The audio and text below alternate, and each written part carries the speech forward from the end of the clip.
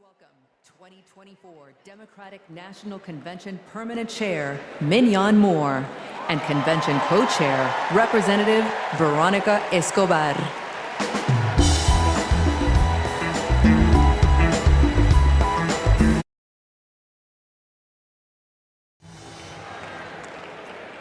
Hello, fellow Democrats.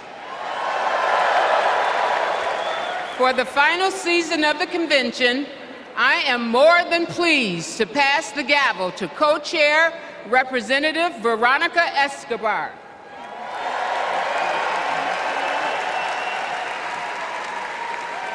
Thank you, Madam Chair. The fourth season of the 49th Quadrennial National Convention of the Democratic Party will now come to order.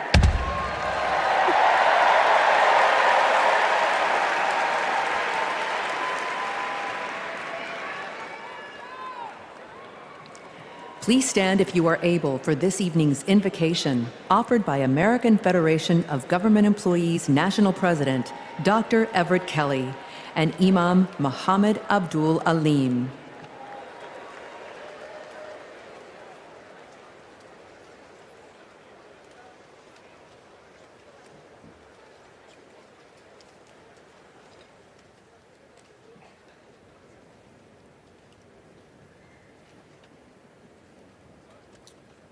Let us pray. Eternal God, our Father, creator of the universe, help us to rise together in unity and love. The work ahead is monumental. We must heed our call to feed the hungry, heal the sick, and comfort all who suffer. We must conquer fear, injustice, and despair. Our great democracy's foundation is our knowledge that all are equal in God's eyes, that righteous truth, your gift of freedom and equality, are being questioned once again. They're what our forefathers and mothers fought and died for. They died on battlefields, in factories, on farms and picket lines. They died in chains. They died for a better world. Beloved Creator, all this tonight, our democracy is now on the line. In the months that remain, guide Vice President Harris and Governor Walz with your wisdom and your thoughts. Eternal One, hear our prayer. Set our hearts afire that we may never weary in doing with your will in the pursuit of justice. In your Son's name, amen.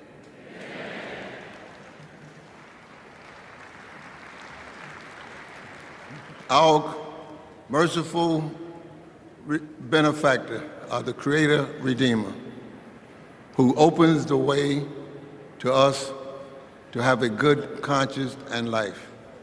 Grant that we continue as a nation out of many one, a people of faith, taking pride in caring for our common humanity.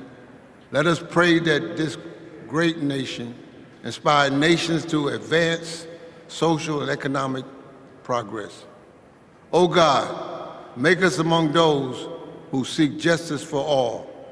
O God, help us stand with humanity against hate. O God, bless us to approach each day with a feeling of gratitude and remembrance of you. Bless our homes and our schools. Bless us to never be without hope. Bless us in every decision, endeavor, and undertaking. Bless the efforts of the presidency to secure more opportunities for all in our great society. And finally, bless Americans to cherish our freedom and noble essence. Amen. Amen.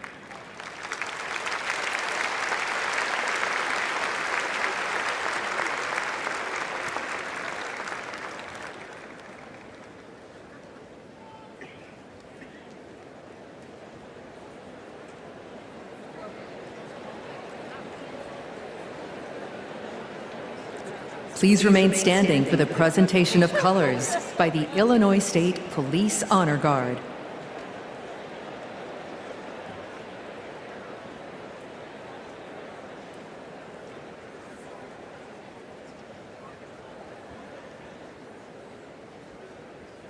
Detail, attention. Carry, colors. Forward, march. Left, left, left, left, left, left. Colors, color turn.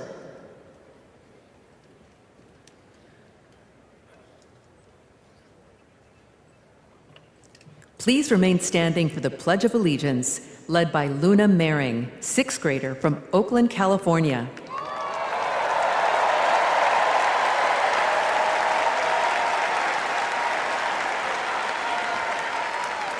I pledge allegiance to the flag of the United States of America and to the republic for which it stands, one nation, under God, indivisible, with liberty and justice for all.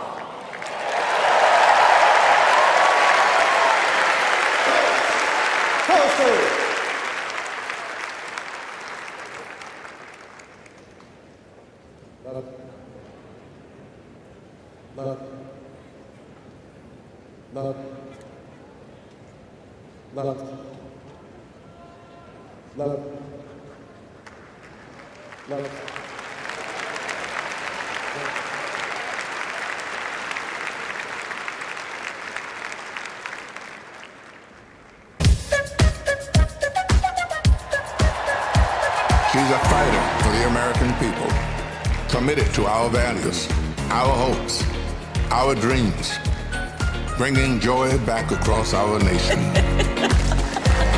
It's about damn time. Turn up the music. Turn down the lights. Where did this strength and passion come from in this daughter of middle-class Oakland?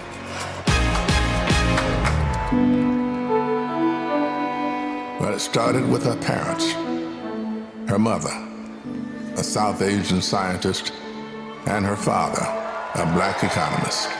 They took her to civil rights marches and inspired her to pursue her dreams. After her parents divorced, she and her sister were raised by her mother with the help of friends and neighbors, attending Sunday school at the 23rd Avenue Church. We grew up in this wonderful, loving, supportive environment. My mother was very well aware that she was raising 2 black girls to be 2 black women. Her mother saved up for 10 years to buy their first home and shared with Kamala the words and wisdom that remain her North Star to this day. Be a fighter for things that matter, and don't be limited by what has always been.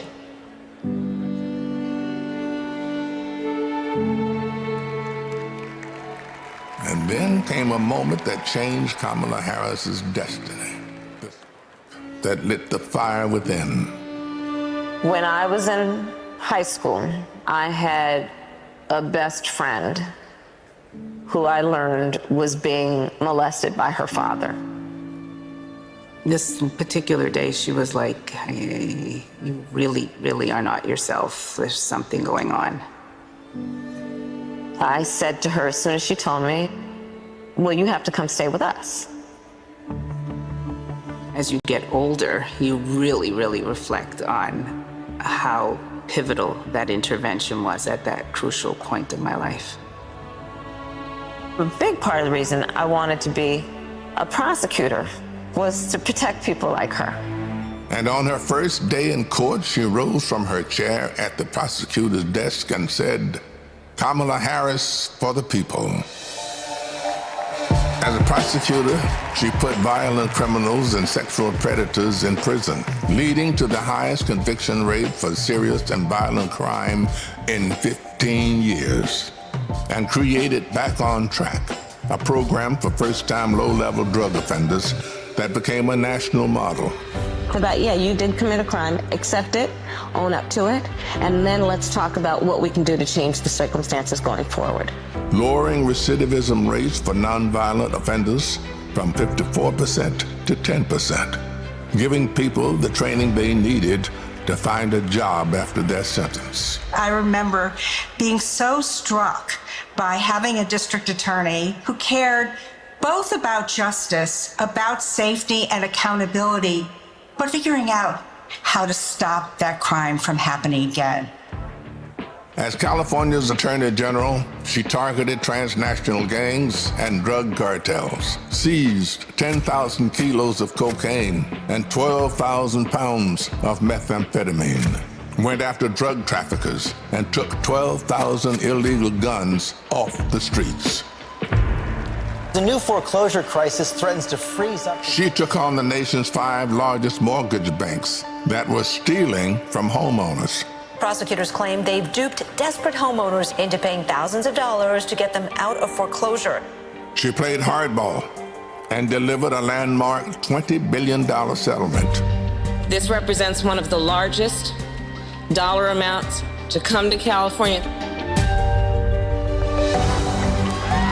And in 2016, the people of California sent her to represent them in Washington, D.C. In the Senate, she earned a reputation for taking on the tough fights on the Judiciary and Intelligence Committees. Kamala hit the ground running. She came in with confidence. She was always respectful, but she would not let a witness off easily. I wouldn't. Yes or no? And if an argument didn't hold water, she could spot that flaw and get at it. I do want you to be honest. I'm not able to be rushed this fast. It makes me nervous. And when Joe Biden went looking for his vice president, I wanted someone who was strong and who was ready to be president on day one.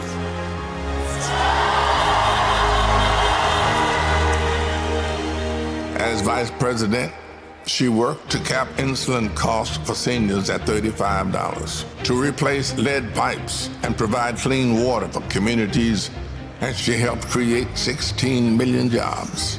The Biden-Harris bipartisan infrastructure bill has already created thousands of jobs for our members. That is what the future looks like under a president, Kamala Harris.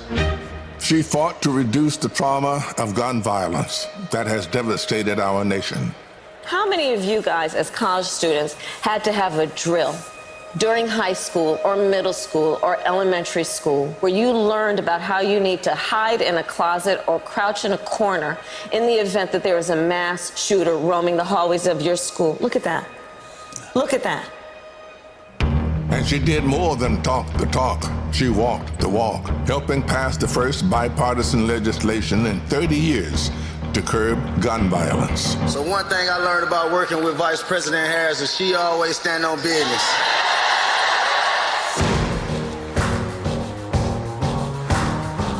She has traveled the world to strengthen our national security and restore our global leadership, meeting with more than 150 heads of state. She stood shoulder to shoulder with our allies and stood up to dictators, helping to unite NATO behind Ukraine and impose punishing costs on Russia. She's led the fight for reproductive freedom. We have worked too hard and fought too long to see our daughters grow up in a world with fewer rights than our mothers. The first vice president to visit an abortion clinic, she built a nationwide grassroots movement to ensure that access to abortion, IVF, and birth control will always be protected. In the halls of power, she's a tough prosecutor, an effective policymaker, a powerful leader. And at home, she's the center of her family. I'm not giving up. She's the best godmother, auntie. She's honest, she's loving, incredibly reliable. She's one of the most loyal people you'll ever meet. That is why I believe she is so prepared to be our next president. This love she has for her family, being there for all of us, That's how she will lead this country, being there for everyone. She's a proud graduate of Harvard University. Her campaign is a force of nature, generating the excitement we've all been yearning for. A campaign of joy, of love, of care. I am so fundamentally inspired. Kamala Harris will be our next president because you know there's too much on the line to stay on the sidelines. Thank you, Madam Vice President. Thank you for bringing back the joy. Sometimes people will open the door for you and leave it open. Sometimes they won't. And then you need to kick that door down. We are not going back.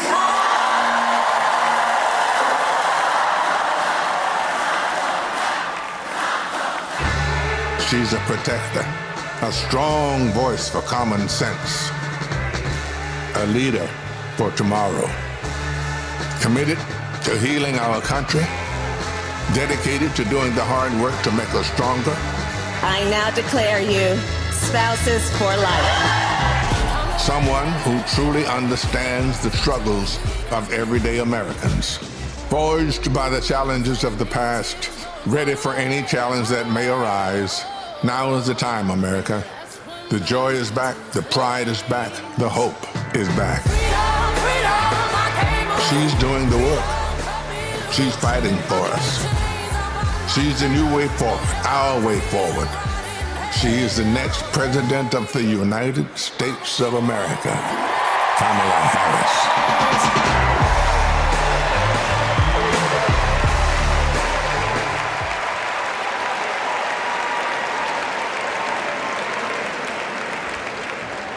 Wow.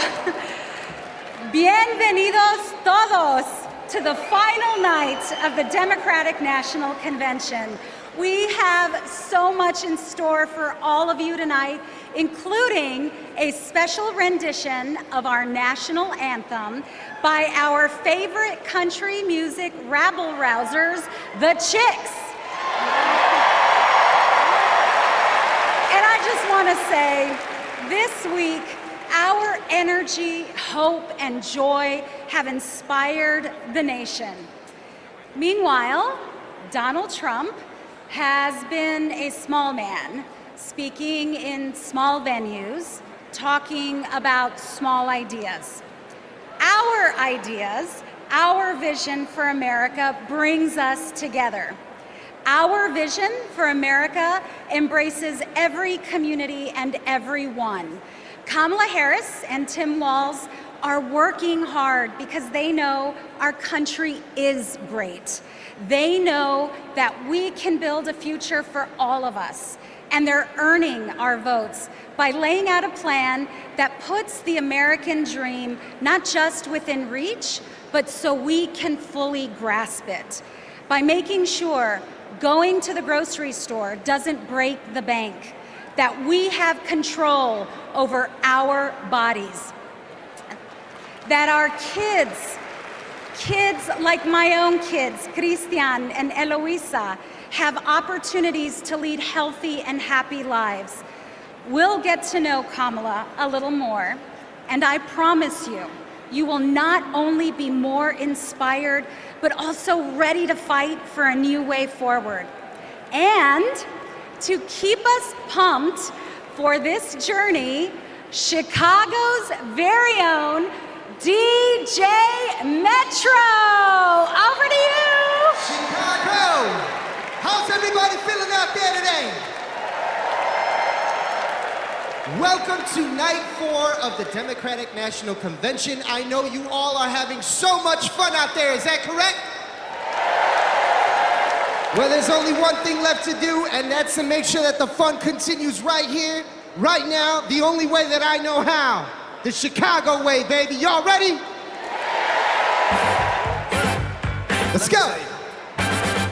You my little boo thing, so I'll give a hoot what you do. Say, girl, I know you a little too tame. I'll be shooting that shot like girl. No, tell 'em I'm next. Tell 'em you find a little something fresh. No, tell 'em I'm next. Tell 'em you find a little something fresh. I know. Put a little gold in the teeth and the fit good, so I took the doors. I could be okay. I see a brother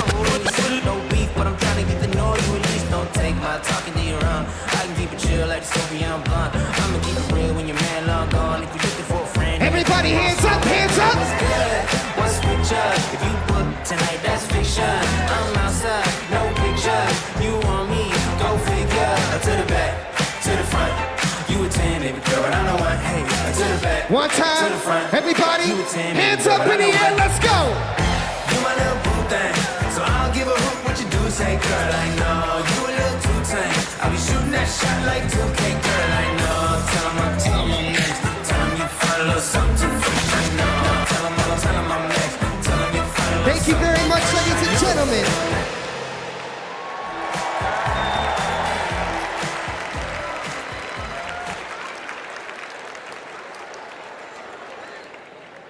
Please welcome National Education Association President Becky Pringle and American Federation of Teachers President Randy Weingarten.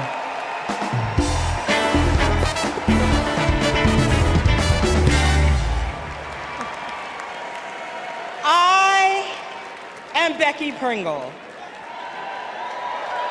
President of the largest labor union in this country, the National Education Association. As an 8th grade science teacher for over 30 years, I can tell you that Kamala Harris and teacher Tim Walz understand when our public schools are strong, our nation is strong. They know expanding free school meals, investing in healthcare, and keeping our communities and our schools safe creates opportunity for everyone. They will strengthen our schools, support our educators, and help our students live into their brilliance. Donald Trump and J.D. Vance are not just wrong, they're dangerous. It's all right there in Project 2025. They will shut down the Department of Education, end Head Start, and make educators pay a higher percentage in taxes than billionaires. But we are coming together to say, not on our watch.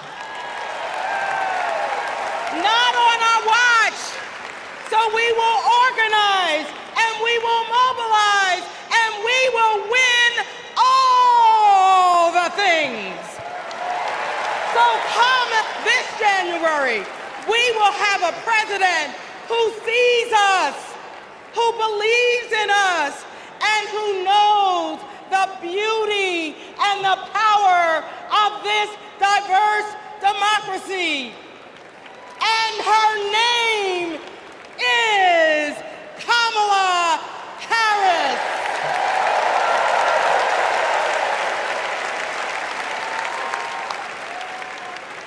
I'm Randy Weingarten, the president of the AFT and a public school teacher. One of my first lessons I taught my students was about the social contract, how both individual freedoms and mutual responsibility are essential in our democracy. This covenant underlies our commitment to public schools, where educators prepare students to spark innovations, steward the environment, create our arts, and shape our democracy. Now, one of the first lessons my students taught me was, you gotta walk the walk. That means Donald Trump and J.D. Vance can't claim they're pro-child while gutting funding for public schools. That means that being pro-family means we support access to good union jobs, affordable housing, healthcare, and higher education. That's what Kamala Harris and Tim Walz are fighting for, and we are all in. They've spent their lives making the promise of America real in the classroom and the courtroom.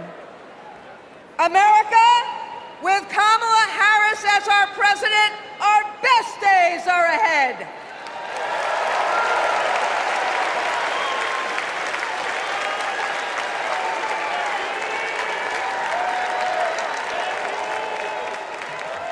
Please welcome California Senator Alex Padilla.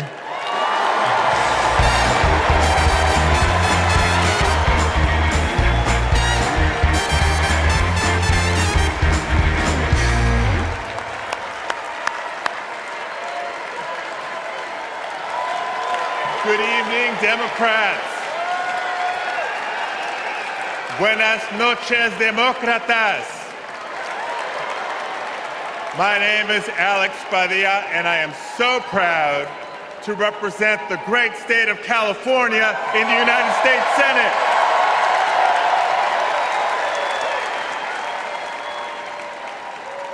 But the titles I'm most proud of are husband to my beautiful wife, Angela, and father to 3 young gentlemen. You know, as a father, when we talk about the future of our country, it's not just hypothetical. For me, it is very real. Every day I go to work in Washington, I think about my kids and the future we're building for their generation.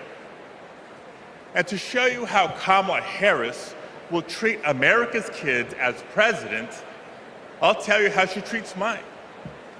Because whenever she sees Roman, Alejandro, and Diego, she greets them with kindness and respect, literally meeting them on their level, to speak to them and to listen. And every fight that Kamala and I have taken on together has been about making life better for this generation and the next. As a state senator, I stood with then Attorney General Harris as she took on the big banks to keep kids and their families in their homes. As California's Secretary of State, I knew her as a fearless United States Senator and my partner in defending our sacred right to vote. That's right. And when Kamala became vice president, I was honored to fill her seat. But I knew that I had some big Chuck Taylors to fill. But I was proud to carry on legislation that she championed to protect workers, to safeguard public lands, to provide kids with more access to quality education. You see, Kamala and I believe that all of our kids deserve a shot at the American dream. It's the American dream, after all, that brought my parents to the United States decades ago. Es cierto. Mis padres, Santos y Guadalupe Padilla, vinieron a los Estados Unidos en busca del sueño americano. But today, we know that the dream is out of reach for far too many families. So my question for all of you tonight is this. This November, who's ready to defend the dream? ¿Quién está listo a defender el sueño americano? Tim Walz is ready to defend the dream. Kamala Harris will defend the dream. And between now and Election Day, each of us must defend the dream too by working to elect them as Vice President and President of the United States of America.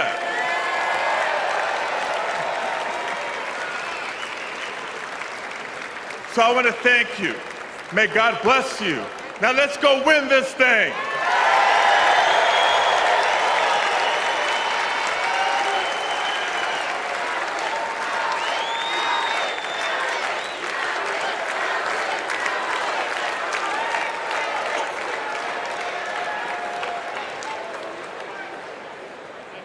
For families across our nation, the American dream starts at the same place, the place we call home. A home is more than four walls and a roof. It's the foundation of everything we hope for, the bedrock from which we build our own American dreams and write our own American stories. To share Kamala's vision to give more Americans a place to call home, please welcome former Secretary of Housing and Urban Development, Marcia Fudge.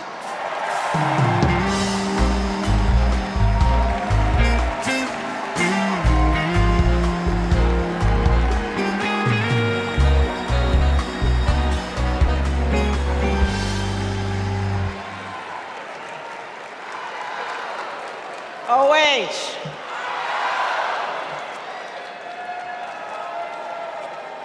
Kamala Harris has fought to protect homeowners and renters her entire career.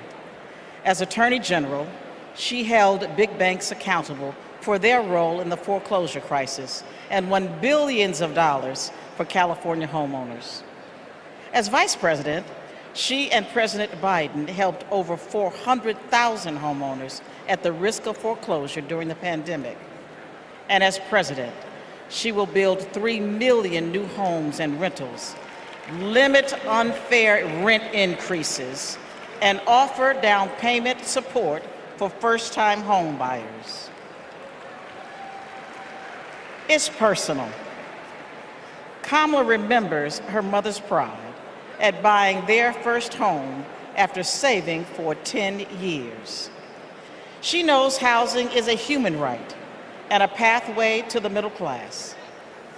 Where you live determines what schools your children go to, what health care you receive, and whether you can get a good job without spending hours commuting.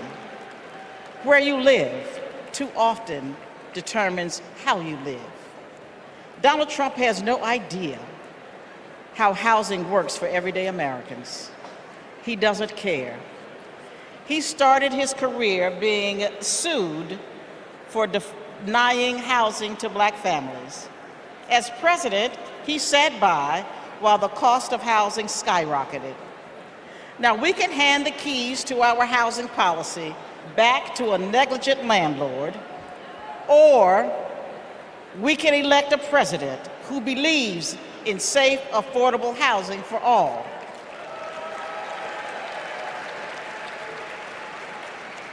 Let's ensure we have an opportunity economy by voting for Kamala Harris.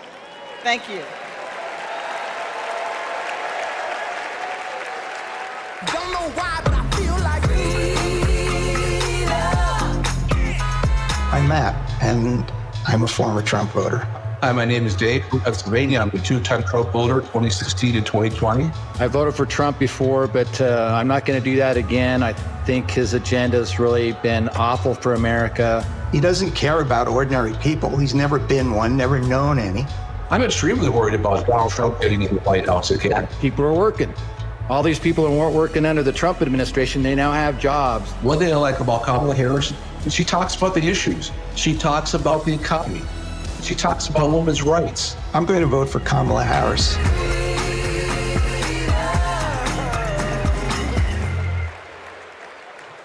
Please welcome California Representative Ted Lieu.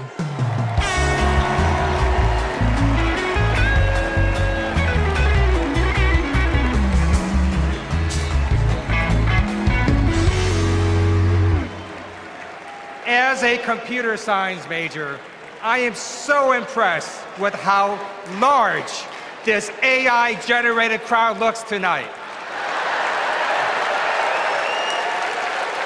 I first got to know Kamala Harris during the Great Recession when I was a California state legislator. Millions of hardworking families were facing foreclosure. My constituents told me stories about predatory and unfair loan terms and about how hard they were fighting to keep the homes that they loved. Thankfully, they had someone fighting just as hard for them, Attorney General Kamala Harris. She led an investigation of the mortgage industry to root out fraud. She helped pass the Homeowners Bill of Rights, and she held the big banks accountable, bringing back $20 billion to homeowners. Since those days, I've seen her continue to fight for affordable housing as vice president, and as president, she's going to cut red tape so we can build more houses, help new homeowners afford a down payment, and take on corporations that unfairly hike up rent. Kamala Harris fights for affordable housing because she gets it. You know, when her mom was raising 2 girls, she did what so many parents do: work early hours and work late nights, pay the bills, and put on a brave face so her girls did not know how hard it really was. It shouldn't be this hard in America, and President Kamala Harris will make sure it's not. She'll fight to lower housing costs so that everyone, everywhere, can find a place to call home.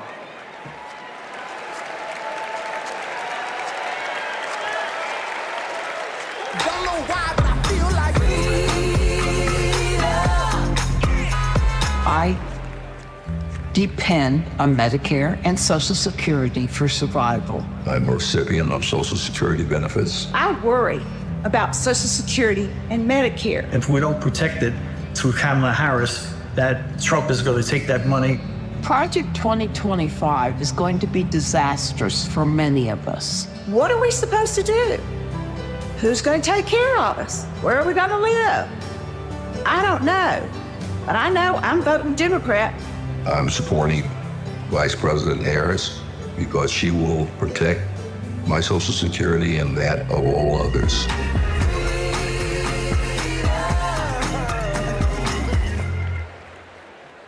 Please welcome Wisconsin Senator Tammy Baldwin.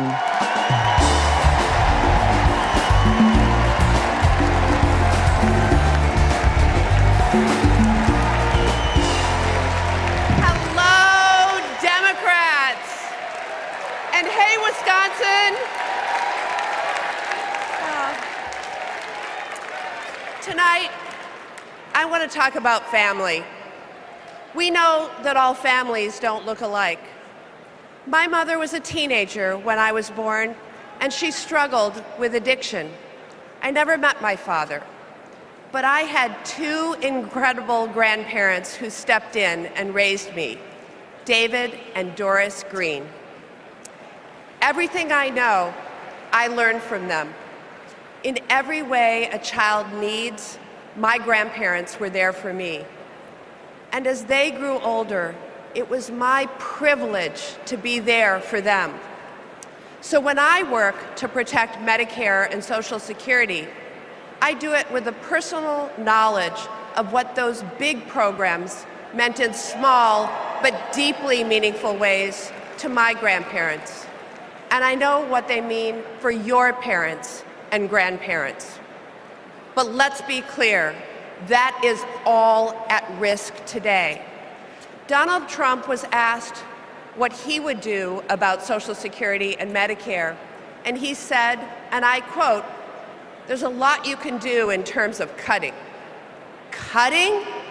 He's talking about cutting Social Security and Medicare while giving a huge new tax break to billionaires and corporations? Well, Kamala Harris is not going to let that happen. And Tim Walz is not going to let that happen.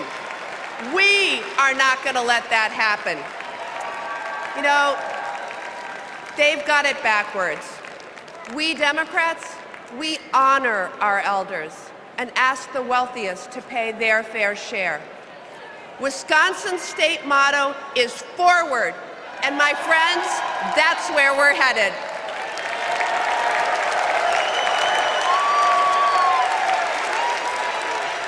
Please welcome Massachusetts Representative Catherine Clark.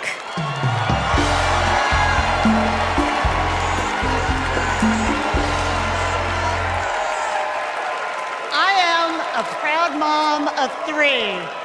And when my kids were young, I sat down with my husband to go over our bills.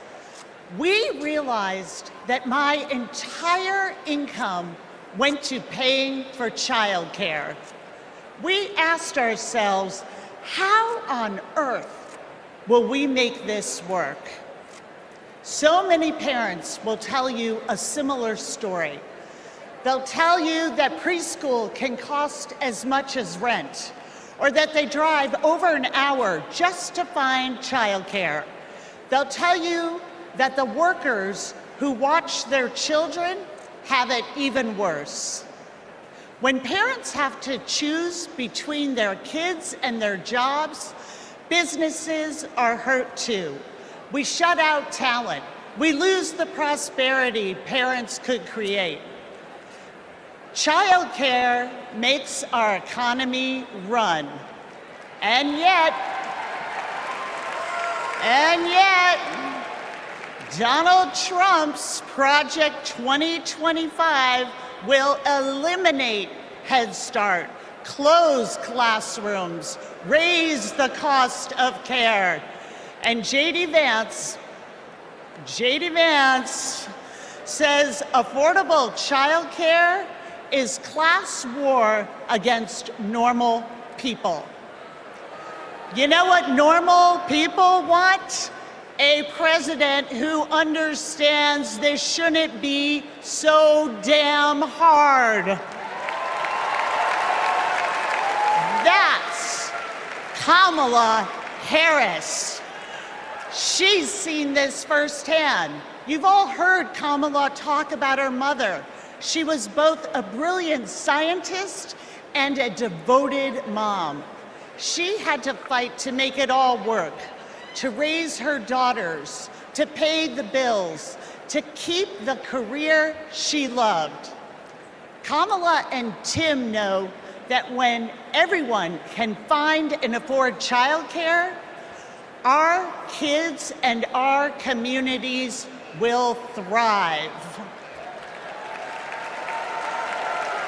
Our middle class will grow. So let's put childcare at the top of the agenda. Let's build a future worthy of our children. Let's elect Kamala Harris and Tim Walz.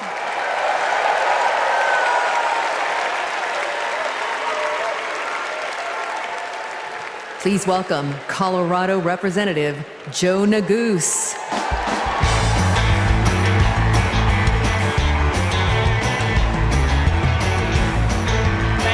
Thank you. Good evening, Chicago.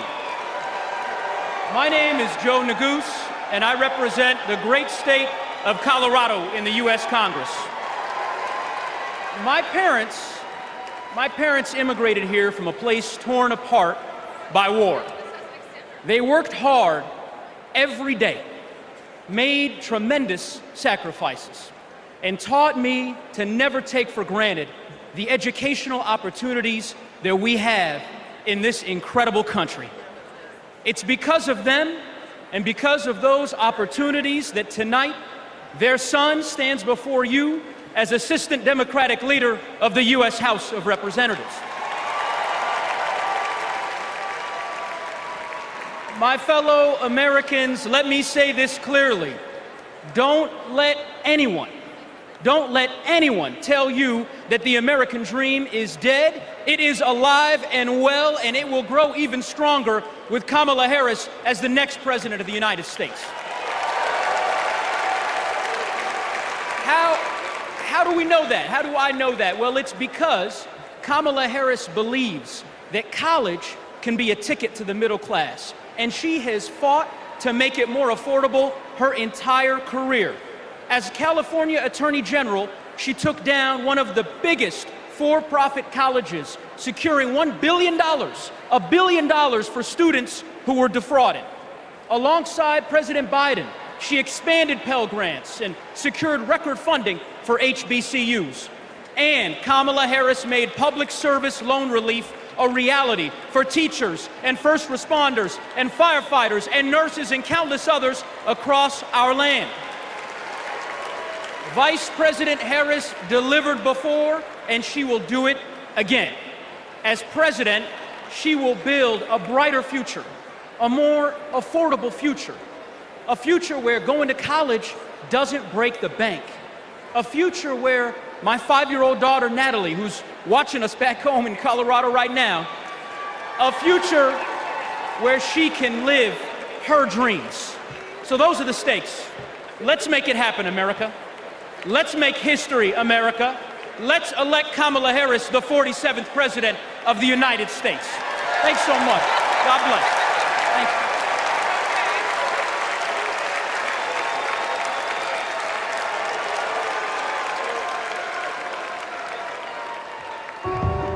I basically worked in public service my entire adulthood, over 27 years. Seeing my mom work in the public service sector, it was actually inspiring me, and I'm like, she gives more to the community than she is for her own self. As a single mother, I knew I wanted my daughters to have a better life than I did. So I said, you know, going to school will help me. I would see her move like the bills to the side, but I know she was mounting. I know she was drowning in student loan debt. Then eventually my loans got to $800 a month. I paid it. I did what I was supposed to do. But I was like, oh my God, I'm gonna be in debt until the day I die. When the Biden-Harris administration first announced the public service loan forgiveness, and I'm rushing to my mom, like, apply for this, apply for this. I'm sitting at my desk, opening up my mail. It says, thank you, Kelly, for public service. Your loans now have been forgiven. Took a deep breath, and I screamed. I had to pinch myself. I had to see if this was really happening. Seeing my mom finish her higher education was life-changing.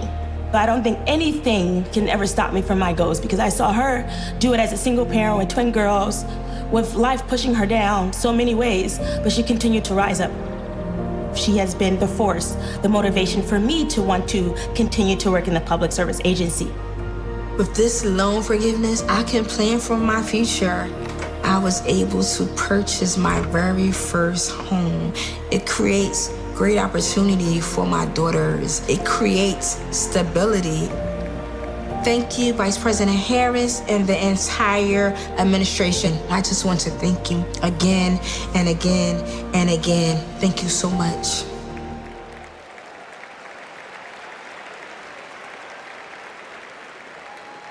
Our party's not over.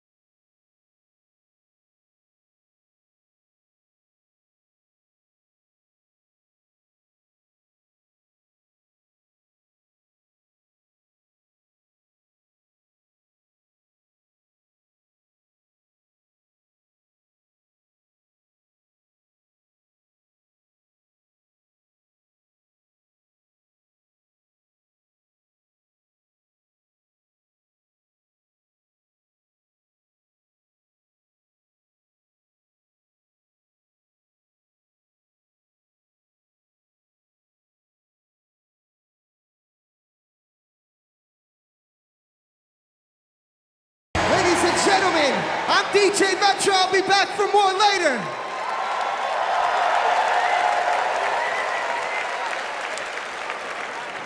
Please welcome Durham, North Carolina Mayor Leonardo Williams.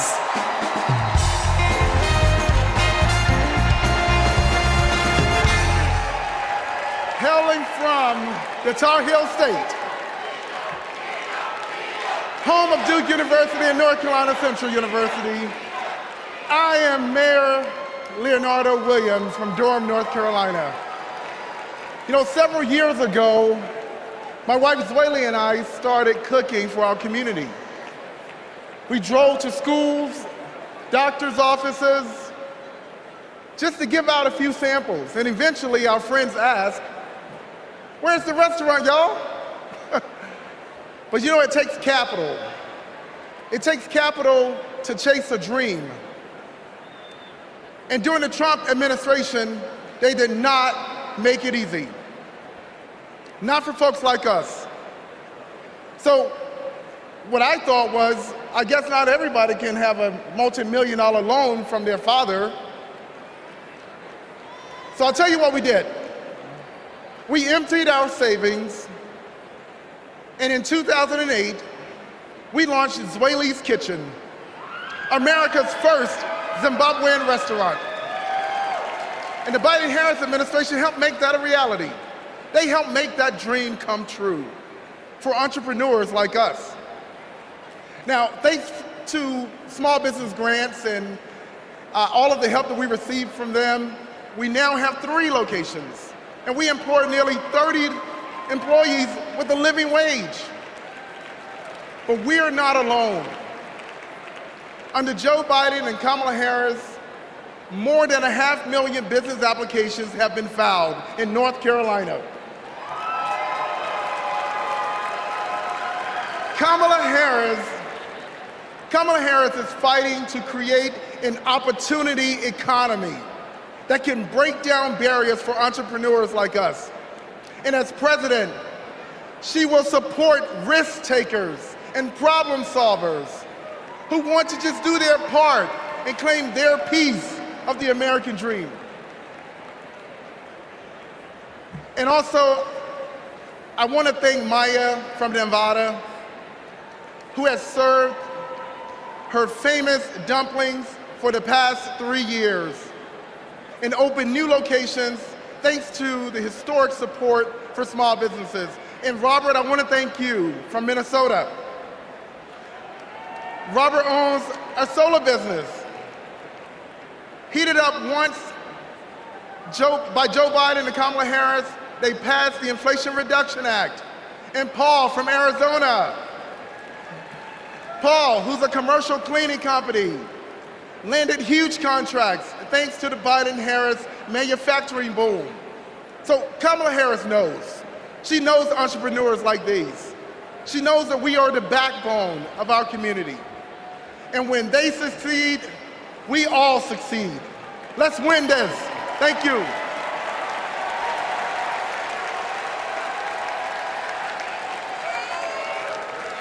Please welcome Illinois Representative Raja Krishnamurthy.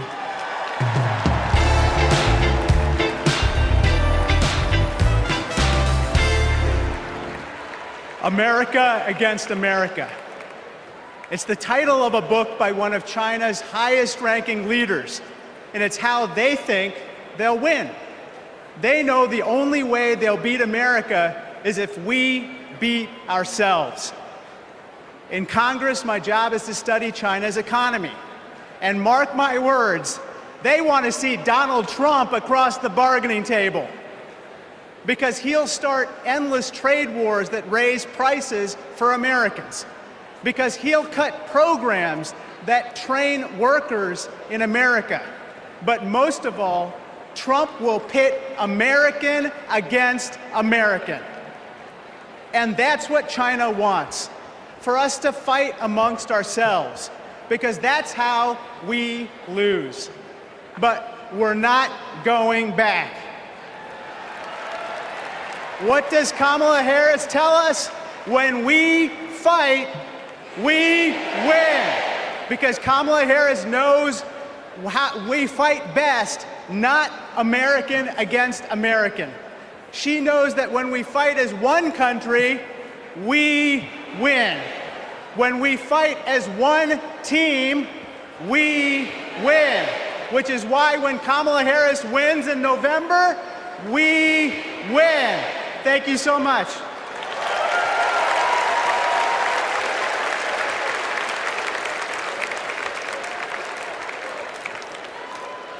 We believe in a future where every person has the opportunity to build a business, to own a home, to build intergenerational wealth,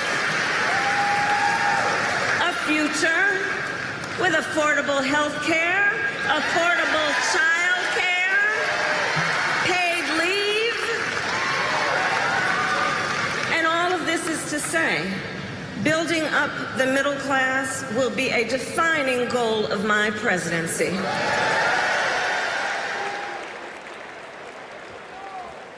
Please welcome Pennsylvania Senator Bob Casey.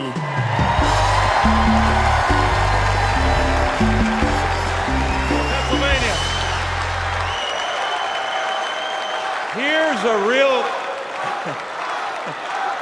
Here's a real question. Moms asked me in Pennsylvania, what am I supposed to do if I can't afford diapers?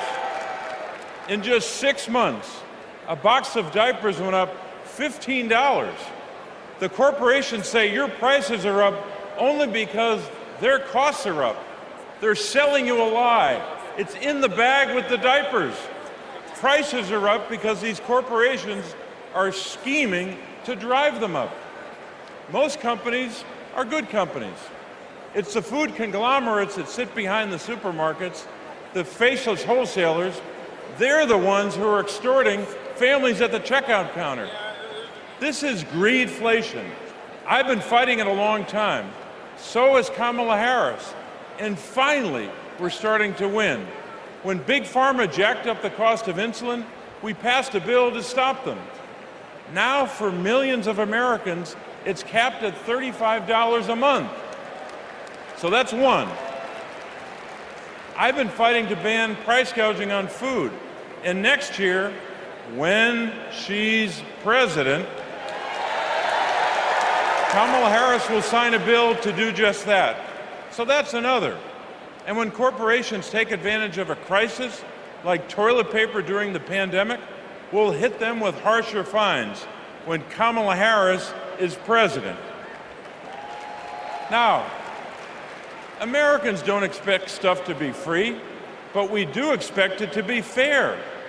The people I'm talking to, from Allentown to Erie, they don't tolerate being ripped off. Americans are hardworking, honest people. And that's what we've been fighting for. We're fighting for honesty. I'm fighting for it. Kamala Harris is fighting for it. Will you fight for it? All right, let's go out and win this thing. Thank you.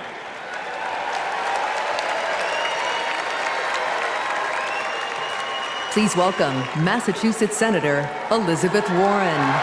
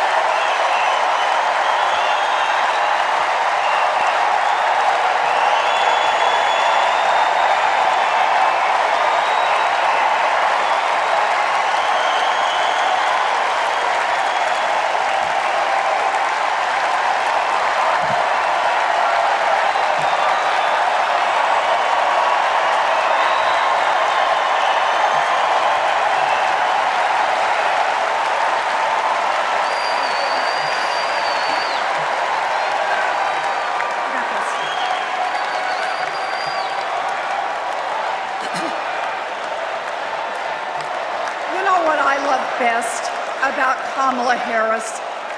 Kamala Harris can't be bought, and she can't be bossed around. Now, I first met Kamala in the aftermath of the 2008 financial crash. The banks had flat out broken laws, cheated people, and stolen homes. Millions of Americans had lost their jobs, their savings, their homes. Now, I was setting up the Consumer Financial Protection Bureau. Go CFPB!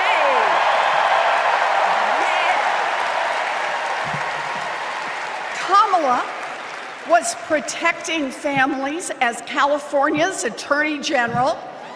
You bet. And Donald was scamming students at Trump University and trying to make money off people losing their homes. Kamala Harris stepped up. She enforced the law, she fought the giant banks, and she delivered billions of dollars of help for families.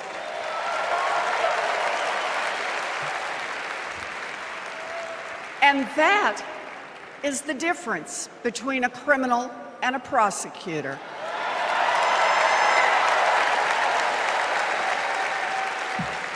You know what else I love about Kamala? She gets it. We need to make life more affordable for working people. Yeah. Donald Trump, the felon, has no plans to lower costs for families. He doesn't know how, and basically, he doesn't really care.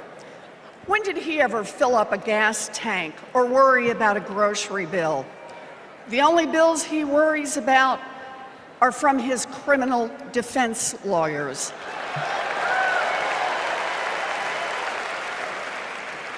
But Kamala, she cares deep down, and she will take on the giant corporations that are squeezing American families.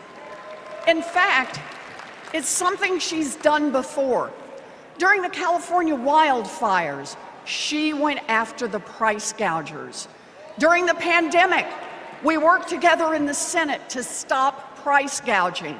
And as president, she will lower costs for your family.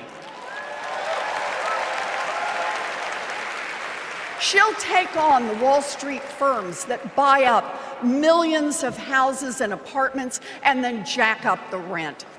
She'll take on drug companies that charge an arm and a leg for prescriptions.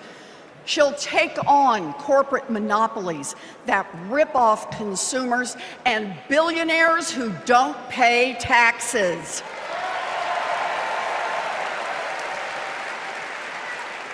And she'll take on right-wing extremists who think they should decide who has access to abortion or IVF. Kamala will protect abortion rights nationwide. Yeah. And there it is. Groceries, gas, housing, healthcare, taxes, abortion. Trust Donald Trump and JD Vance to look out for your family? Shoot, I wouldn't let those guys, I wouldn't trust them to move my couch.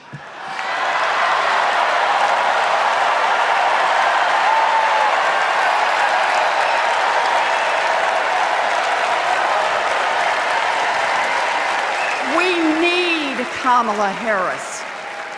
This election is about your family and your future. I've seen Kamala Harris fight. I've seen her win. And when it comes to our families and our futures, Kamala Harris is someone we can trust. So here it is, with joy in our hearts.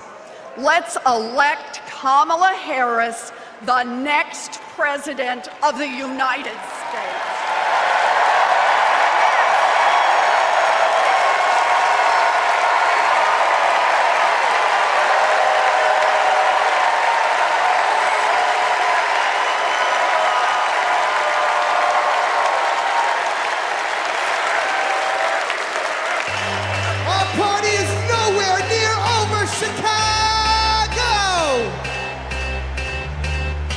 to do this real big because we got a good feeling about this presidency. Now let me see your hands up one time. I got a feeling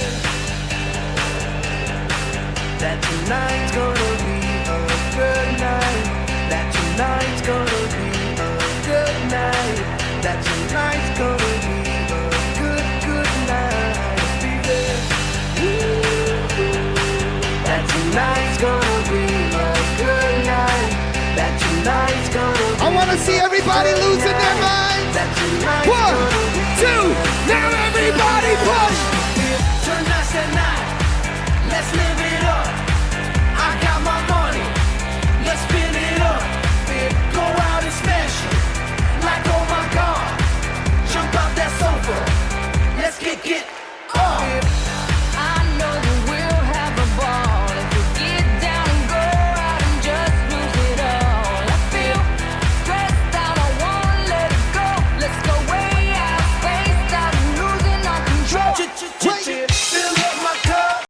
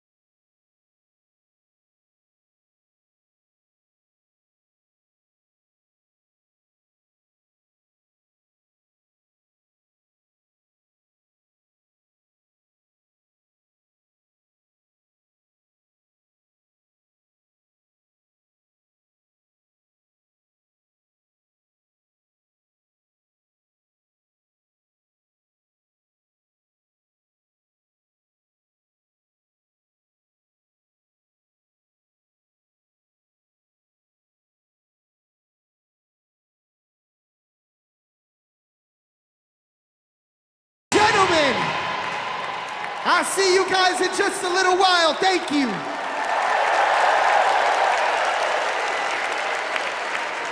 Woo! We've got ourselves a party in here, Chicago.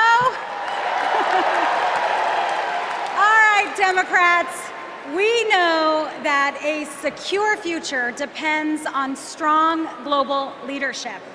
As Vice President, Kamala Harris has been tested on the world stage. She's faced down threats, stood shoulder to shoulder with our allies, and engaged in the serious work of safeguarding America's security.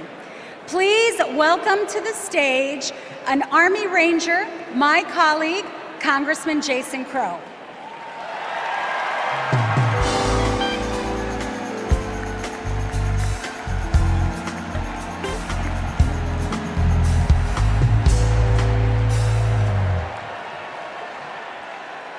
Before serving in Congress, I was a paratrooper and an Army Ranger. Over 100 combat missions in Iraq and Afghanistan taught me what really makes America strong and secure. You see, it's not tough talk, it's not chest thumping, because in war, talk is cheap. And trust me, I know a couch commando when I see one.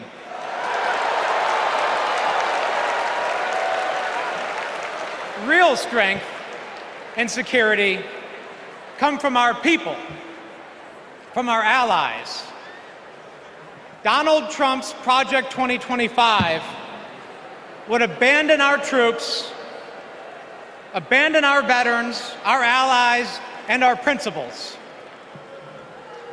In Chapter 4, Trump plans to do Putin's bidding by abandoning Ukraine and walking away from our NATO allies.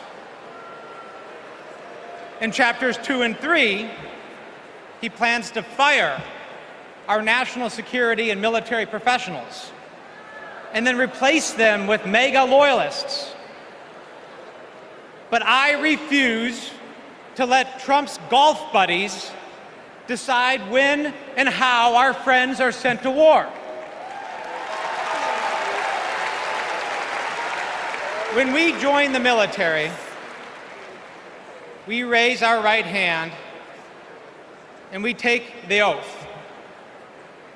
We know that it comes with sacrifice, but we also know that it comes with a promise that America will have our back. Trump will break that promise. In fact, in Chapter 20 of Project 2025, he plans to slash veterans' benefits and then privatize VA healthcare.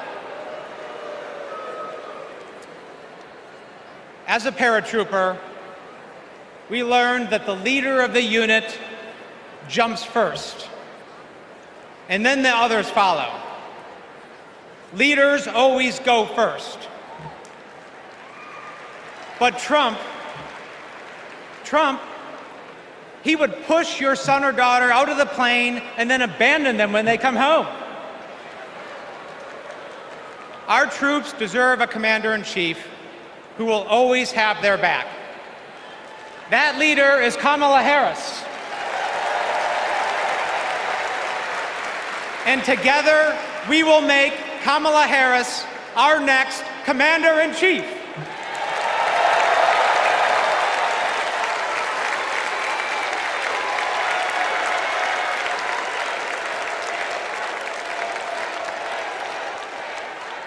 President Joe Biden and I, along with our entire country, are grateful, deeply grateful to each and every one of you for your service and for your excellence.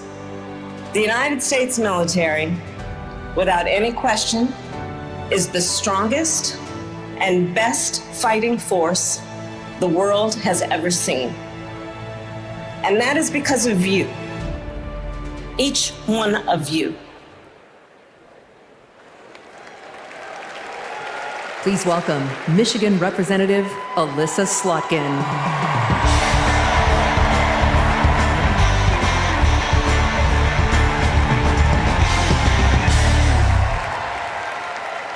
Good evening. I'm Alyssa Slotkin. I am honored to be your U.S. Senate nominee from the great state of Michigan. Go blue, go green, my peeps from Michigan. My life in service began in New York City on September 11th. As the smoke cleared, I knew my career would be spent protecting the country we all love. I was recruited by the CIA and served 3 tours in Iraq alongside our military. And I worked at the White House under presidents of both parties, and as an acting Assistant Secretary of Defense under President Obama. I want to talk tonight about national security, because the choice in November is stark. America retreating from the world or leading the world. Trump wants to take us backwards. He admires dictators a lot. He treats our friends as adversaries and our adversaries as friends. But our vision is based on our values, the values that took us to the shores of Normandy and helped us win the Cold War. We believe America should inspire and lead at home and abroad.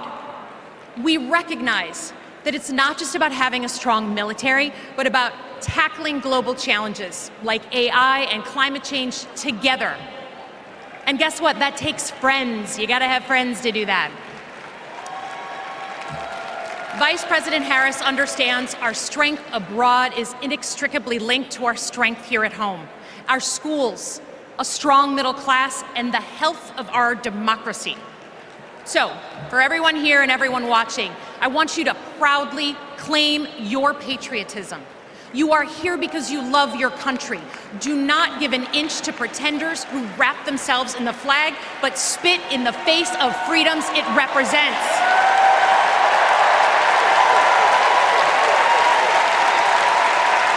This November, let's elect a president who will lean forward to embrace the future.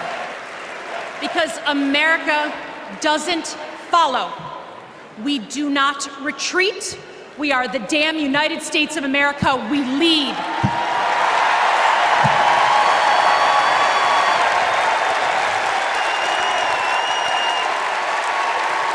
Please welcome New York Representative Pat Ryan.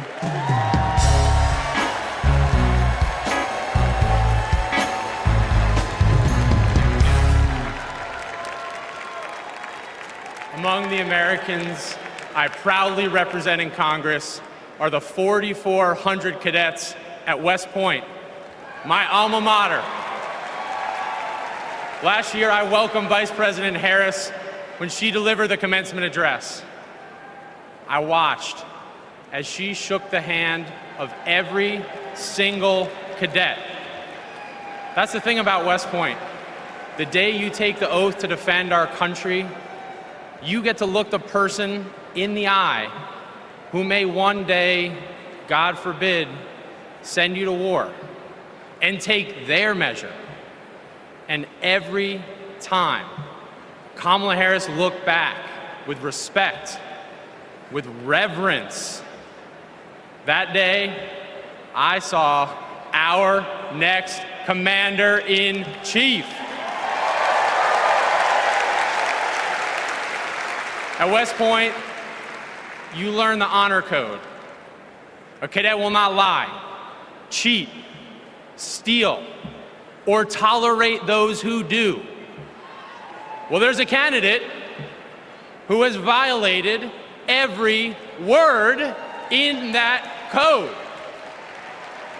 A serial liar, cheater, thief, who looked soldiers in the eye, then turned around and called fallen heroes suckers and losers, who insulted Medal of Honor recipients just last week.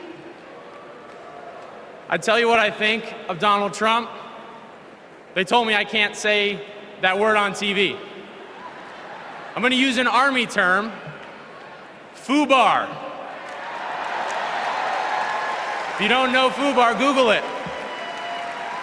These last few weeks have felt like a new day in America, when we are waking up, rising up as patriots to demand our next president be someone who not only treats our veterans with respect, but everyone with respect, with dignity, with decency, with the truth.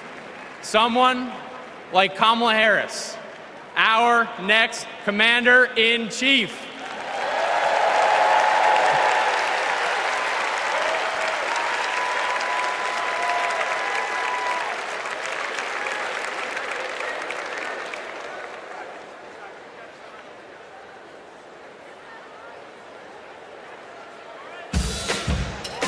We are not done. I'm trying to tell you guys that I want to see you up off your seats, dancing and moving around. Get excited with me and say, I say I'm too late. Got nothing in my brain. That's what people say. That's what people say. I go on too many dates, but I can't make them stay. At least that's what people say. That's what people say. But I keep cruising. Can't stop, won't stop moving. It's like I got this music in my mind saying it's gonna be alright. 'Cause the players gonna play, play, play, play, play. And the haters gonna hate, hate, hate, hate, hate, baby. I'm just gonna shake, shake, shake, shake, shake. I shake it off, I shake it off. Heartbreakers gonna break, break, break, break, break. And the fakers gonna fake, fake, fake, fake, fake, baby. I'm just gonna shake, shake, shake, shake, shake. Wait. I shake it off, I shake it off. Hold on. Come and move that in my direction. So thankful for that. Representando para mi latino aquí conmigo esta noche. Yeah. Oh, you are my sunrise on the darkest day. got me feeling some kind of way. Make me wanna savor every moment slowly, slowly. Despacito, quiero respirar tu cuello despacito. Deja que te diga cosas al oído, para que te acuerdes si no estás conmigo. Despacito, quiero desnudarte a besos despacito. Firma las paredes de tu laberinto y hacer de tu cuerpo todo un manuscrito.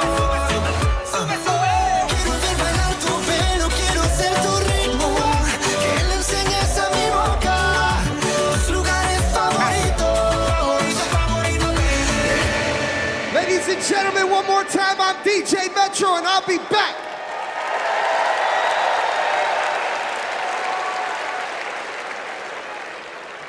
Please welcome the president of the National Action Network, Reverend Al Sharpton.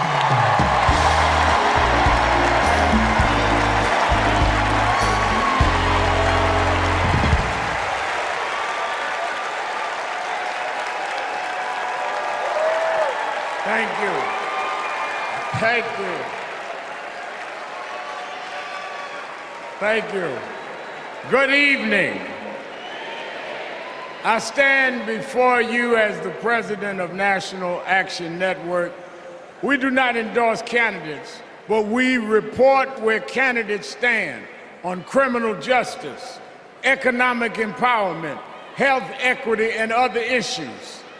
On one side of this race is Donald Trump, a fellow New Yorker I've known for 40 years. Only once in that time did he take a position on racial issues. He spent a small fortune on full-page ads calling for the execution of 5 innocent young teenagers. Well, I'm gonna bring them out in a minute, and you'll hear from them tonight. Because they were not executed, they're here to continue to fight.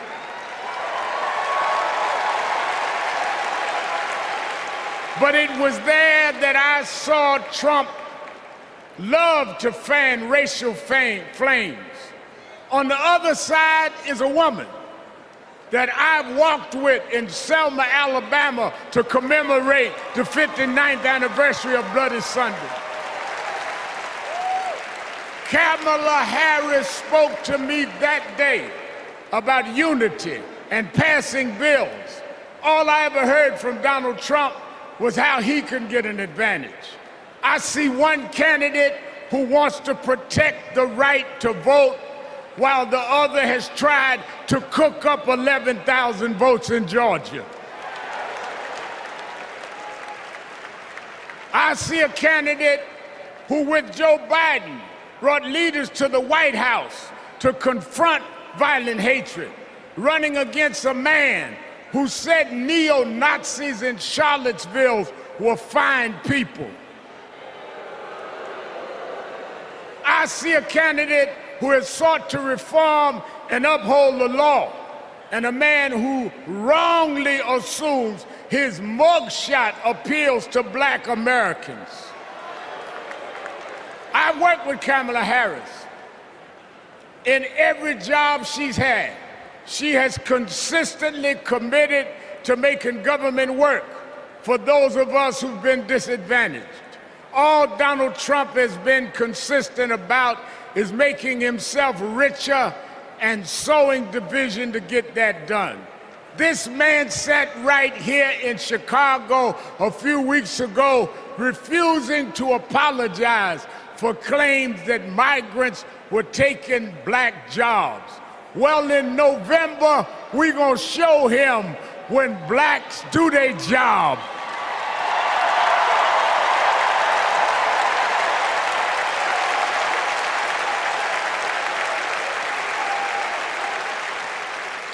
And we are gonna join with whites and browns and Asians, and we're gonna do a job on those that have done a job on us.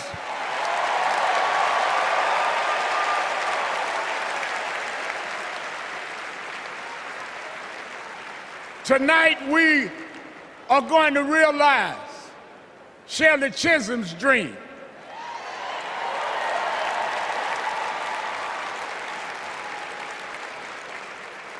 52 years ago, I was one of the youth directors in her campaign for president. And 52 years after she was told to sit down, I know she's watching us tonight as a black woman stands up to accept the nomination for President of the United States.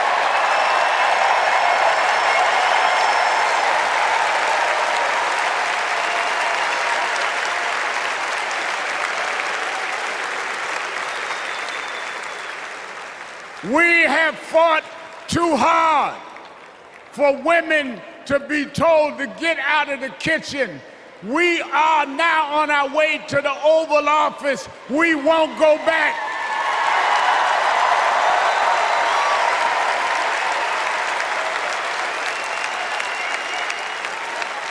We fought hard. We fought hard for LGBTQ loved ones to get out the closet. We won't go back.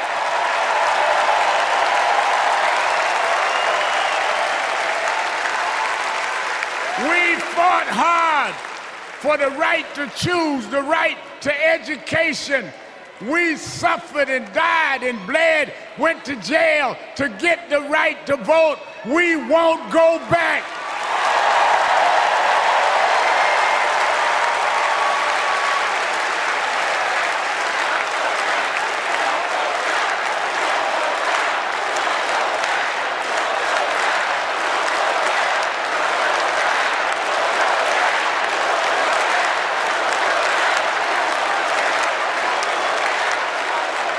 So we must be committed, no matter how the Supreme Court tries to roll back on civil rights, no matter what the amount of money they have. We are here because others fought and suffered for us, and we vowed tonight we won't go back.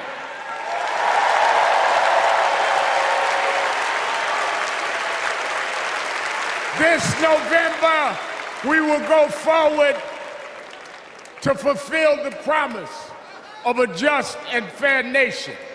And let me say, as we transition, I'm a preacher. And in Psalms it says, weeping may endure for a night, but joy comes in the morning. We've endured January 6th. We've endured conspiracy theories. We've endured lies and areas of darkness, but if we stay together, black, white, Latina, Asian, Indian American, if we stay together, joy, joy, joy, joy coming in the morning.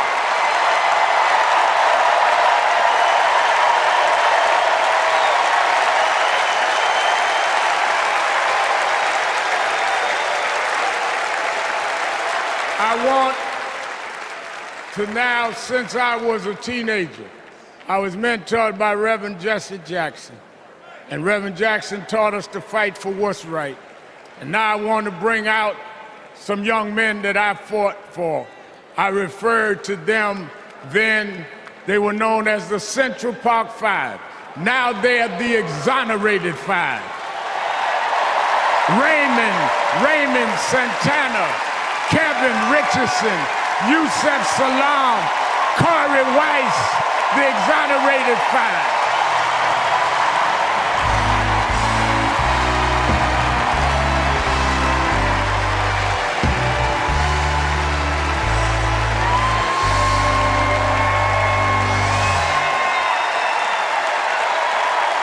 We won't go back.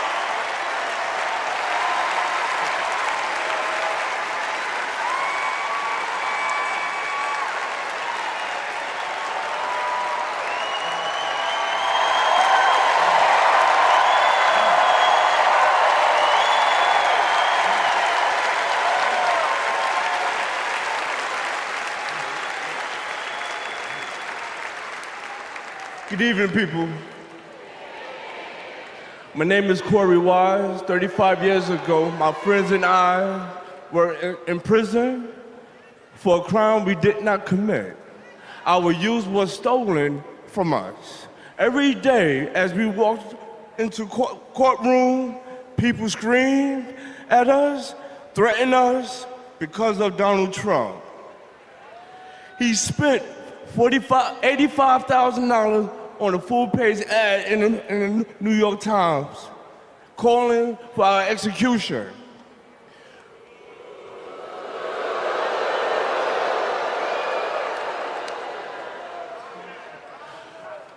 We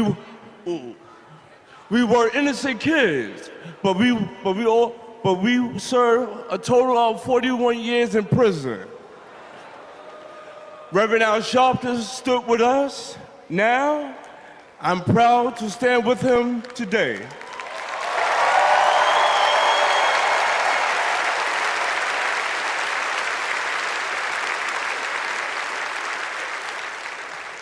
Vice President Kamala Harris has also worked to make things fairer.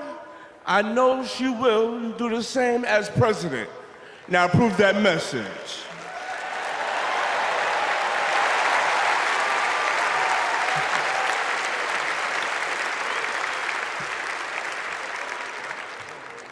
I love these guys. These are my brothers. These are my brothers. Yes, indeed. America. I am Yusef Salaam.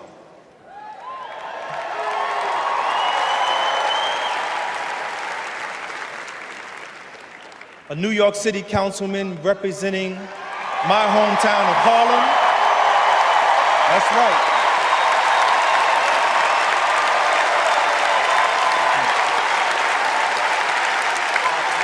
Man.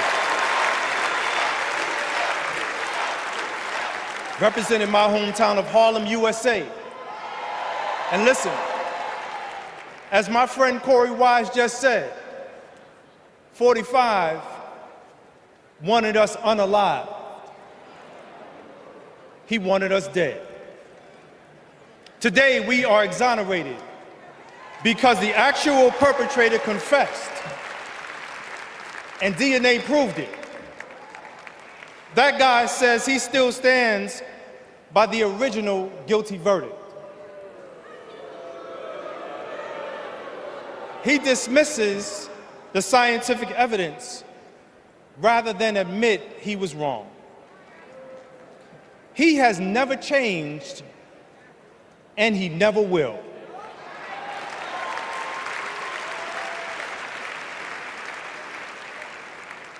That man thinks that hate is the animating force in America. It is not. We have the constitutional right to vote. In fact, it is a human right. So let us use it. I want you to walk with us. I want you to march with us. I want you to vote with us.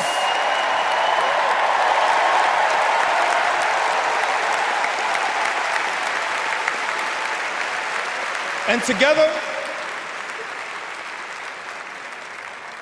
and let me tell you, this is going to be so beautiful. And together, on November 5th, we will usher in Kamala Harris and Tim Walz into the White House.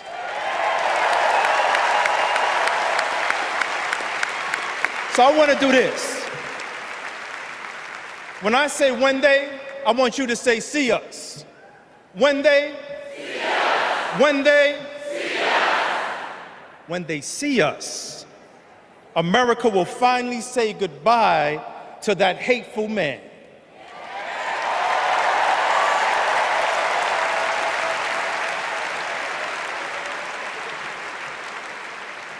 We will say what I have said after 7 long years of wrongful incarceration. Free at last. Free at last. Free at last. Thank God Almighty, we are free at last. God bless you, and God bless the United States of America.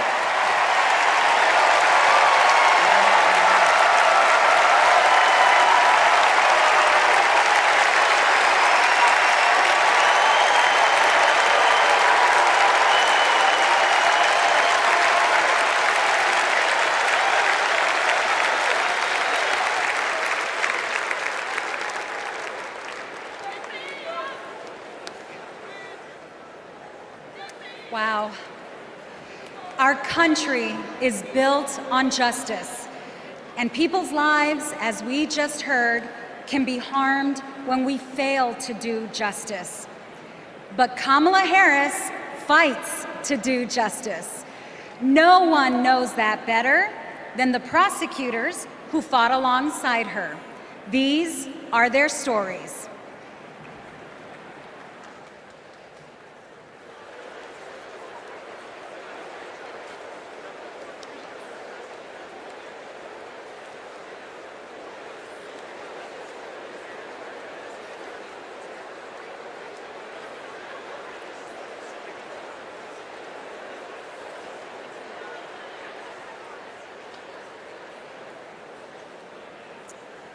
I'm Amy Resner.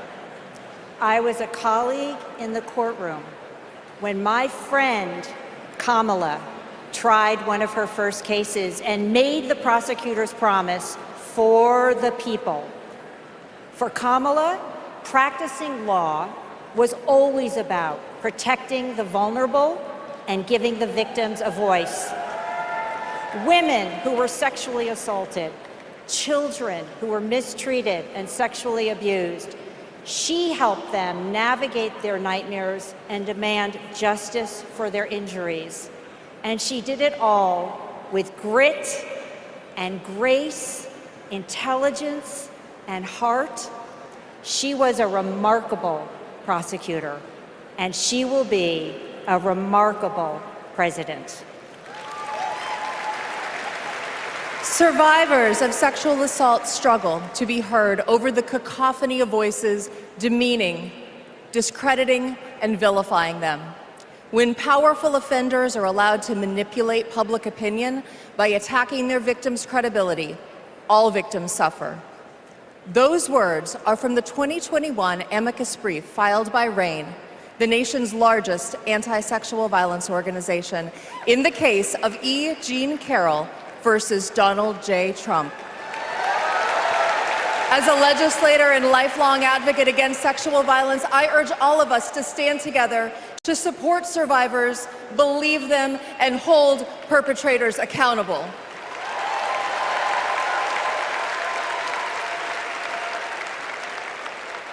I'm Lisa Madigan, former Attorney General of Illinois. I worked with Kamala Harris during the Great Recession to protect homeowners from foreclosure. As Attorney General of California, Kamala met thousands of people on the verge of losing their homes and their faith in the American dream. She demanded big banks provide mortgage relief to allow families to stay in their homes.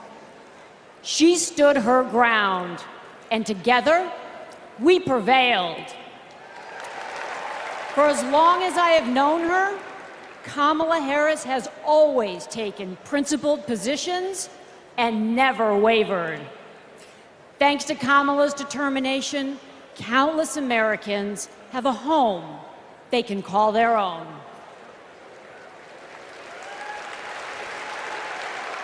And I'm Mark Morial, civil rights leader and former mayor of New Orleans.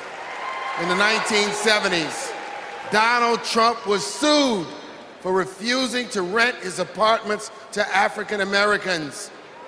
His employees were told, put those applications in a drawer and leave them there.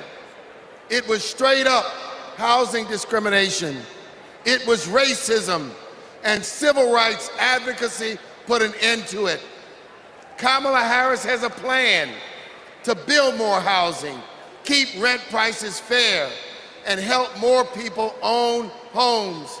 Donald Trump, you denied black people the American dream, and Kamala Harris is creating a future where every family, yes, every family has a place to call home. I'm Nathan Horns. In 2010, I went to college in California to pursue my dreams, but ended up with a nightmare. Corinthian Colleges was a predatory for-profit chain. They defrauded more than 500,000 students and burdened us with loans we could never repay. Then Kamala Harris stepped in. As Attorney General of California, she stuck up for students. She prosecuted Corinthian, and as Vice President, she stuck with us. As we fought and we organized for debt relief, the Biden-Harris administration came in, canceled all Corinthian student debt, and gave us back our futures.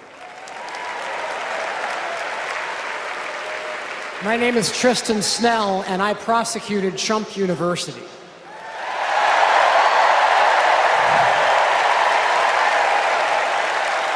I interviewed over 100 victims of Trump's fraud, a retired police sergeant, an Iraq veteran with PTSD, a mother caring for her son with special needs. They trusted Trump.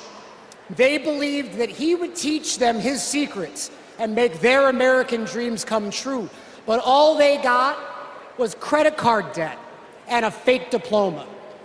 Some lost their life savings, some lost their homes. Donald Trump ripped off his biggest fans and made $5 million in profit.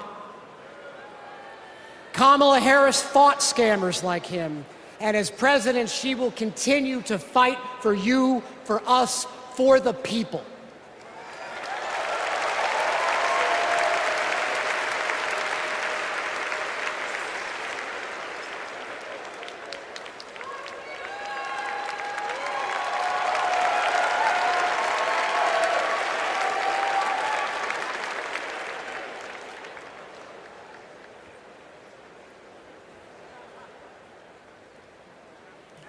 Please welcome Massachusetts Governor Maura Healey.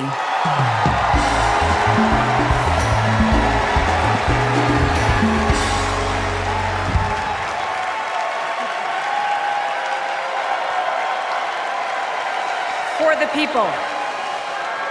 Those three words define the role of a prosecutor. To serve not only our clients in the courtroom, but our community and our country. To give people a sense of security and safeguard the principles that hold our nation together. To stand up to abusers and bullies, and stand up for the voiceless and the vulnerable. In other words, exactly what Kamala Harris has done her whole life. When she was DA, mothers of children who'd been murdered, whose cases had gone cold, would come to her office saying, "I'll only speak to Kamala," because they knew she would listen, because they knew she would help them find justice. And she did. That's the Kamala Harris I know. A few weeks ago in Massachusetts, I watched a little girl meet the vice president. Her eyes were so wide, as open as the future. Kamala asked her about the summer, her basketball camp, and what position she likes to play. The little girl said to her, "Anything but defense." Kamala put her hand on her shoulder and replied, "Me too. I love offense." That's what it means to be for the people. Kamala Harris fights for all Americans. She stays on offense and she wins. And I know that she'll fight with the same passion, the same determination as President of the United States. I can't wait to see her prosecute the case against Donald Trump on the debate stage in September. We face a stark choice in this election: a felon and con man, or a dedicated prosecutor. The contrast between Donald Trump and Kamala Harris is clear. He obstructs justice. She upholds it. He swindles people. She serves them. He thinks he's above the law. She actually understands the law.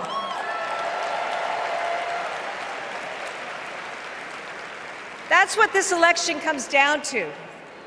one candidate who's out for himself, or Kamala Harris for the people. It's a battle for the future of our nation. And tonight, we will prove beyond a reasonable doubt that Kamala Harris should be, she must be, the next President of the United States. Thank you.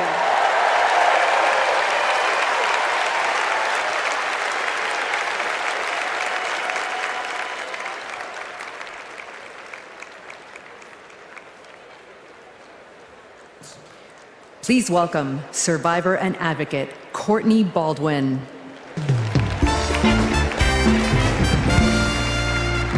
Good evening, Chicago. I'm Courtney Baldwin. In 2013, I was sold for sex in cities across California by a trafficker who controlled every aspect of my life.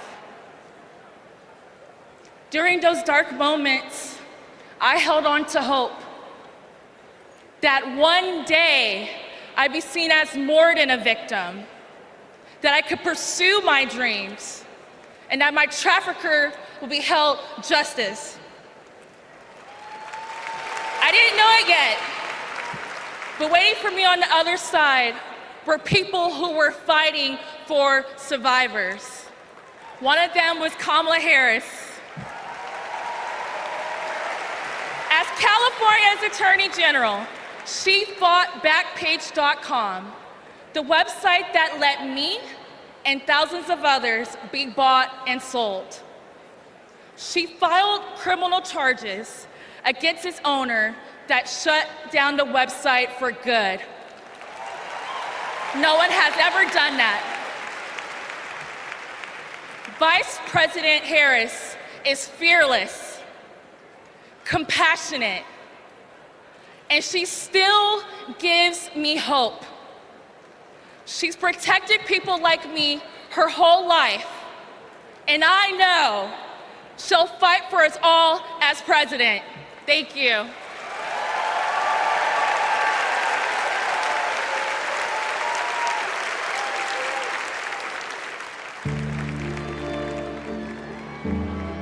We have to wake up at 2 a.m. in the morning. It's the only way to beat the Phoenix heat. It's just like opening an oven. I work on the light rail.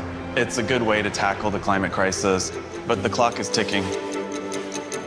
Climate change is one of the greatest con jobs ever. All of this with the global warming and a lot of it's a hoax. It's a hoax. Hurricane Beryl is the earliest Category 5 on record. Climate change isn't a hoax, and it's not happening in the future. It's happening right here, right now. Here in Phoenix, the most consecutive 110+ degree days in a row. Trump is pouring gasoline on the fire. He proceeded to solicit $1 billion from the fossil fuel companies because if elected, he would roll back environmental rules and repeal regulations. Trump's Project 2025 agenda gives tax breaks to big oil and completely tramples the middle class. Trump would gut clean energy jobs like mine. This work gives us security and economic freedom. Trump would rip that away. Kamala Harris sees the future differently. She's a clean energy champion. She took on big oil that gouged Americans. Harris was the deciding vote that passed Democrats' epic clean energy investments. Kamala will fight for climate and clean energy policies that protect our health and hold big polluters accountable. The clock is not just ticking, it is banging. And that is why President Biden and I made the largest climate investment in America's history. We are not going back. I was raised to care for my community. That means jobs for my guys and a clean energy future.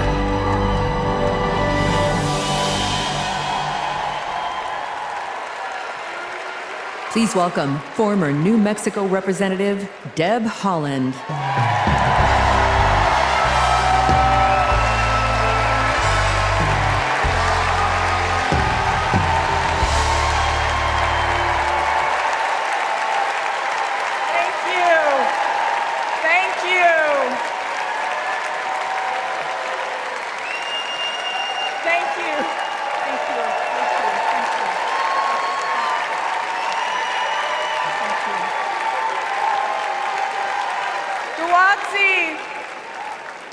Wahatsi Haupa, Duhinamet Etzakiwitsa Shuimi Hanu.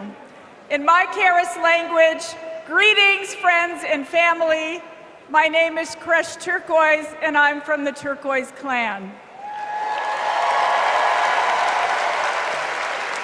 35 generations ago, my ancestors built lives in the high desert of New Mexico. I am on this stage tonight because of them. While fishing with my dad and running through the desert with my cousins, I learned that we have a responsibility to take care of our planet. Donald Trump never learned that lesson. He called the climate crisis a hoax. He made it easier for big companies to poison our air and water. An American president must lead the world in tackling climate change. We need a president who understands that assignment. That's Kamala Harris.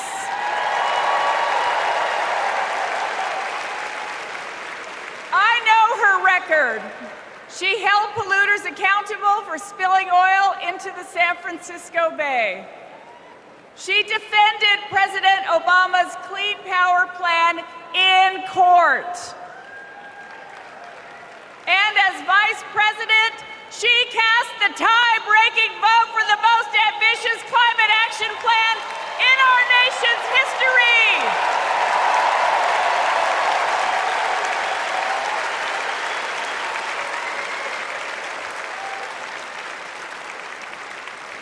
Kamala Harris and Tim Walz will fight for a future where we all have clean air, clean water, and healthy communities.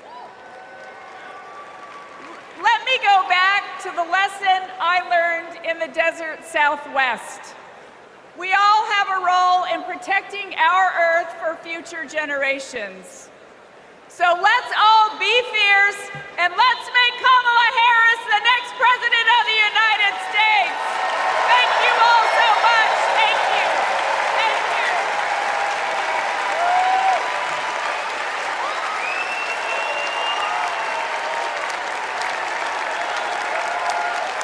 you. It's an election year, and both parties are battling to prove that they stand with workers. But sometimes, workers don't get the invite. Do you know where the auto workers are? I haven't seen anybody from the UAW. Nobody from the UAW? After we struggled to find any auto workers at Trump's Rally for Auto Workers, we hit the road to find out what Democrats have been up to. The Inflation Reduction Act is helping to fuel a boom in clean energy, creating 9 million new clean energy jobs over the next 10 years, once in a generation investment. I thought that American manufacturing was supposed to be dead. Here I am looking at one of the biggest auto mega plants being built. We talked to workers in rural Tennessee who joined a union for the first time to build one of the largest battery plants in the country. We have 20-year-old people thinking about their future. We never did that. I got things now that I never thought I could have. Generational wealth, I'm working on that. Medical, dental, vision, pension, something to fall back on when it's all over with. We went to Vegas, where union workers are building America's first high-speed rail.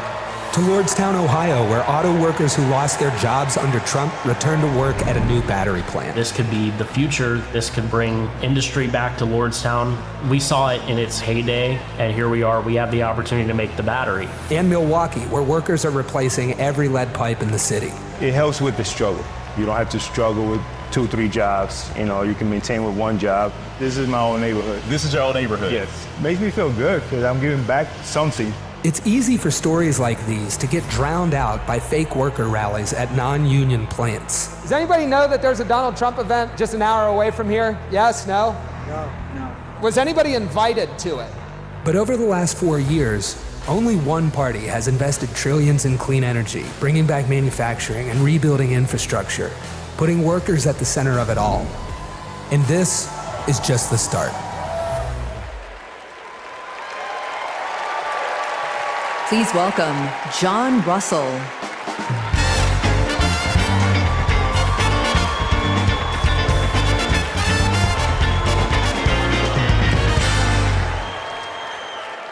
America. Thank you to the workers that make this convention happen. Let's never forget how essential all of our labor is.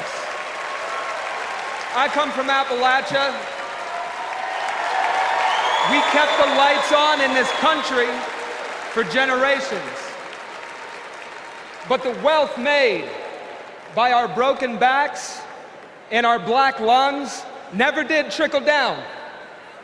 And Washington listened to rich men demanding that we stick with dirty energy at any cost.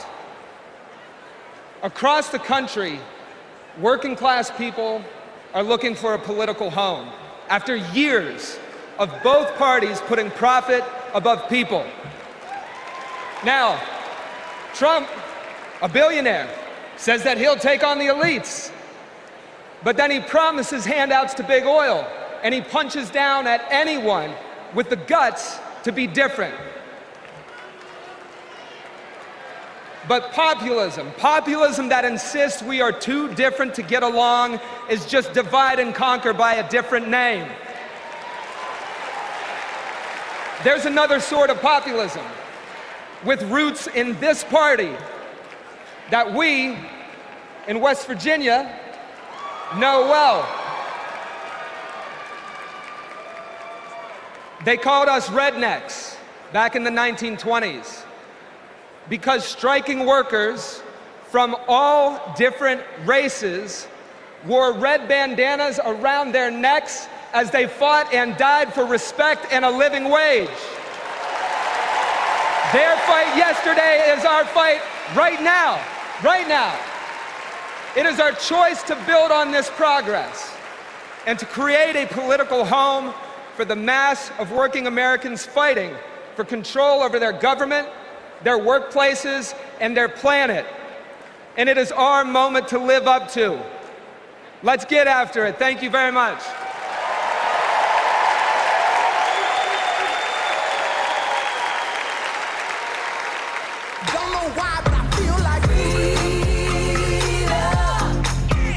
When our team of students passed one of the first climate justice policies in our nation, Vice President Kamala Harris showed up. She came to highlight our initiative because she believes in us. Last year, my dad retired after spending more than 30 years working at one of our country's most polluting power plants. Donald Trump doesn't care about people like my dad. I know Vice President Harris will put working families ahead of big oil billionaires. Kamala Harris approaches climate policy through the eyes of future generations, like mine. As new voters and as new leaders, I'm excited to join Harris in the fight for our future.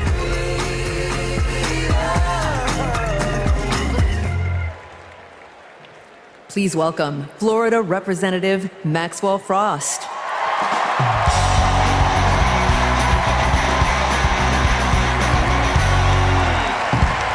I'm Maxwell Alejandro Frost, and I'm proud to be the first member of my generation in Congress.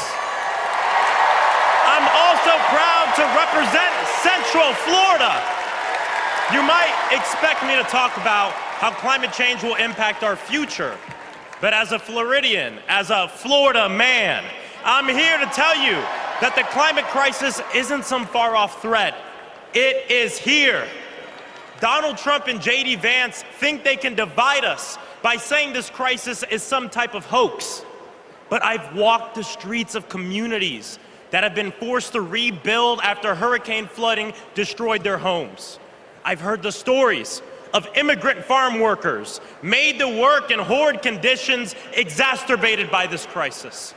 And I felt the scorching record heat and know that climate change can sometimes feel like an unstoppable force. But with our movement and with organizing and an administration that cares, we are making progress.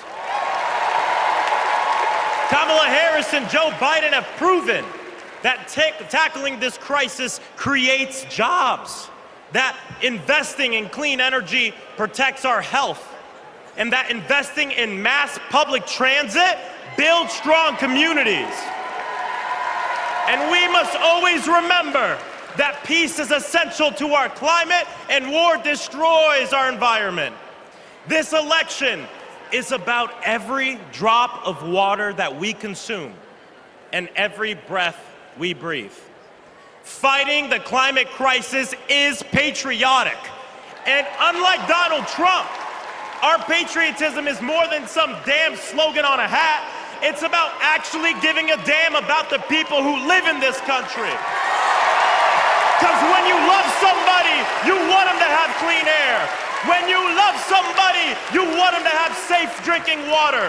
And when you love somebody, you want them to have a dignified job. And so, America, it's simple. Let's get to work and elect Kamala Harris and Tim Walz for our planet, for our future, for our present, and for our people. God bless.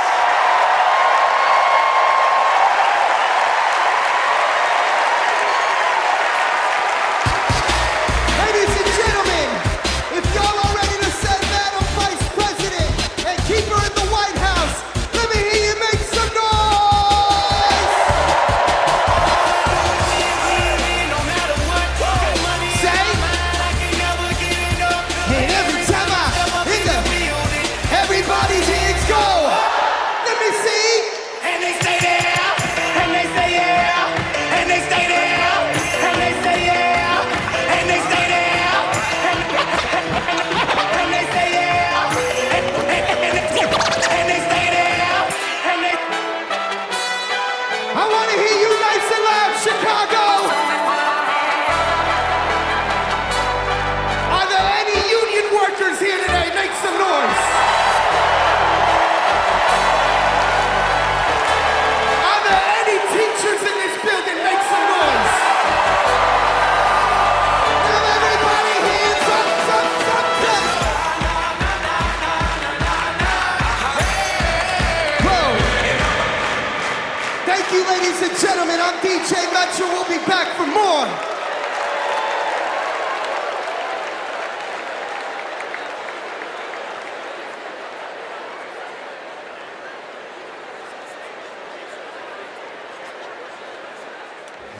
What's up, everybody? Stephen Curry here.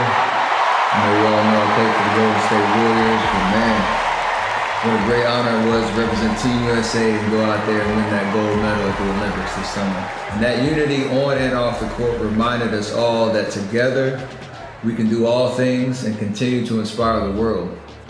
That's why I believe that Kamala, as president, could bring that unity back and continue to move our country forward. This is about preserving hope and belief in our country, making sure families can be taken care of during their most precious times. I got to visit Kamala with my team in the White House last year, and I can tell you one thing I knew then, and I definitely know now. The Oval Office suits her well. So in the words of Michelle Obama, do something. Go vote, be active. Let's show out in November like never before. It's been an honor for me to represent our country. It's an honor to support Kamala. So let's all do our part. God bless. Please welcome Democratic nominee for U.S. Congress in Alabama, Shamari Figures.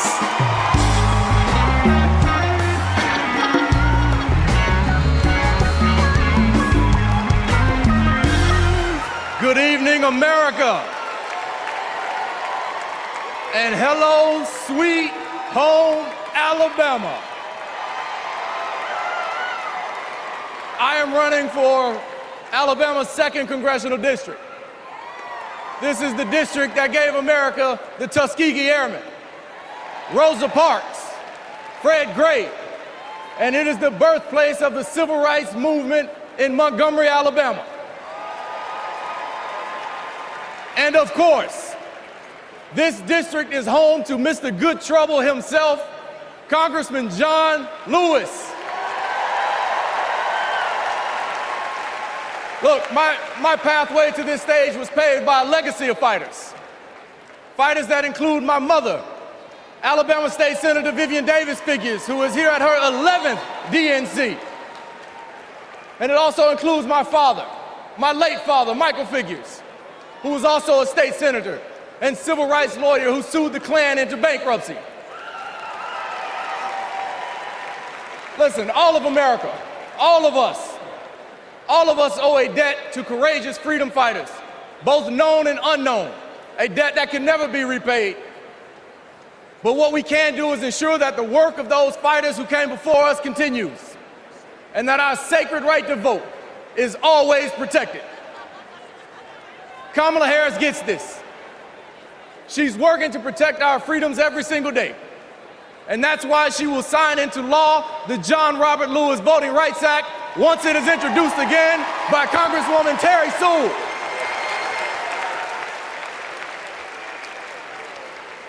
Listen, America, a California poet named Kendrick Lamar recently reminded us that sometimes we gotta pop out and show up. Well, America, it's time we pop out and vote.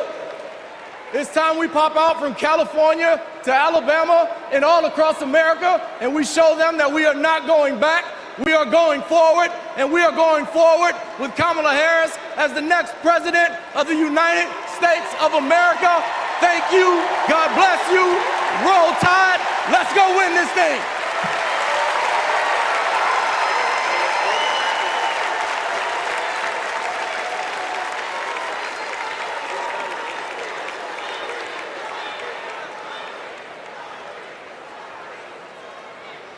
As I close out my segment tonight, I gotta send a quick message. Madrecita querida, I love you.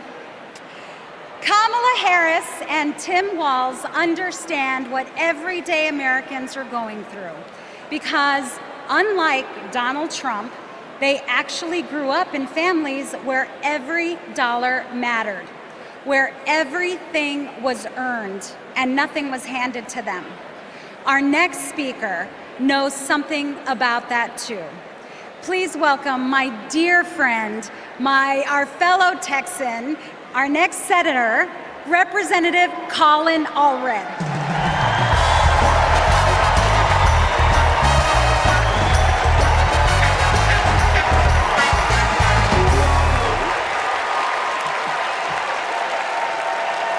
All right.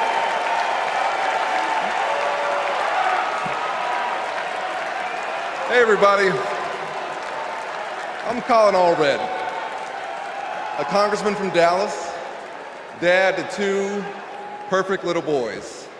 And this November, I'm gonna beat Ted Cruz.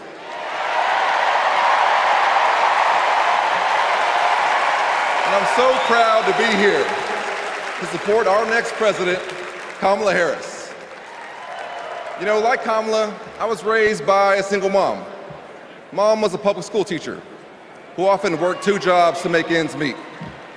So when we talk about lowering costs, I think about the times when we went to the grocery store when I was growing up and swiped the debit card and said a little prayer.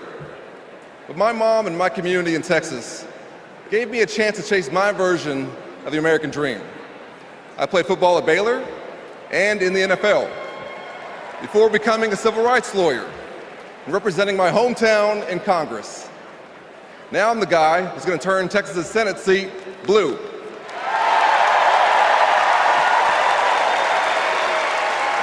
You know, in the NFL, we had a term for guys like Donald Trump and my opponent Ted Cruz. Me guys. You know the type. Talk a big game, only care about themselves, but you don't want to be stuck with them at a barbecue. The truth is, America has never been about me. As President Obama said, the single most powerful word in our democracy is the word we. We the people. We shall overcome. Yes, we can. And we've got a message for the me guys. We is more powerful than me. We will protect and restore reproductive freedom. We will secure the border. We'll protect Medicare and Social Security.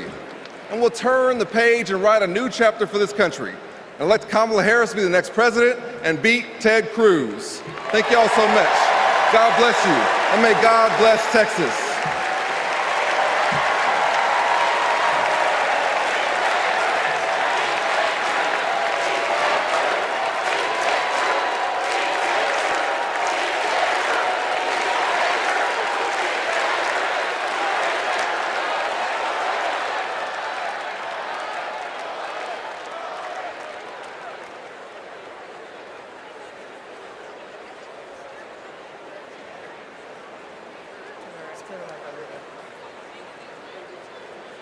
I'm Anya Cook. This is my husband, Derek, and our daughter, Anaya. 2 years ago, a miscarriage nearly killed me. At 16 weeks, my doctors told me to prepare for a stillbirth. I needed care. But my state's abortion restrictions kept it from me. I miscarried in a bathroom. I'll never forget my husband's face as he tried to stop the bleeding, trying to do what doctors should have been doing. When I reached the hospital, I'd lost nearly half the blood in my body. I can't change the past, but we can choose a different future.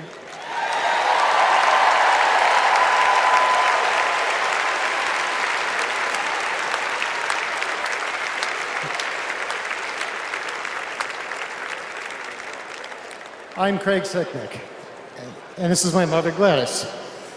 My brother was a U.S. Capitol Police officer, Brian Sicknick, a hero who died after defending our country on January 6th.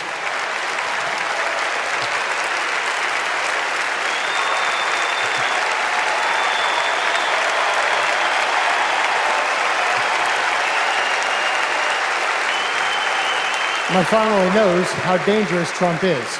He incited the crowd while my brother and his fellow officers were putting their lives at risk. We need a real leader, not an autocrat who is stuck in the past. Brian, we miss you every day.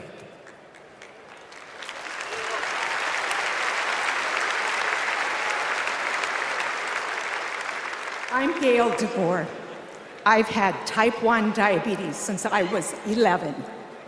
Stressing about insulin cost has been a constant in my life. President Biden and Vice President Harris have moved mountains to help. Medicare can finally negotiate prescription drug prices.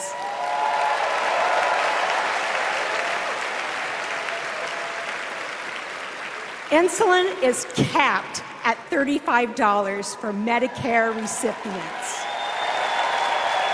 And when elected, Kamala Harris plans to extend that cap to the rest of us. That's the future I want. That's the future I am voting for.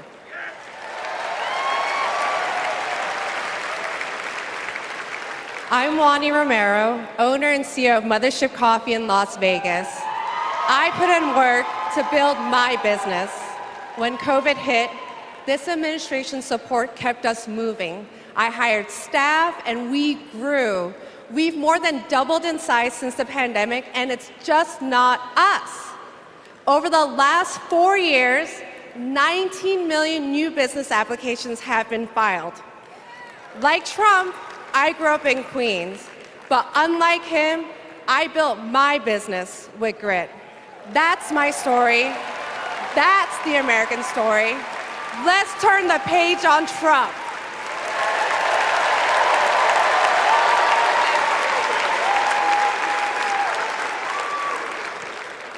I'm Eric Fitz, and these are my sons, Christian and Carter.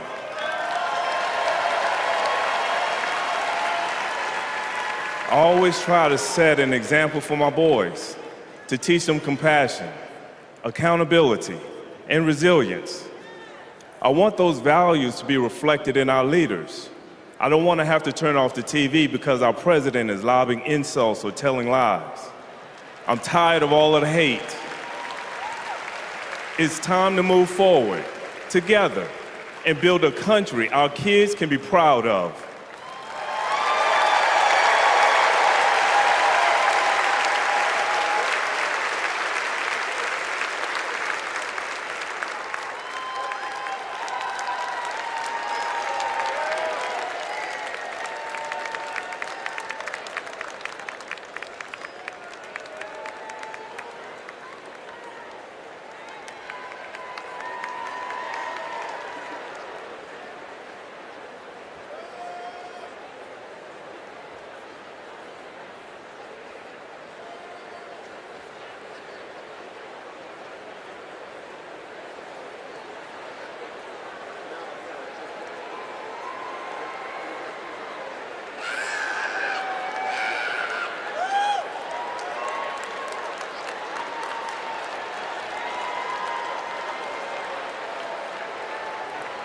Please welcome the Bulls' official drumline, Chicago's own Pack Drumline.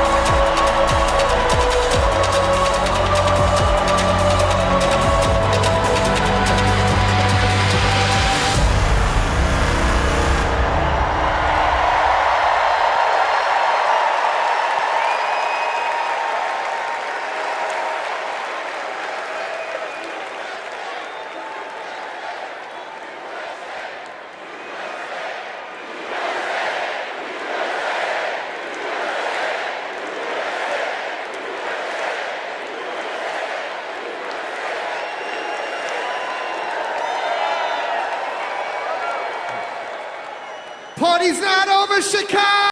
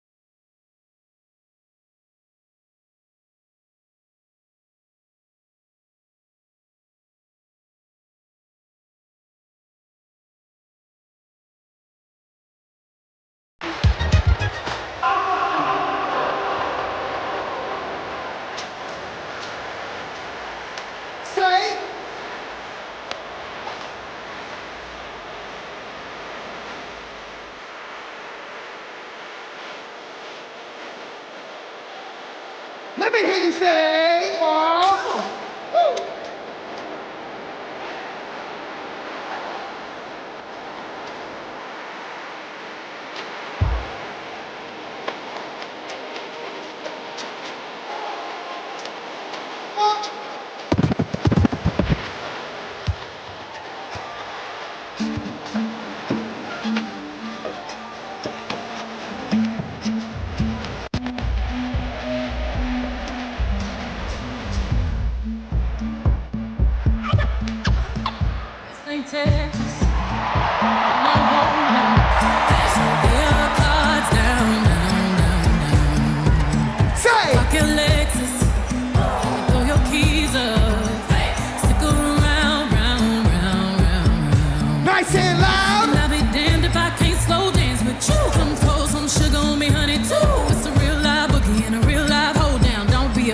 Take it to the floor now. Woo!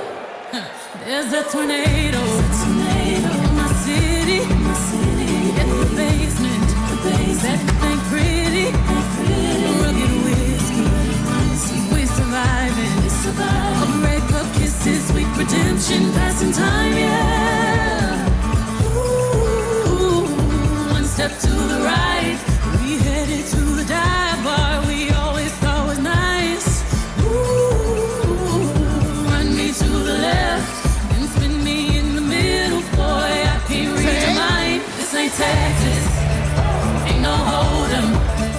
Lay your cards down, down, down, down. So pocket Lexus, throw your keys up, stick around, round, round, round, round. One more time, nice and loud. And I'll be damned if I can't slow dance with you. Come pour some sugar on me, honey, too. It's a real live boogie and a real live hold down. Don't be a take it to the right.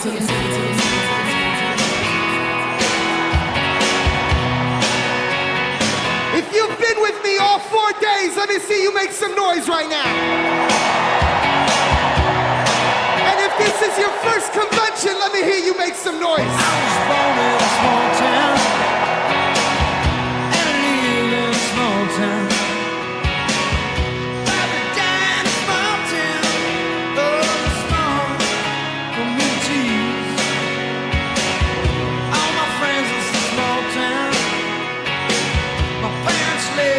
Same small town. My job is a small town. Provides little opportunity.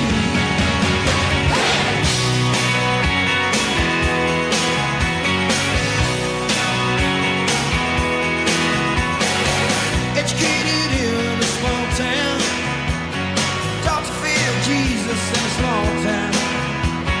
Used to daydream in that small town. Another foreign romantic, that's me.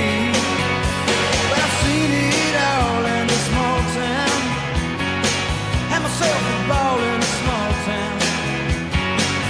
Met an LA dollar, brought her to this small town. That small town, just like me. Hold on this side.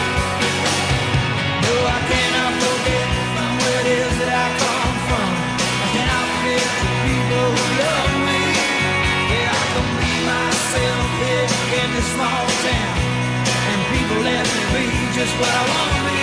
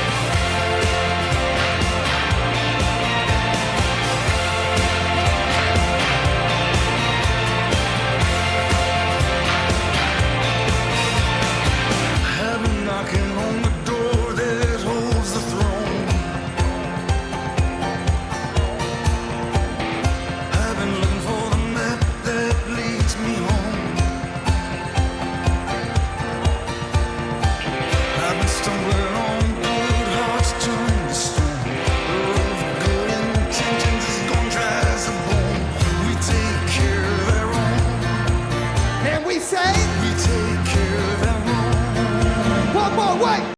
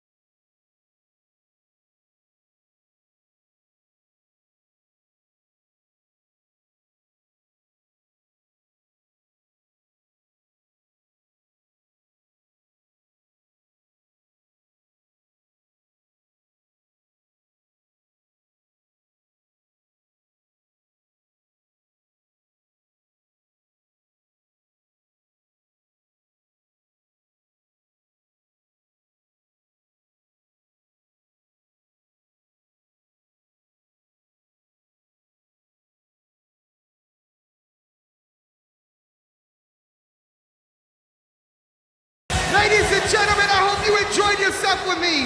My name is DJ Metro from Chicago. Thank you for having me.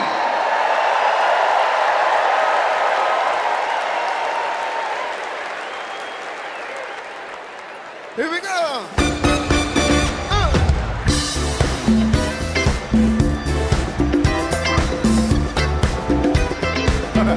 Knock me out.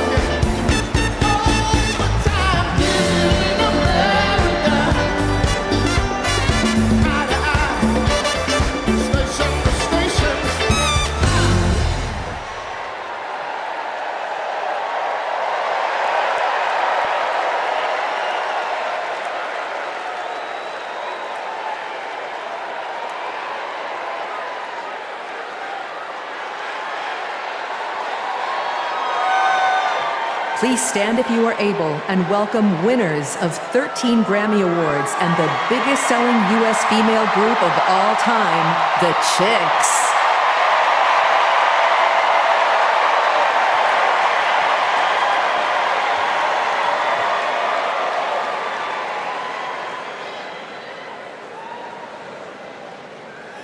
Oh. Oh, say, can you see by the dawn's early light what so proudly we hailed at the twilight's last gleaming, whose broad stripes and bright stars through the perilous fight o'er the ramparts we watched were so gallantly streaming, and the rockets' red glare, the bombs bursting in air, gave proof through the night that our flag was still there. Oh, say, does that star-spangled banner yet wave?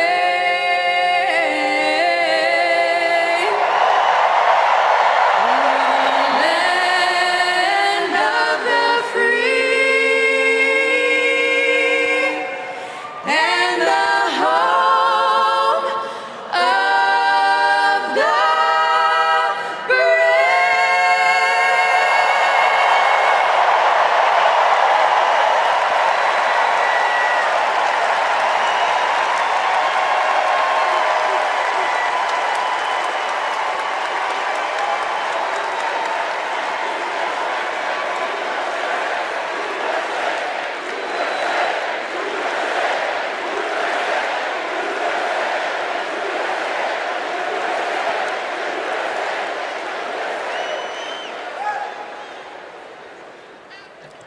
Please welcome Kerry Washington. Welcome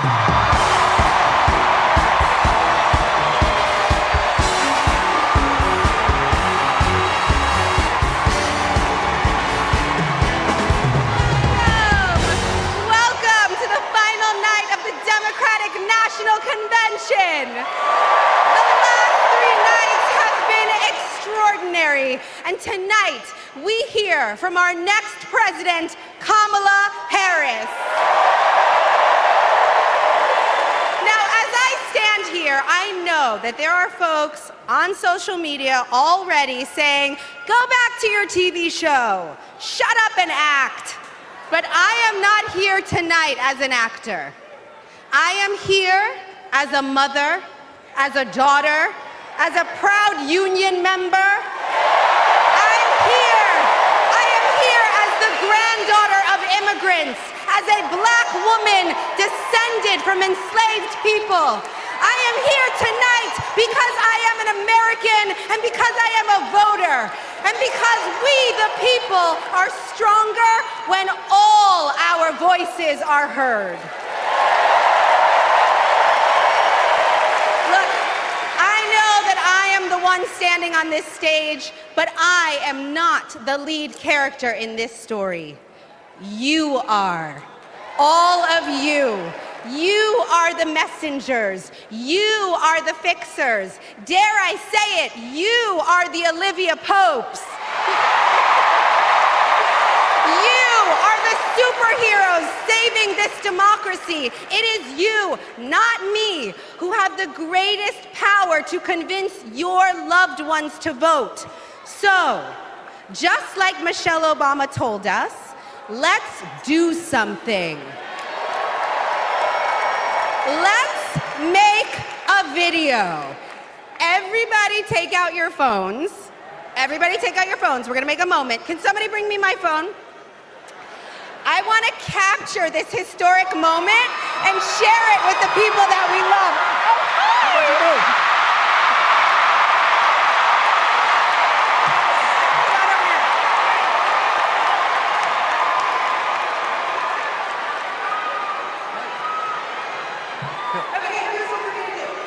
Take this video, guys. We're all gonna take it together. We're gonna post it to social media, text your friends, send this message out into the world. When I say when we fight, you're gonna say? Are you ready? Okay, let's record. We're recording. You ready, Tony? Yep, I'm ready. Okay, ready? When we fight! When we fight! When we fight!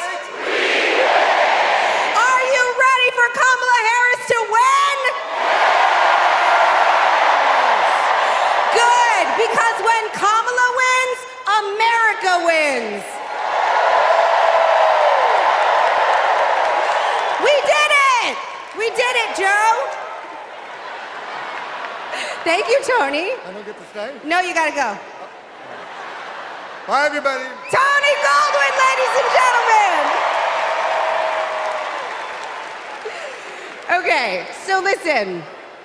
It's come to my attention that there are some folks who struggle or pretend to struggle with the proper pronunciation of our future president's name.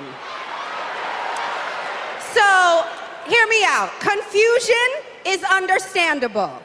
Disrespect is not. So tonight, we are going to help everyone get it right. Here to help me are some very special guests.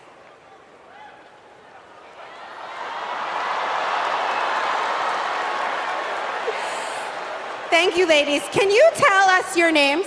Hello, everybody. My name's Amara. And my name is Leela, her little sister.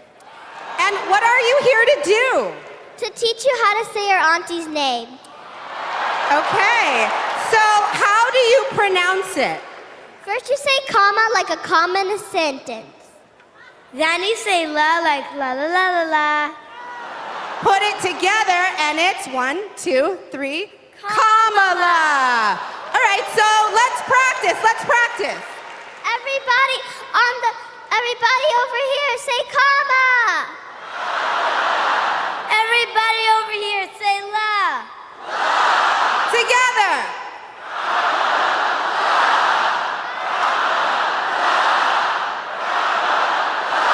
For president!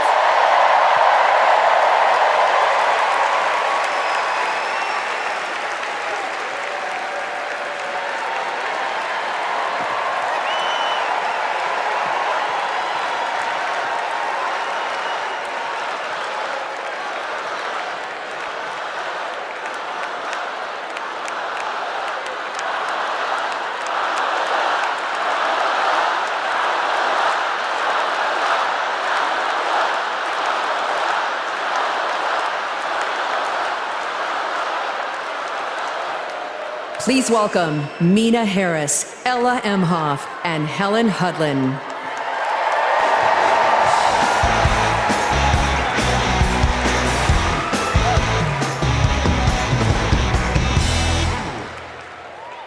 Hi, I'm Mina. I'm Ella. And I'm Helena. I grew up in Oakland, California, in a house full of extraordinary women. My mom, my grandma, and my auntie, who showed me the meaning of service, helping her sister, a 17-year-old single mom, fighting for justice for the American people, and still cooking Sunday family dinner. She guided me, now she's guiding my own children, and I know she'll guide our country forward. Kamala came into my life when I was 14. Famously a very easy time for a teenager. Like a lot of young people, I didn't always understand what I was feeling. But no matter what, Kamala was there for me. She was patient, caring, and always took me seriously. She's never stopped listening to me, and she's not gonna stop listening to all of us.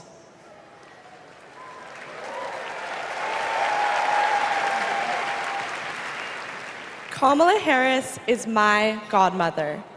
To me, her advice means everything. Whether it's pursuing my passions, making an impact, or finding hope when the world doesn't feel so hopeful. She taught me that making a difference means giving your whole heart and taking action. She's fighting for economic opportunity, LGBTQ+ equality, and reproductive freedom, because we are not going back. She's fighting for social justice, health justice, environmental justice, and she isn't alone. We're all in this fight together. So let's keep up the fight, let's keep up the joy. And let's elect this extraordinary woman as our next president.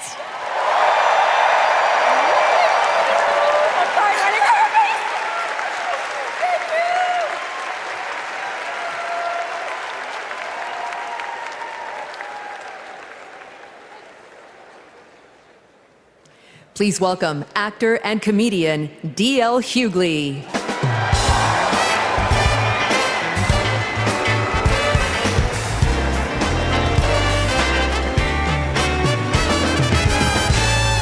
Hey now, hey Chicago, how y'all doing? What's happening, California? Now, wait, where those AKAs at? Where they at?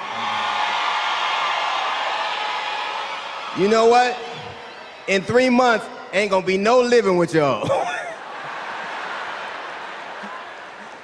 I can tell you this, I don't blame Donald Trump for not wanting to debate Kamala. I've been married to a black woman for 40 years and I ain't won one debate.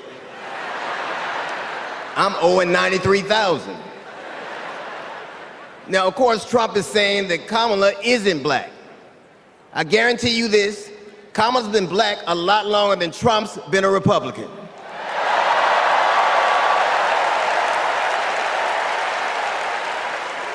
And if he keeps sliding in the polls the way he is, the only way he can keep Kamala out of the White House is if he buys it and refuses to rent it to her.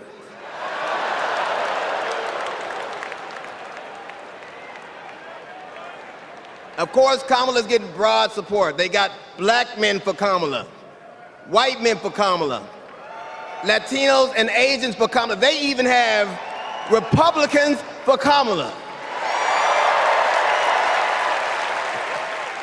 Republicans for Kamala. I guess Donald Trump will finally know what it's like when you get left for a younger woman.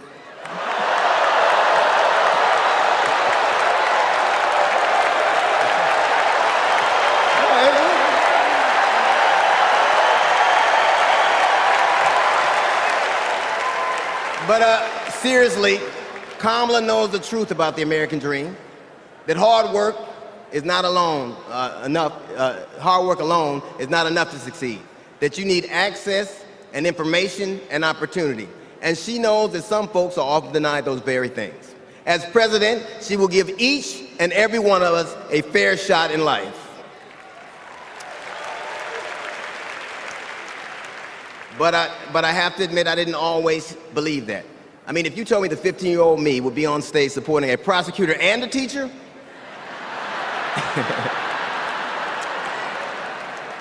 there is no way that I would have believed you. But because of that, I made assumptions about Kamala's record. And I often repeated them to a lot of people. Then one day, Kamala invited me to her house. She put her hand on my shoulder and she asked me to do some research. Something I had never done. Something a lot of people I know had never done before. Imagine attacking someone's character without a single Google search.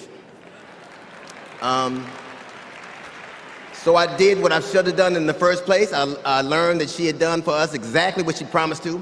I believe that your apology should be as loud as your accusation, and I'm here apologizing in front of the whole damn world.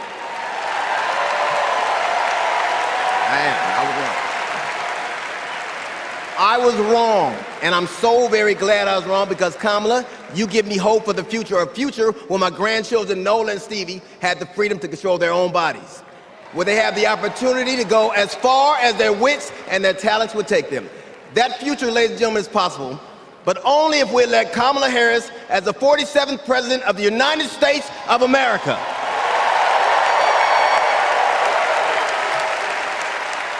I will say this to you.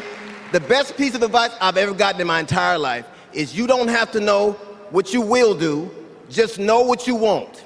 And we won't go back.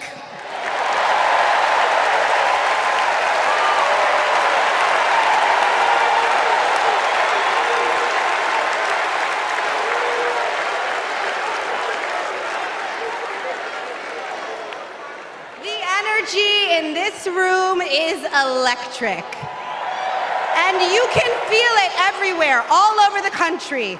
In the coming weeks, I want us to find ways to maintain this energy and this joy and this commitment, because there will be days when the work ahead seems impossible. And when that happens, I know what I do. I get involved, I get engaged, I ask myself, how can I be of service to my community? Because community is why we do this, am I right? Yes, we do this for our children, for our parents, for our teachers and care workers who treat our loved ones like their own. We do this for working families who make this country thrive. We do this for the planet and for each other. We do this for justice and for peace and for democracy. And as we are about to hear, we do this for the safety of our communities.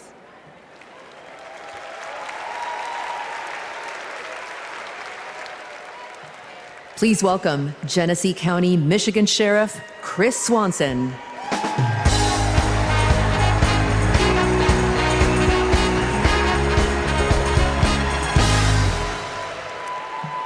My job is to protect people, all people.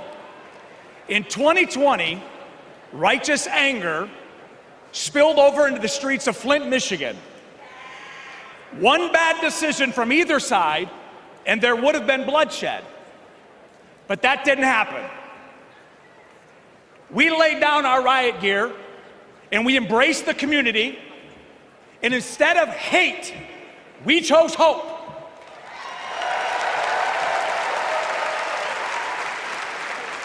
On January 6th, the opposite occurred. That day was paved with division, deceit, and denigration. Police officers were attacked that day. It could have been stopped. We need a leader who will embody what's affixed to all three sides of my sheriff patrol cars: protect, serve, and unify. Kamala Harris is that leader. As a prosecutor, Kamala Harris protected us by putting violent criminals and sex offenders behind bars. If I was in a courtroom, she's exactly the tough prosecutor that I'd want to see. As vice president, she served America by keeping us safer. And I can testify firsthand, where I come from, crime is down and police funding is up. As president, Kamala Harris will unify our country. She will bring us together because our country needs a leader who will go toe-to-toe with drug cartels and bullies. One who has already taken the oath, raised her right hand to advocate for the people. I can tell you in 2020, we were able to turn a protest into a peaceful movement by walking together. One city, one community, and one country. America, let's walk. Let's walk. Let's walk together and let's elect Kamala Harris and turn hate into hope yet again. Thank you.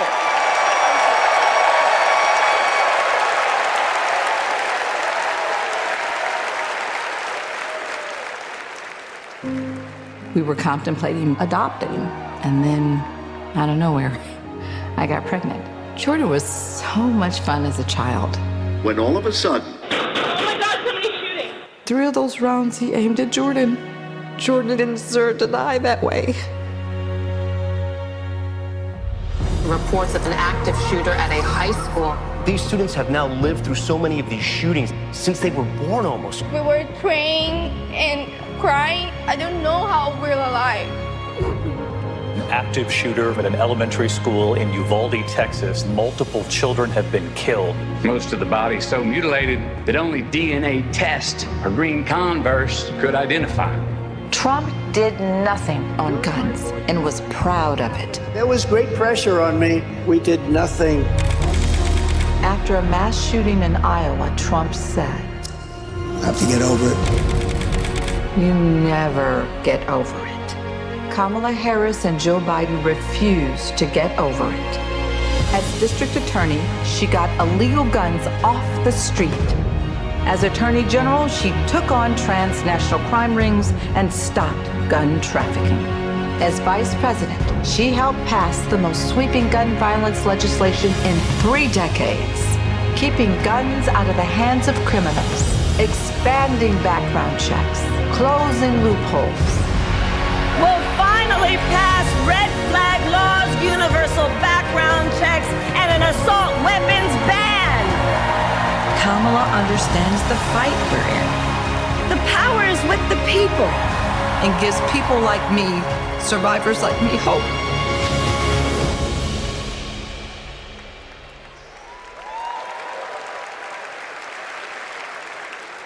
When I worked for every town Please for gun welcome safety. Georgia Representative Lucy McBath.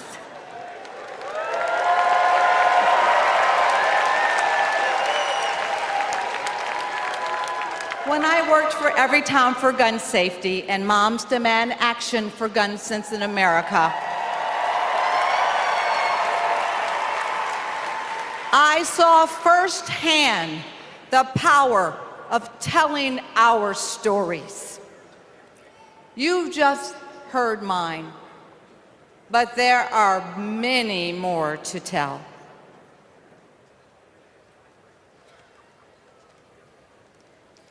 On December 14th, 2012, I walked into Sandy Hook School.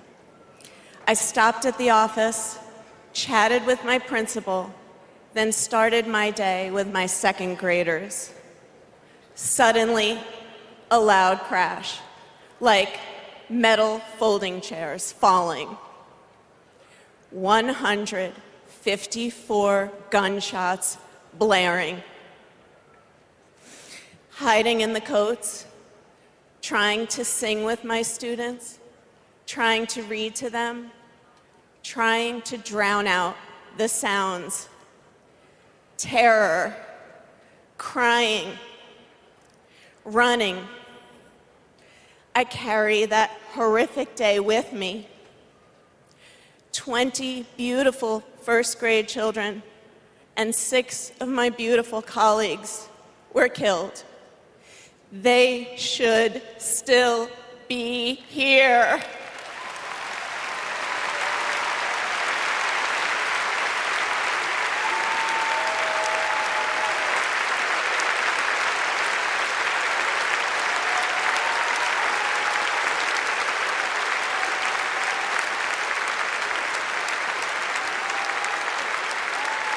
It's 10:30 a.m. at Robb Elementary in Uvalde. The school is recognizing my 10-year-old daughter, Lexi, for receiving all A's. She receives a Good Citizen Award, and we pose for photos. She wears a St. Mary's sweatshirt and a smile that lights up the room. 30 minutes later, a gunman murders her, 18 classmates, and 2 teachers. We are taken to a private room where police tell us she isn't coming home. Uvalde is national news. Parents everywhere reach for their children. I reach out for the daughter I will never hold again.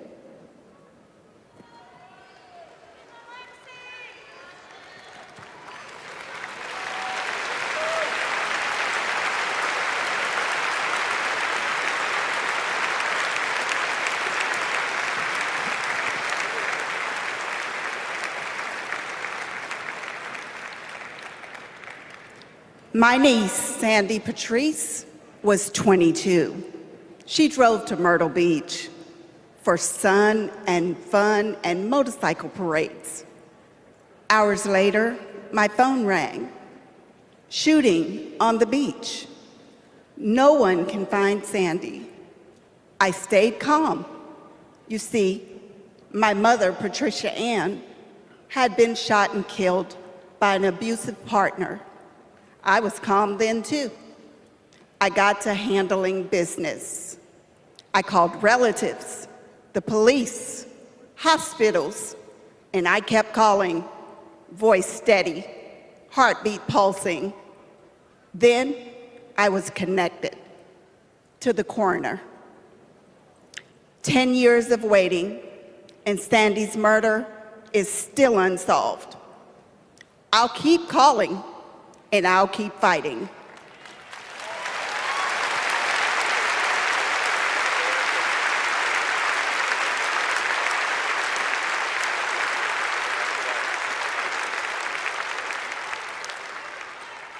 I was in high school when my classmate got shot. It changed my story. Instead of worrying about taking a test, I started worrying about living to take another test. They say schools are for learning, and I did learn a lot that day. I learned how to run, how to hide and drop, that what happens in the news can happen to me. But I learned something else too, that we can write and must write a new story if we choose to.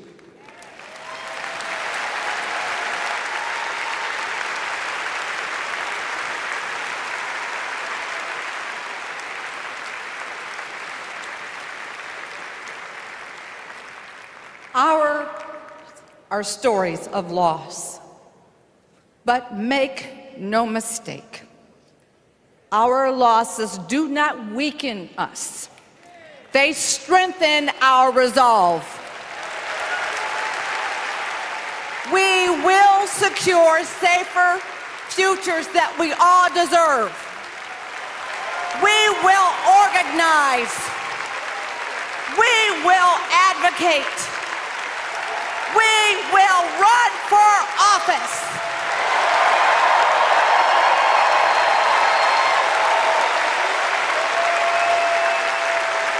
And we will join with Americans from small towns and big cities to keep our communities safe.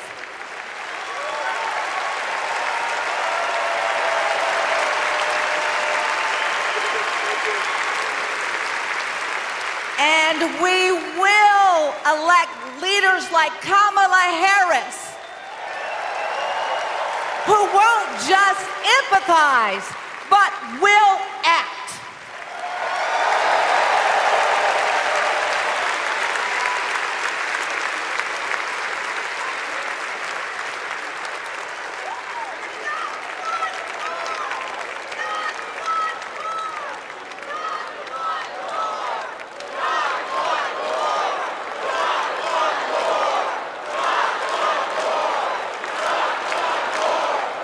Please welcome former Arizona Representative Gabby Giffords.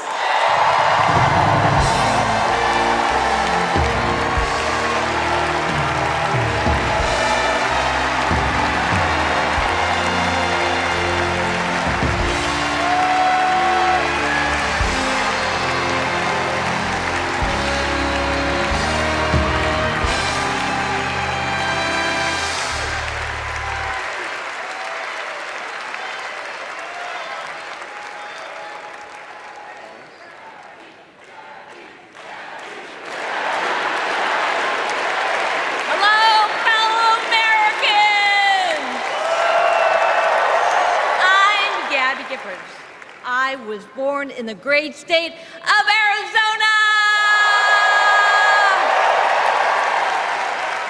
I was born with grit. I grew up racing motorcycles, mucking stalls, and exploring the beautiful desert. I fell for an astronaut.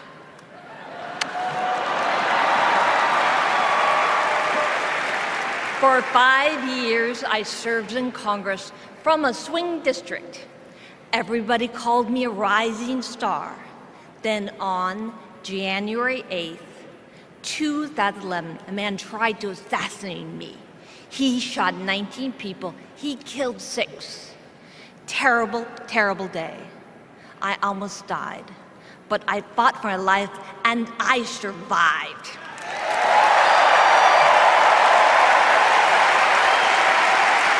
I learned to walk again, one step at a time.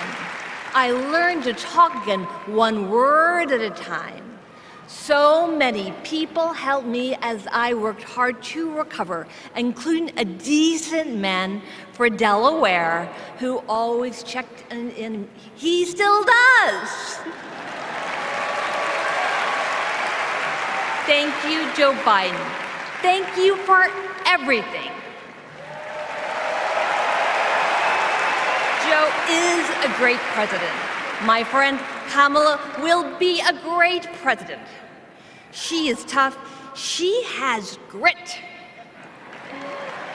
Kamala can beat the gun lobby. She can fight gun trafficking. Kamala stood up to Wall Street and the drug company. She will protect abortion access. She will defend our freedom. She saved lives. Join me in voting for Kamala Harris. Bravo! Thank you.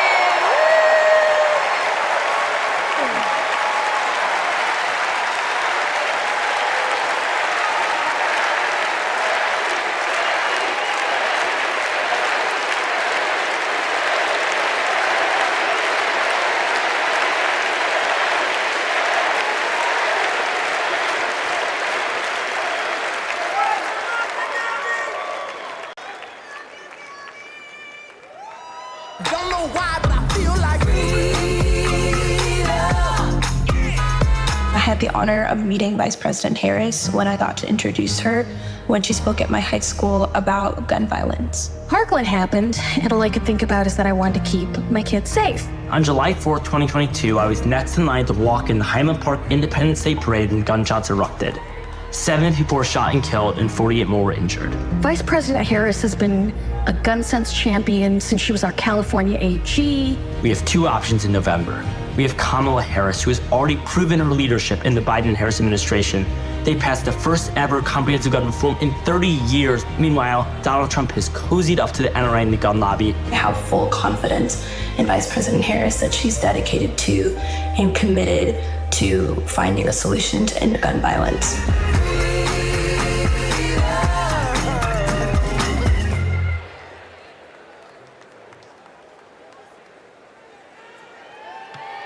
Please welcome 3-time Grammy-winning singer-songwriter and global pop icon, Pink.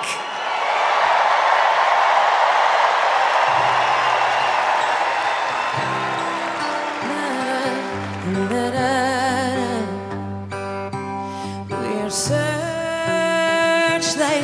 we can see in the dark. We're rockets pointed up at the stars. We are billions of beautiful hearts. You sold us down the river too far. What about us? What about all the times you said you had the answer? What about us? What about all the broken happy ever afters? Oh, what about us? What about all the plans that ended in disaster? What about love? What about trust? What about us? We're problems that want to be solved. We are children that need to be loved. We were willing, we came when you called. But man, you fooled us. Enough is enough. Oh, what about us? What about all the times you said you had the answer? What about us? What about all the broken happy ever afters? What about us? What about all the plans that ended in disaster? What about love? What about trust? What about us? Sticks and stones, they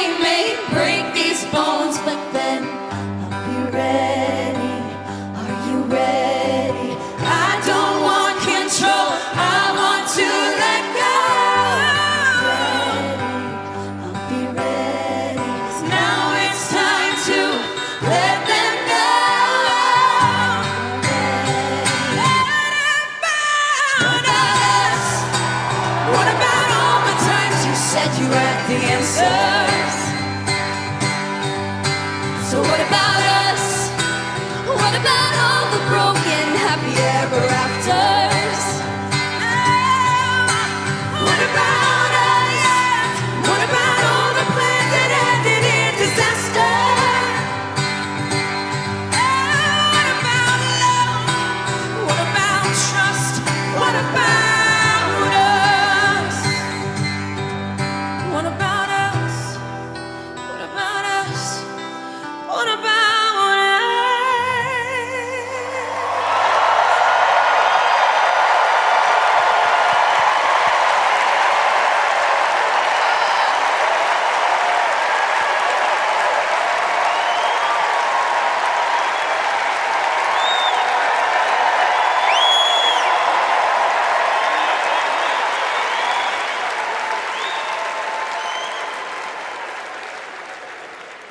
Global security and global prosperity depend on the leadership of the United States of America. And a strong America remains indispensable to the world. Our democratic ideals of freedom and liberty inspire billions, and our military is the strongest in the world. Our military is a force that underwrites global stability and our national security.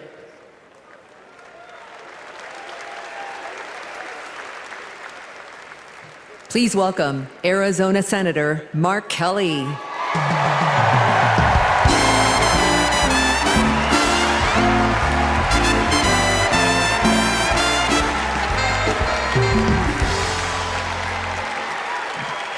Hello, Chicago. Hello, Democrats.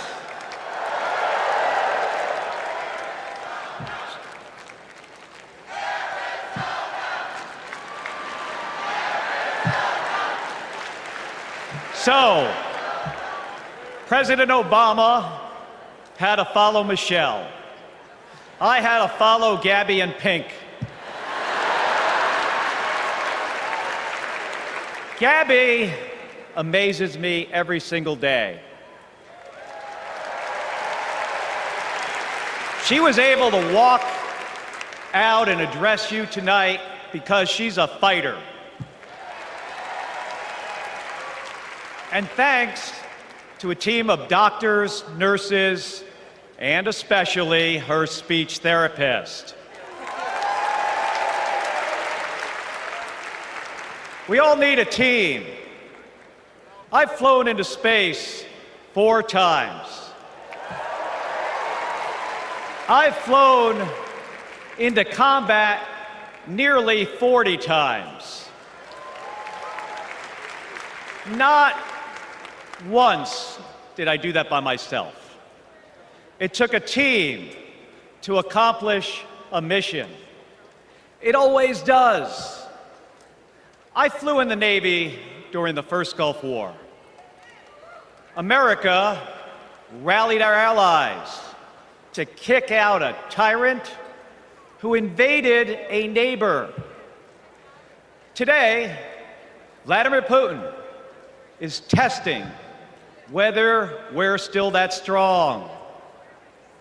Iran, North Korea, and especially China watch closely.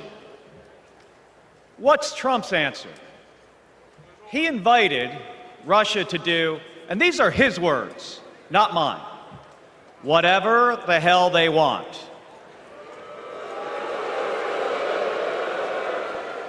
Vice President Harris has always championed America's support for NATO, for Ukraine, and for the Ukrainian people. On the Senate Intelligence Committee, she investigated Russian interference in our election. She defends free and fair elections everywhere. You already know how Trump feels about those. Donald Trump skipped his intelligence briefings. He was too busy sucking up to dictators and dreaming of becoming one himself. Trump thinks that Americans who have made the ultimate sacrifice are suckers and losers. If we fall for that again and make him the commander-in-chief, the only suckers would be us.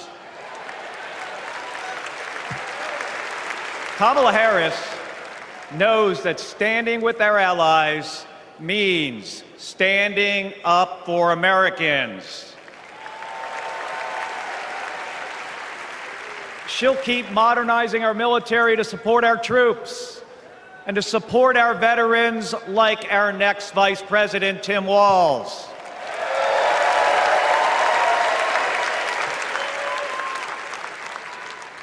The world laughs at Trump, literally.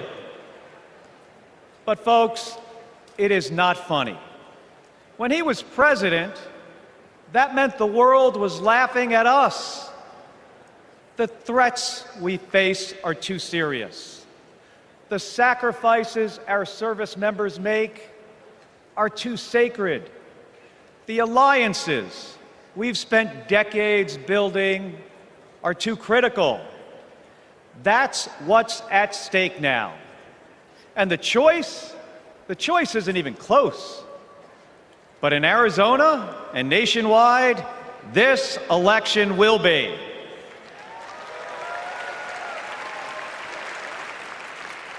We'll win in the same way we launch rockets into space and land fighter jets on an aircraft carrier as one team on one mission. State by state, voter by voter, coming together. No country is better than ours at solving big problems. So, on November 5th, let's prove that America is still the leader the world needs today by electing the leader we need right now, Kamala Harris. Thank you, everybody. Thank you.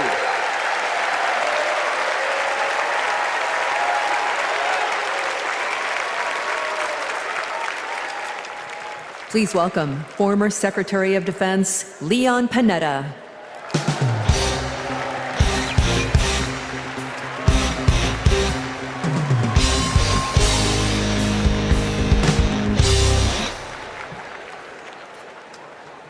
My fellow Americans, I'm proud to have served in the Army, the Congress, the White House, Chief of Staff, CIA Director, and Secretary of Defense.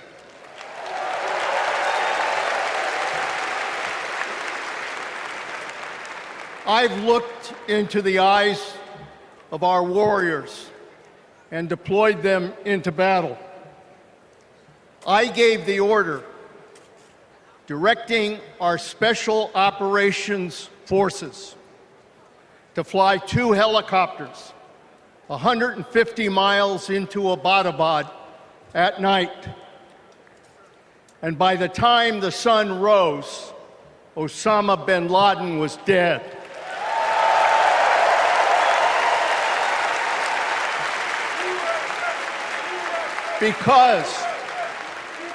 Because nobody attacks our country and gets away with it. Nobody.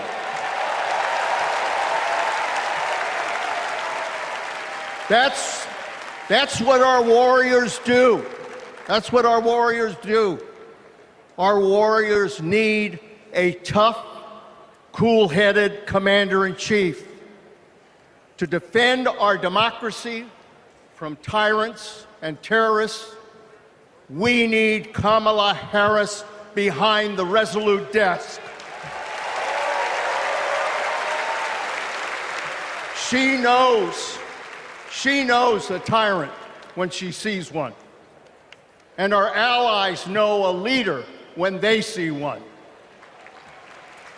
On the Senate Intelligence Committee and as vice president, she worked with more than 150 world leaders. She's looked our allies in the eye and said, America has your back.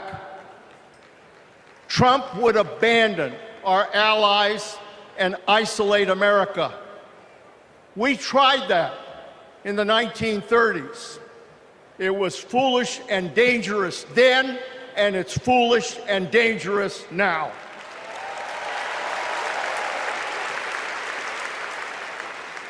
Listen to President Reagan. President Reagan. Isolationism never was and never will be an acceptable response to tyrannical governments. Never. Trump tells tyrants like Putin they can do whatever the hell they want. Kamala Harris tells tyrants, the hell you can, not on my watch. She's worked with President Zelensky to fight back against Russia. She knows that protecting their democracy protects our democracy as well. Look, Donald Trump does not understand the world, and he does not understand the service and sacrifice of our military. Our fallen veterans are not suckers, they are not losers, they are our heroes.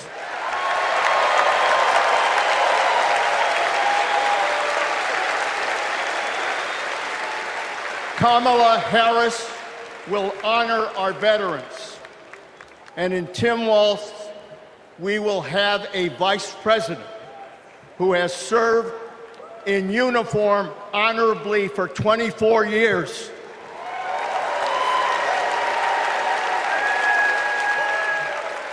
Kamala Harris understands this moment. It is a moment of danger and a moment of opportunity. She'll keep America's military the strongest in the world, the strongest ever known. And she understands what our military is for. The role of our military is to defend us from foreign enemies. It is not to threaten Americans, and it sure as hell isn't to put immigrants in camps.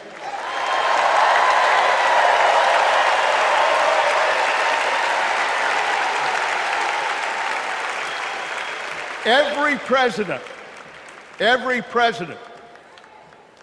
since World War II, Republican and Democrat, has shared the belief that America must protect democracy in the world. Every president has honored our veterans and their sacrifices. Every president, but one. So we face a critical choice: to vote for someone who stands with our military and stands up for democracy, or someone who will disrespect our heroes and undermine our democracy. My fellow Americans, there is only one choice. One choice. And let me tell you something. When she takes her oath of office, as she will this January,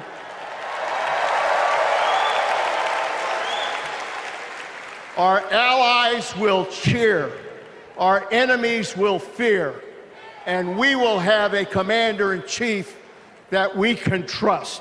God bless our veterans, and God bless our country.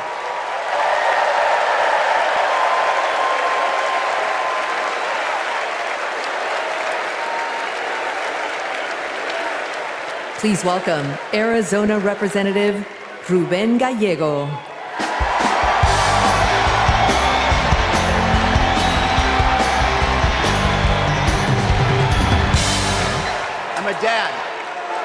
husband, congressman,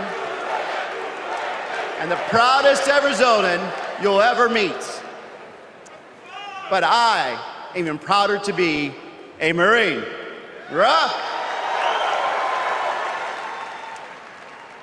My mom raised us alone on a secretary's salary. I slept on the floor. I worked every job I could, meat packing, construction, making pizzas. I made it to Harvard with no money or connections. Other kids were happy because they were at Harvard. I was happy because I finally had a mattress.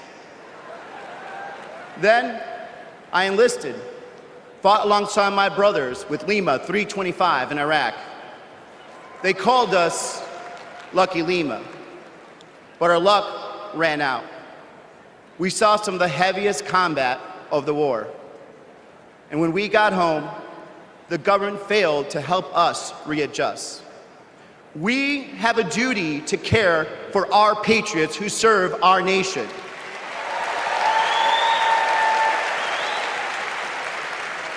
For the Vietnam veteran in Buckeye who relies on the VA for his medication.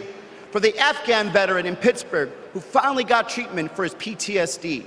For the Marine in Milwaukee who relies on the benefits she earned. For my Navajo brothers and sisters who serve the Marines with me, I remember you too. Kamala Harris and Tim Walz are fighting for them. Kamala Harris has delivered more benefits to more veterans than ever before, and has achieved the lowest veterans unemployment rate in history.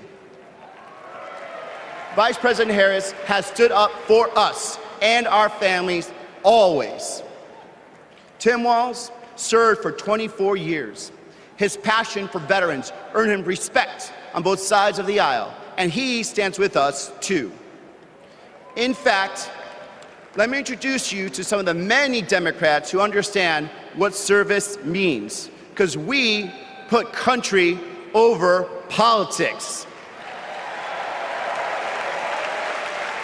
We were proud to wear the uniform, and we're proud serving our countries in city halls, state capitals, the U.S. House, and the Senate.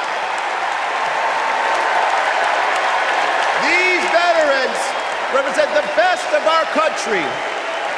We stand united as veterans, Democrats, and patriots to fight for everyone who serves.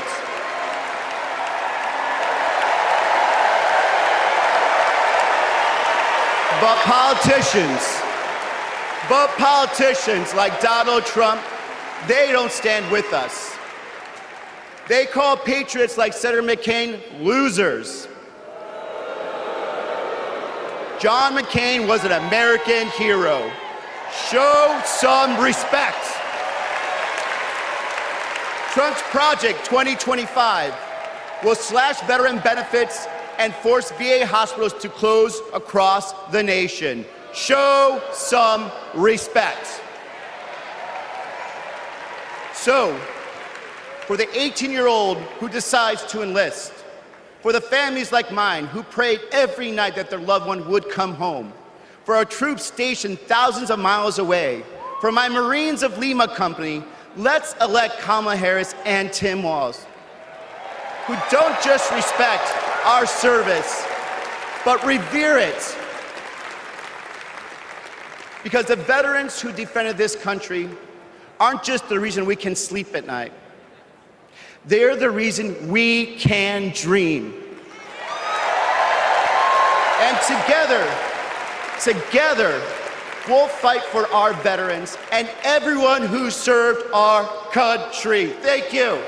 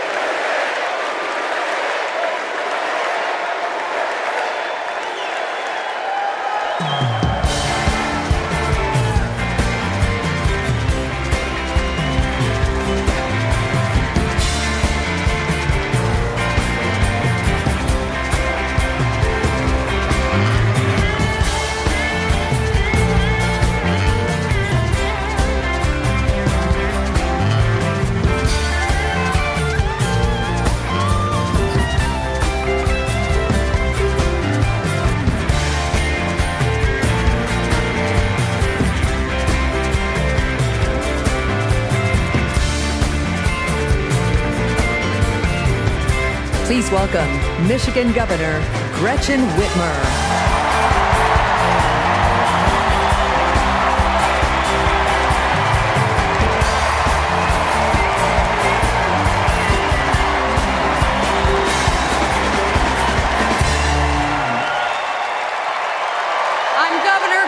Whitmer. In Lansing, they call me governor. But in Detroit, they call me Big Gretch.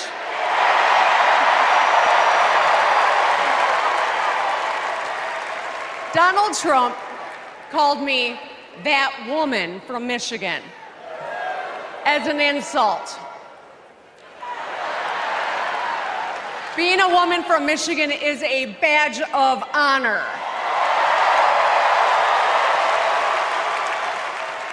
Like women across America, we just GSD. Get stuff done. At 29, I joined the sandwich generation. Sandwiched between working and raising my newborn and caring for my mom, who was dying from brain cancer. It was hard, but not extraordinary. It's life. Those nights reminded me who I was fighting for. People just trying to make it. Kamala Harris knows who she's fighting for, too. She took care of her mom, who also battled cancer. As president, she'll fight to lower the cost of health care and elder care for every family. She's lived a life like ours. She knows us. Donald Trump doesn't know you at all. You think he understands that when your car breaks down, you can't get to work? No. His first word was probably chauffeur. You think he's ever had to take items out of the cart before checking out? Hell, you think he's ever been to a grocery store? That's what the chauffeur is for. But Kamala Harris, she gets us. She sees us. She is us.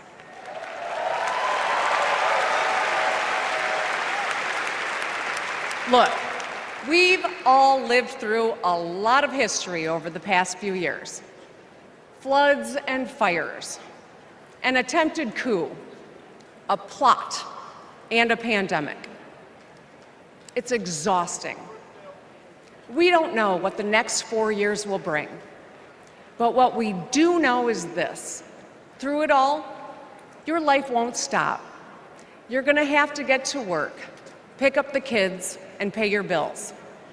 And then one day, when you're just trying to get everyone out the door, a news alert goes off. Something happened. Something hit the fan. You'll ask, is my family gonna be okay? And then you'll ask, who the hell is in charge? What if it's him? What if it's that man from Mar-a-Lago?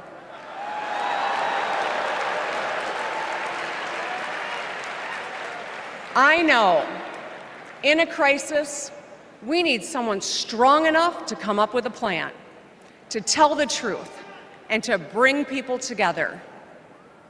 Right now, before the crisis, is when we get to choose. Why wouldn't we choose the leader who's tough, tested, and a total badass?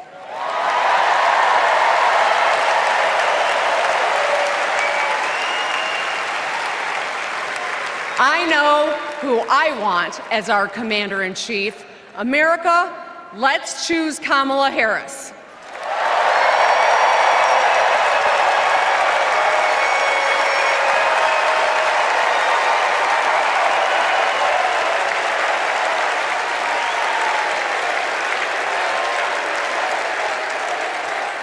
Please welcome actress, director, and philanthropist, Eva Longoria.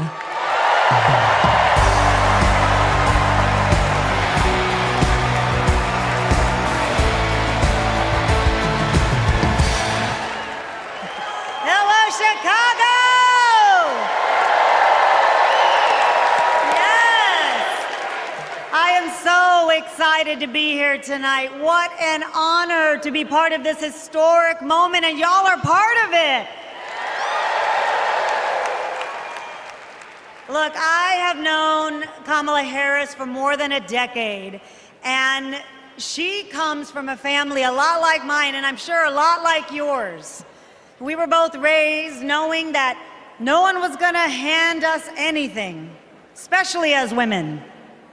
That we were gonna have to touch every rung of the ladder to get ahead. We were gonna have to work really hard. Now, she worked at McDonald's, but I worked at Wendy's. And look at us now. You see, Kamala and I were able to see beyond the horizon because our families supported our big dreams. Well, guess what? As Americans, we're all part of one big family. Somos familia. And as familia, we have to have each other's back. We have to support each other's dreams because Kamala's success is our success. And she supports us to dream big too. So let me tell you, in the Latino community, in our community, we have a saying, sí se puede, which means yes. It means yes, we can. But tonight, I'm here to tell you, yes, she can. So we're going to say, she se puede.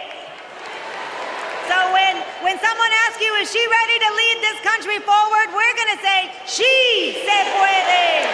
When somebody says, is she qualified for the job? We're going to say, she se puede. When somebody asks, is she going to be the first female president of the United States? We're going to say, she se puede. Our voices, our vote, we're going to decide this election. And let me tell you, the energy tonight isn't just here in Chicago, it's all across the country. People are gathered at watch parties everywhere to celebrate Kamala Harris. Say hello.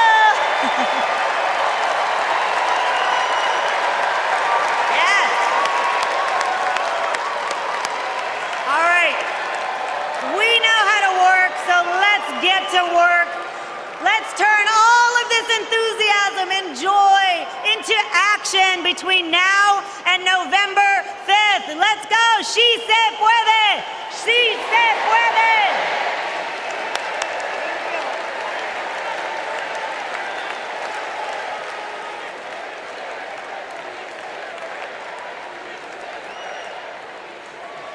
Please welcome former Illinois Republican Representative Adam Kinzinger.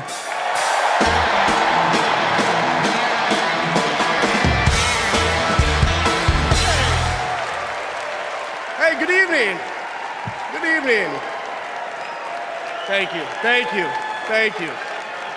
I'm Adam Kinzinger, and I am proud to be in the trenches with you as part of this sometimes awkward alliance that we have to defend truth, defend democracy, and decency. I was just a kid when I was drawn to the party of Ronald Reagan, to his vision of a strong America, the shining city on a hill. I was a Republican for 12 years in Congress, and I still hold on to the label. I never thought I'd be here, but listen, you never thought you'd see me here, did you? But I've learned something about the Democratic Party, and I want to let my fellow Republicans in on the secret. The Democrats are as patriotic as us.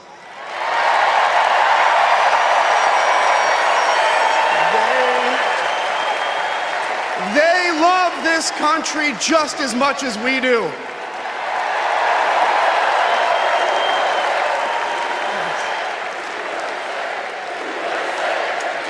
And they And they are as eager to defend American values at home and abroad as we conservatives have ever been. I was relieved to discover that because I've learned something about my party too, something I couldn't ignore. The Republican Party is no longer conservative.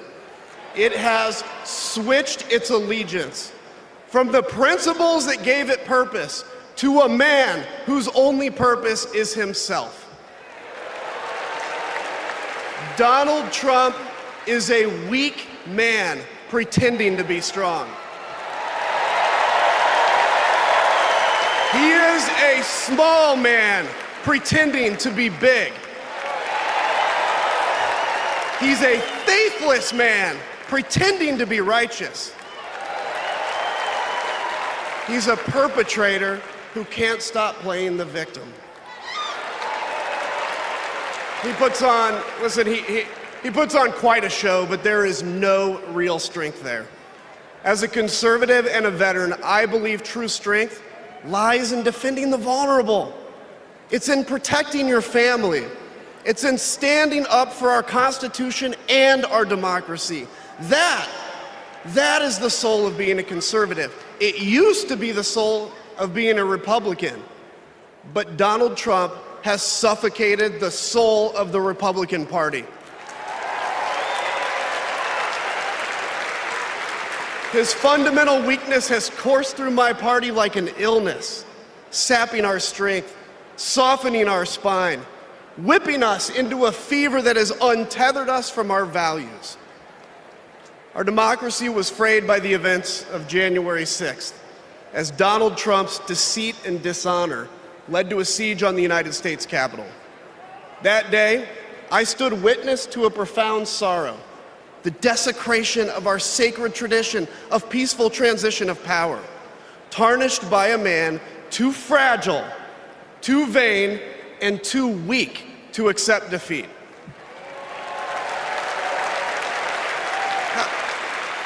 How can a party claim to be patriotic if it idolizes a man who tried to overthrow a free and fair election? How can a party claim to stand for liberty if it sees a fight for freedom in Ukraine, an attack pitting tyranny against democracy, a challenge to everything our nation claims to be, and it retreats, it equivocates, it nominates a man who is weirdly obsessed with Putin? And his running mate who said, quote, "I don't care what happens in Ukraine." Yeah, and he wants to be vice president. Yeah. How can a party claim to be conservative when it tarnishes the gifts that our forebears fought for? Men like my grandfather, who served in World War II, who believed in a cause bigger than himself, and he risked his life for it behind enemy lines. To preserve American democracy, his generation found the courage to face down armies. Listen, all we're asked to do is to summon the courage to stand up to one weak man.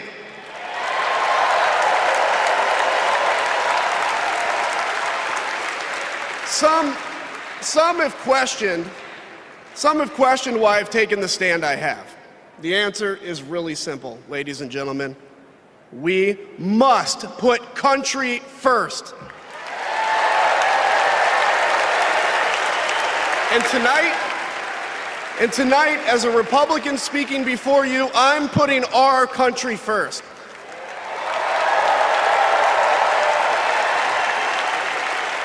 Because the fact is, I do belong here.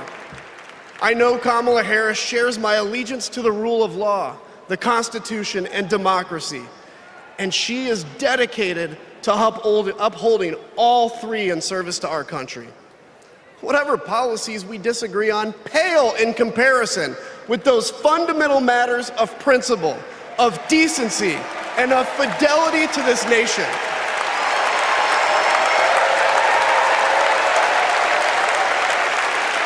Listen, to my fellow Republicans, if you still pledge allegiance to those principles, I suspect you belong here too. Because Because democracy knows no party. It's a living, breathing ideal that defines us as a nation. It's the bedrock that separates us from tyranny, and when that foundation is fractured, we must all stand together, united, to strengthen it.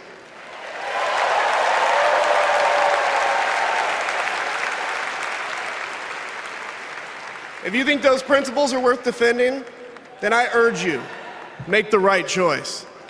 Vote for our bedrock values, and vote for Kamala Harris. God bless you.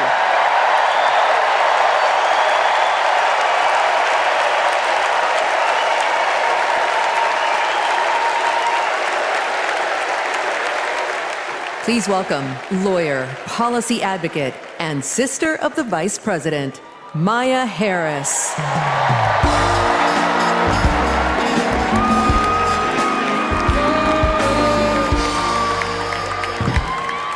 Hello, Chicago. In 1958, a 19-year-old from India left the only country she'd ever known to chart her own path in America. She came here to pursue an education, but she stayed here to build a life. Her name was Dr. Kamala Gopalan Harris.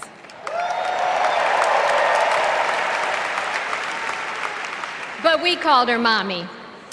Mommy was so many things to so many people.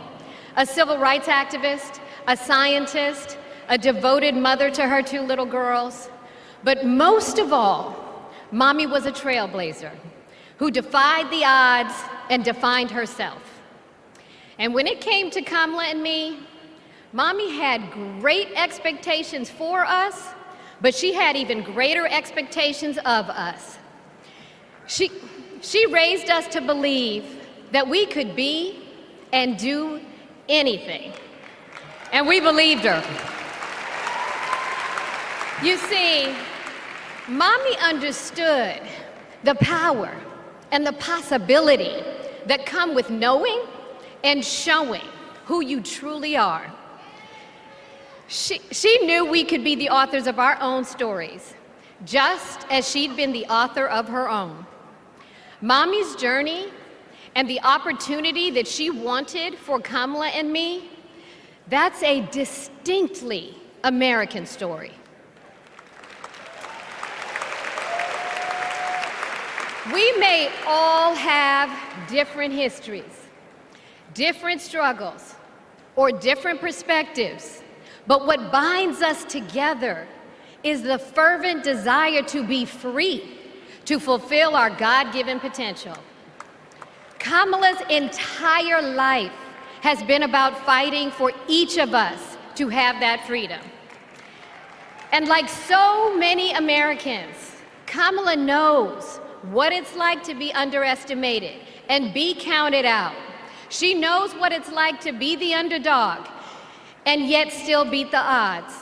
And now, she has created so much electricity, so much optimism, so much joy throughout the nation, and it is why we need her leadership in this historic moment.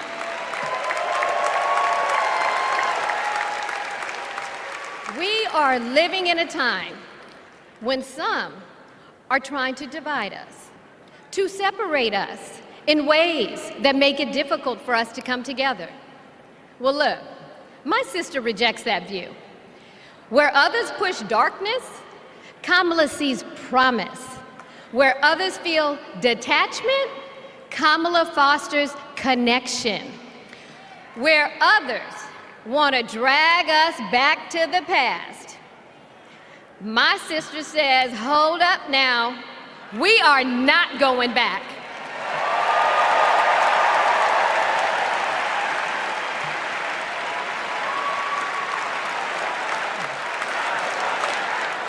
Because Kamala understands we have so much more in common than what separates us.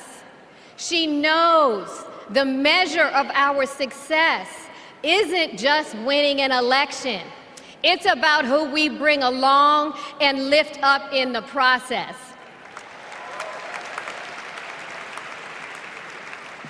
And so as I look out at all of you today and take in this incredible moment, I so wish that Mommy could be here tonight. I can just see her smiling, saying how proud she is of Kamala. And then, without missing a beat, she say, "That's enough, you got work to do." She would tell all of us to roll up our sleeves and get to work, to elect a leader who sees the potential in each of us, a leader who cares for all of us, a leader who fights for every one of us. Our Democratic nominee, my big sister, the next President of the United States, Kamala Harris.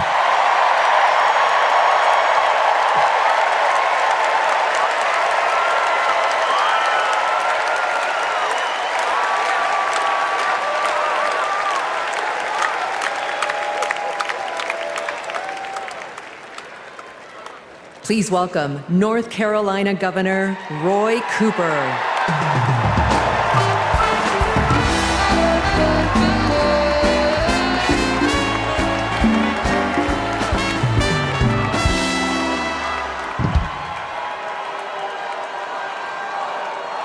Hello, America. I'm Roy Cooper, the last guy standing between you and the moment we're all waiting for. So I'm going to get right to it. All week, you've heard stories about my friend Kamala. I want to take you behind the scenes of one of them. 2011 was a rough time for American homeowners. Hundreds of thousands were losing their homes to illegal foreclosure. I was Attorney General in North Carolina, while Kamala had just become California's. All the AGs were close to a settlement with the big banks, and it was a pretty good deal. Would have meant $4 billion for California families who'd been ripped off. I know that sounds like a lot, but Kamala said, hang on a minute. I've met these families. I know what they've been through, and they deserve more. She went toe-to-toe with some of the world's most powerful executives, and she refused to give in. Let me tell you, this was a huge risk, but she knew it was a risk worth taking. That's Kamala. And we all know what happened. The banks caved. That $4 billion for California families became $20 billion. That was the first time I witnessed Kamala in action. And what I saw was a leader who does exactly what she says she's going to do, who never will settle for less. America, we got a lot of big fights ahead of us, and we've got one hell of a fighter ready to take them on. I know that because I know her. And tonight, I want the American people to know, even if you don't agree with her on everything, Kamala Harris will fight for you to the very end. For families who need better health care or a safer place to live, Kamala will fight for you. For parents who want better schools for their kids, for workers worried about a secure retirement for themselves, Kamala will fight for you. For any one of our allies, anywhere in the world, wondering if America still has your back, remember this: Kamala will fight for you. And when she fights, we win. Kamala's ready. Kamala's ready. The question is, are we? Are we going to stand up and fight for Kamala like she'll stand up and fight for us? All right. If you're ready, my home state of North Carolina, stand up. Stand up, Pennsylvania. Stand up, Michigan. Stand up, Wisconsin. Stand up, Georgia. Stand up, Nevada. Stand up, Arizona. Stand up, America. Are we going to stand up? Are we going to fight? Are we going to vote? Are we going to win? You bet we are. Let's go get them.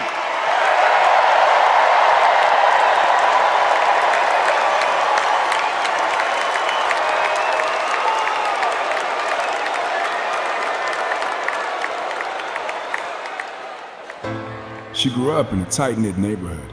It was the kind of place where your neighbor would look after you when school let out, where your first grade teacher would show up at your law school graduation.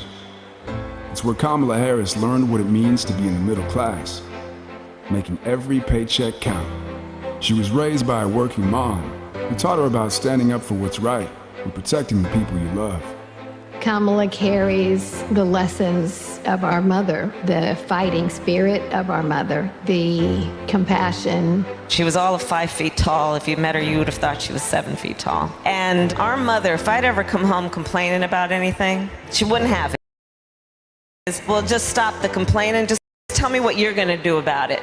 And since she was a young girl, Kamala Harris has been fighting for families like the ones she grew up with. That is Kamala. She can't help herself from standing up for people and standing up for what she thinks is right. She has been that way our whole lives. Being a protector is what led her to become a prosecutor. Looking back now, I could say it was her calling. As a courtroom prosecutor, she went after predators who targeted women and children, and fraudsters who ripped off working families. And she put dangerous gang members and human traffickers behind bars. We didn't have partnerships with DOJ or FBI or DEA or any of those law enforcement agencies. Now, we all work collaboratively. She was the person who built the foundation in how we do criminal justice in America. As Attorney General of California, she held the big Wall Street banks accountable for fraud, winning $20 billion for California families. She took on one of the largest for-profit colleges that was scamming students. And in the Senate, she fought for her constituents with the determination of a prosecutor, standing up for reproductive freedom. Can you think of any laws that give the government the power to make decisions about the male body? I'm not thinking of any right now, Senator. She fought to keep our children safe from the terror of gun violence. How many of you guys had to have a drill where you learned about how you need to hide in a closet or crouch in a corner in the event that there is a mass shooter? Look at that. Look at that. On the Intelligence Committee, she defended our nation against foreign adversaries. And in 2020, she made history as the first woman to be elected Vice President of the United States. She cast the tie-breaking vote to deliver urgent relief to the American people during the pandemic. She beat Big Pharma to lower prescription drug costs and capped the cost of insulin, and led the fight to restore reproductive rights after Roe v. Wade was overturned. We have worked too hard and fought too long to see our daughters grow up in a world with fewer rights than our mothers. Because she's never been afraid to stand up to powerful interests. Sometimes people will open the door for you and leave it open, sometimes they won't. And then you need to kick that door down.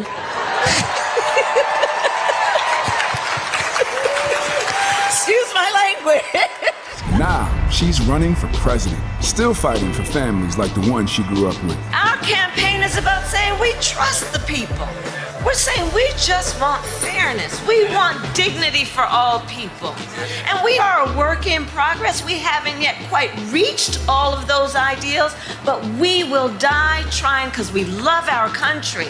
We believe in our country. We're not falling for these folks who are trying to divide us, trying to pull us apart. We know what we stand for, and we stand for the people. And we stand for the dignity of work. And we stand for freedom. We stand for justice. We stand for equality. And so we will fight for all of it.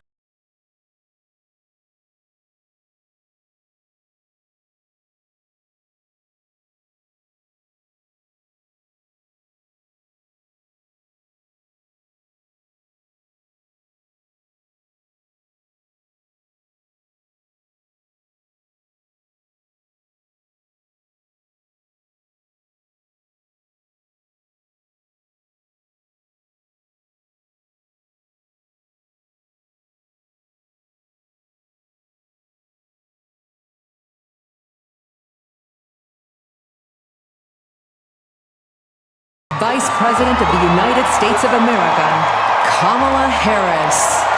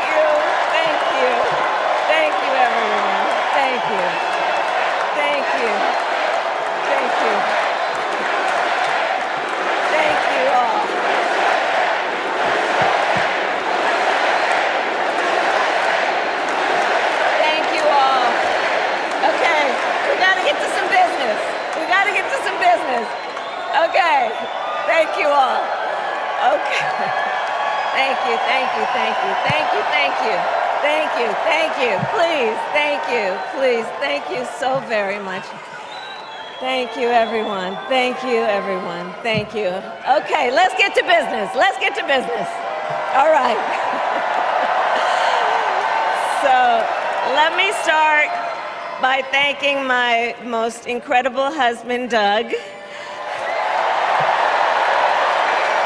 for being an incredible partner to me, an incredible father to Cole and Ella, and happy anniversary, Dougie.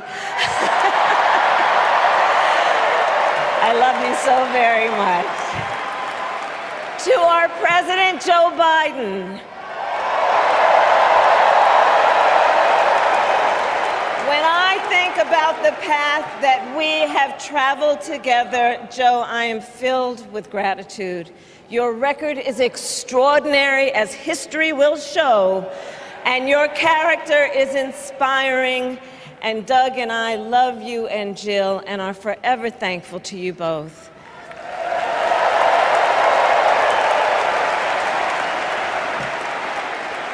And to Coach Tim Walz,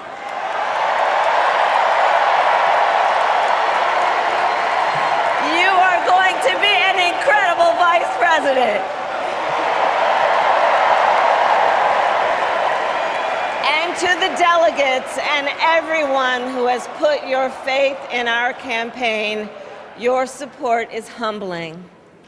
So, America, the path that led me here in recent weeks was no doubt unexpected. But I'm no stranger to unlikely journeys. So, my mother, our mother, Kamala Harris, had one of her own. And I miss her every day, and especially right now. And I know she's looking down smiling.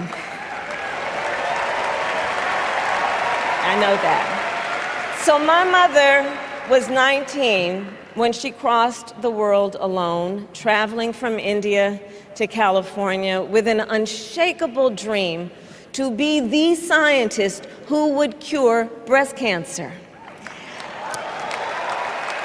When she finished school, she was supposed to return home to a traditional arranged marriage. But as fate would have it, she met my father, Donald Harris, a student from Jamaica. They fell in love and got married, and that act of self-determination made my sister Maya and me.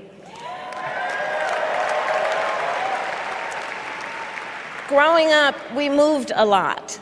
I will always remember that big Mayflower truck packed with all our belongings, ready to go to Illinois, to Wisconsin, and wherever our parents' jobs took us. My early memories of our parents together are very joyful ones.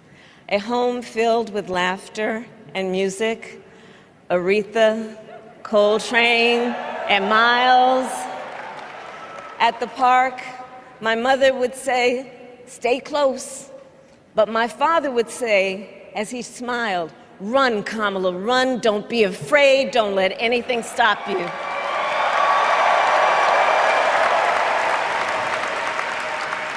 From my earliest years, he taught me to be fearless. But the harmony between my parents did not last. When I was in elementary school, they split up, and it was mostly my mother who raised us. Before she could finally afford to buy a home, she rented a small apartment in the East Bay. In the Bay, you either live in the hills or the flatlands. We lived in the flats. A beautiful working-class neighborhood of firefighters, nurses, and construction workers, all who tended their lawns with pride. My mother, she worked long hours, and like many working parents, she leaned on a trusted circle to help raise us. Mrs. Shelton, who ran the daycare below us and became a second mother. Uncle Sherman, Aunt Mary, Uncle Freddie, Auntie Chris. None of them family by blood, and all of them family by love.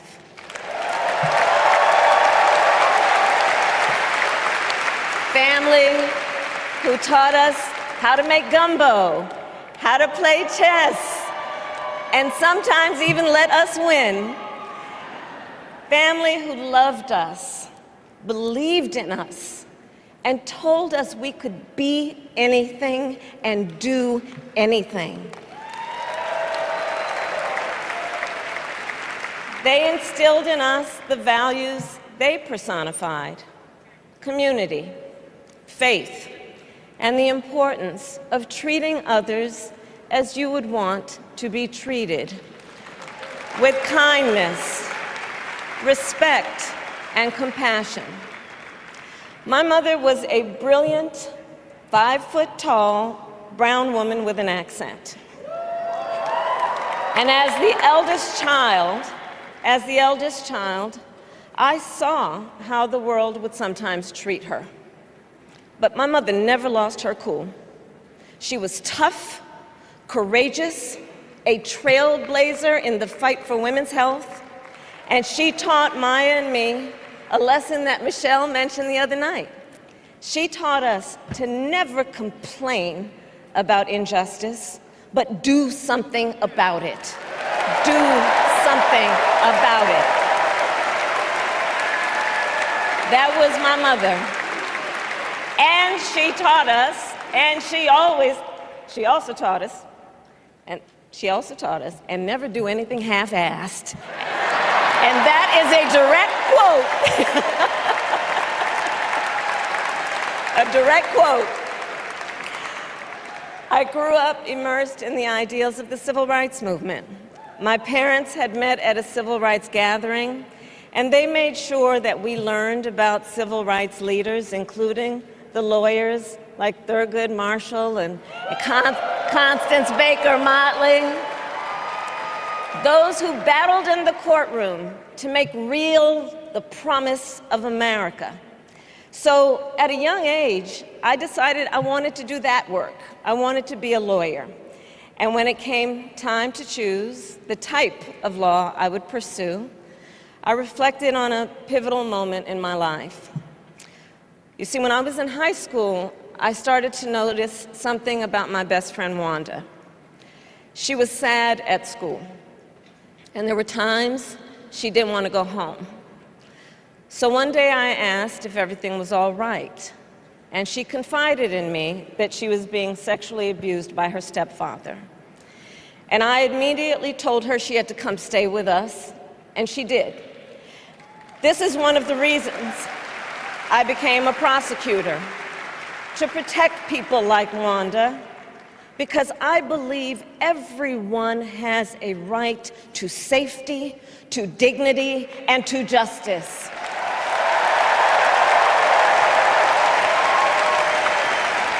As a prosecutor, when I had a case, I charged it not in the name of the victim, but in the name of the people. For a simple reason. In our system of justice, a harm against any one of us is a harm against all of us.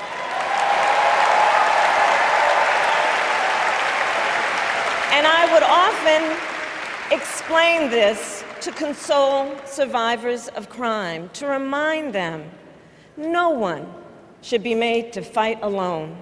We are all in this together. And every day in the courtroom, I stood proudly before a judge and I said 5 words: Kamala Harris for the people.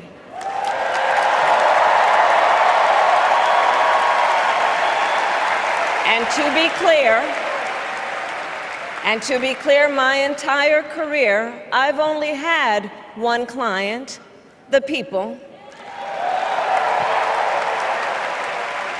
And so, on behalf of the people, on behalf of every American, regardless of party, race, gender, or the language your grandmother speaks, on behalf of my mother and everyone who has ever set out on their own unlikely journey, on behalf of Americans like the people I grew up with, people who work hard, chase their dreams, and look out for one another, on behalf of everyone whose story could only be written in the greatest nation on earth, I accept your nomination to be President of the United States of America.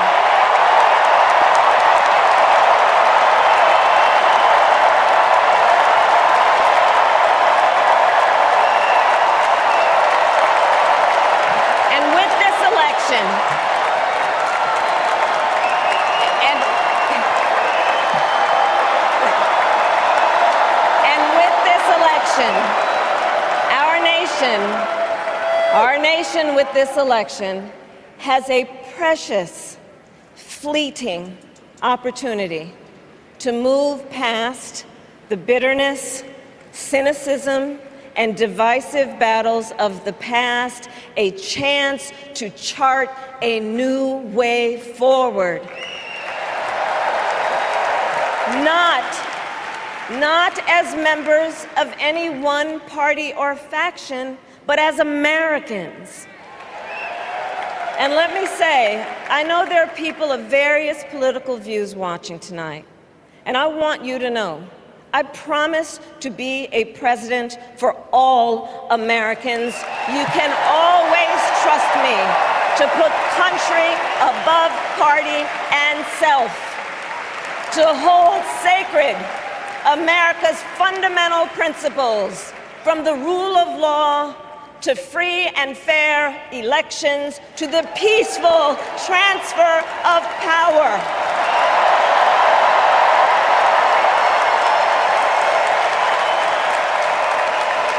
I will be a president who unites us around our highest aspirations, a president who leads and listens, who is realistic, practical, and has common sense, and always fights for the American people.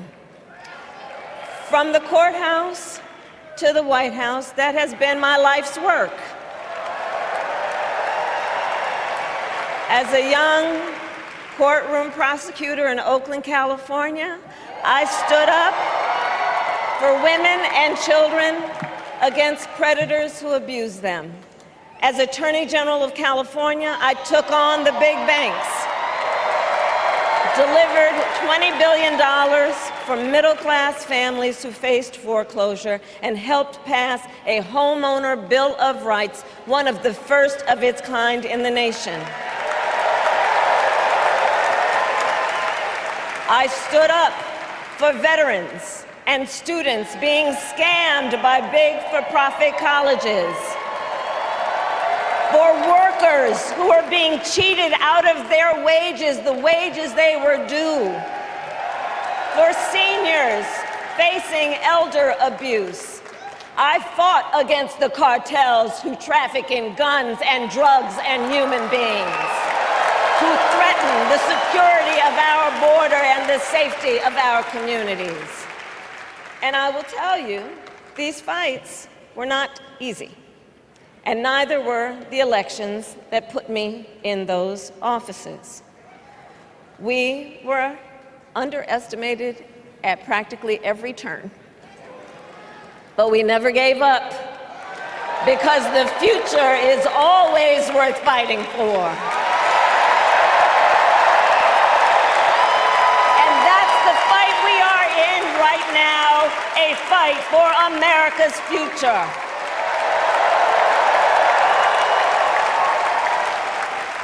Fellow Americans, this election is not only the most important of our lives, it is one of the most important in the life of our nation. In many ways, Donald Trump is an unserious man. But the consequences of putting Donald Trump back in the White House are extremely serious. Consider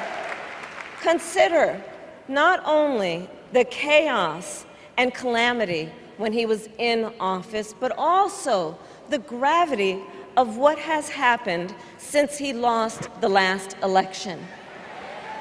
Donald Trump tried to throw away your votes. When he failed, he sent an armed mob to the United States Capitol, where they assaulted law enforcement officers. When politicians in his own party begged him to call off the mob and send help, he did the opposite. He fanned the flames. And now, for an entirely different set of crimes, he was found guilty of fraud by a jury of everyday Americans and separately found liable for committing sexual abuse. And consider what he intends to do if we give him power again. Consider his explicit intent to set free violent extremists who assaulted those law enforcement officers at the Capitol. His explicit intent to jail journalists, political opponents, and anyone he sees as the enemy. His explicit intent to deploy our active duty military against our own citizens. Consider the power he will have, especially after the United States Supreme Court just ruled that he would be immune from criminal prosecution. Just imagine Donald Trump with no guardrails, and how he would use the immense powers of the presidency of the United States, not to improve your life, not to strengthen our national security, but to serve the only client he has ever had, himself.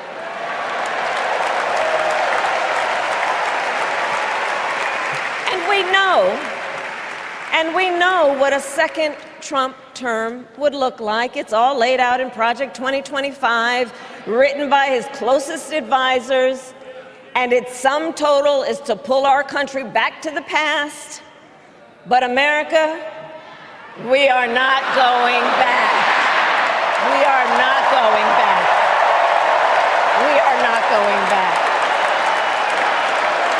We are not going back to when Donald Trump tried to cut Social Security and Medicare. We are not going back to when he tried to get rid of the Affordable Care Act, when insurance companies could deny people with pre-existing conditions. We are not going to let him eliminate the Department of Education that funds our public schools. We are not going to let him end programs like Head Start that provide preschool and childcare for our children. America, we are not going back.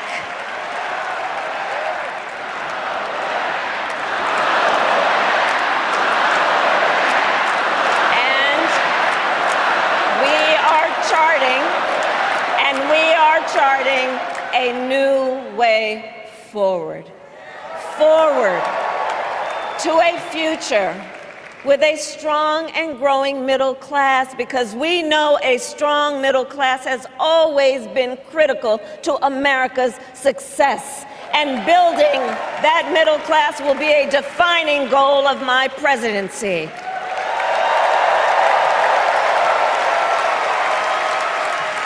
And I'll tell you, this is personal for me. The middle class is where I come from. My mother kept a strict budget. We lived within our means, yet we wanted for little.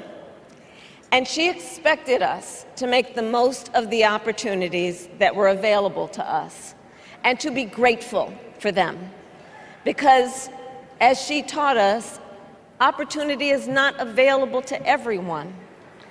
That's why we will create what I call an opportunity economy where everyone has the chance to compete and a chance to succeed.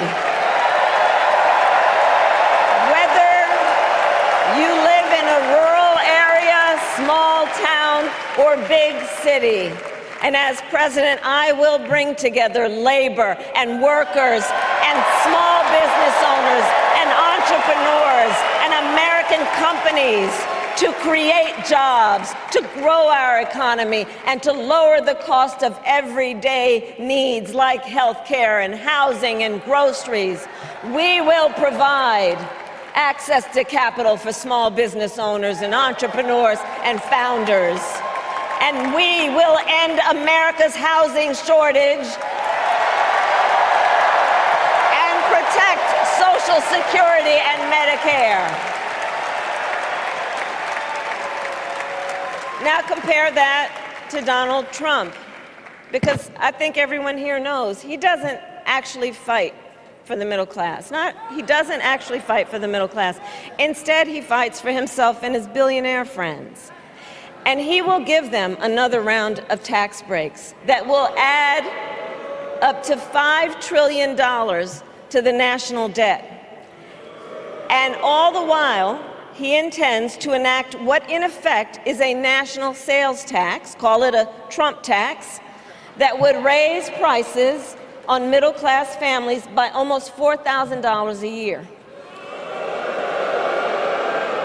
Well, instead of a Trump tax hike, we will pass a middle-class tax cut that will benefit more than 100 million Americans.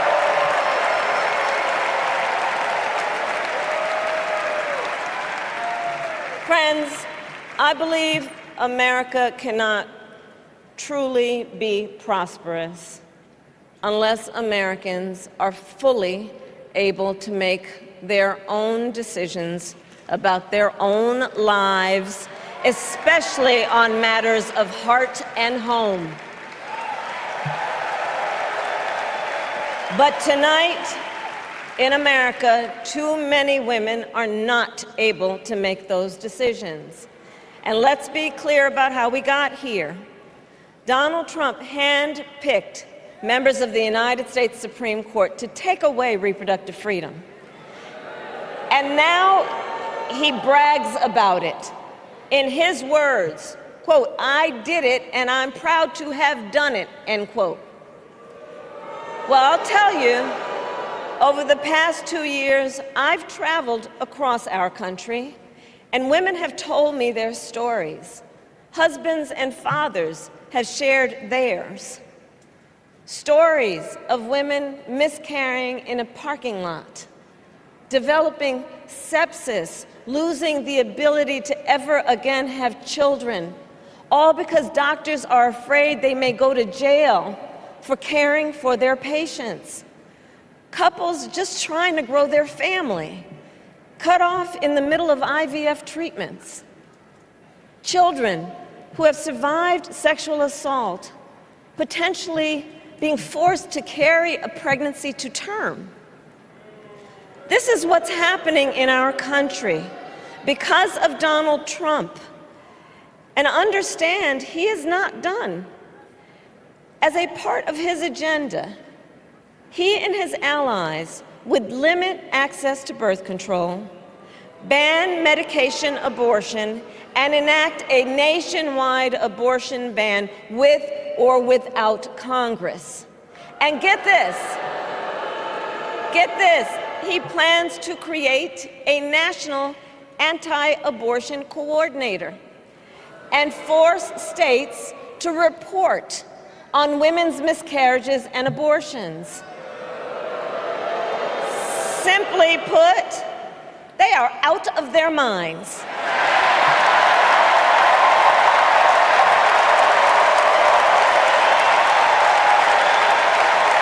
And one must ask, why exactly is it that they don't trust women? Well, we trust women. We trust women. And when Congress passes a bill to restore reproductive freedom, as President of the United States, I will proudly sign it into law.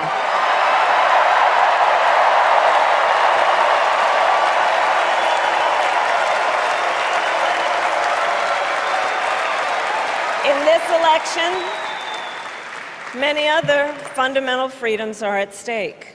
The freedom to live safe from gun violence in our schools, communities, and places of worship. The freedom to love who you love openly and with pride.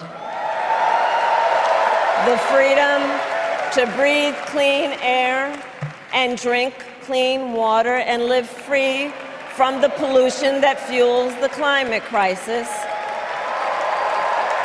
And the freedom that unlocks all the others, the freedom to vote. With this election, we finally have the opportunity to pass the John Lewis Voting Rights Act and the Freedom to Vote Act.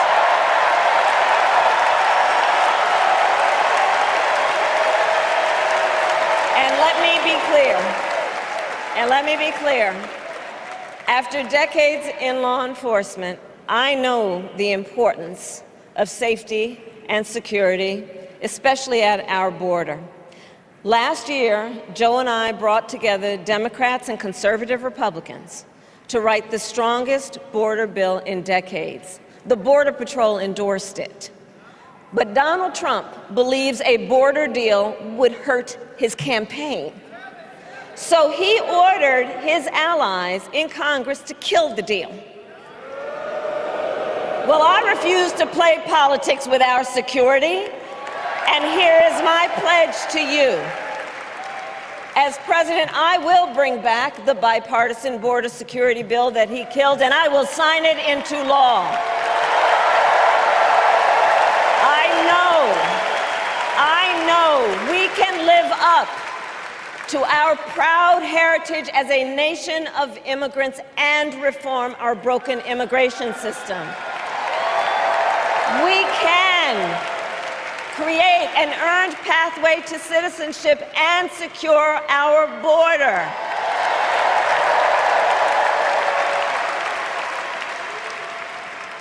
And America, we must also be steadfast in advancing our security and values abroad. As Vice President, I have confronted threats to our security, negotiated with foreign leaders, strengthened our alliances, and engaged with our brave troops overseas. As Commander-in-Chief, I will ensure America always has the strongest, most lethal fighting force in the world. And I will fulfill our sacred obligation to care for our troops and their families, and I will always honor and never disparage their service and their sacrifice.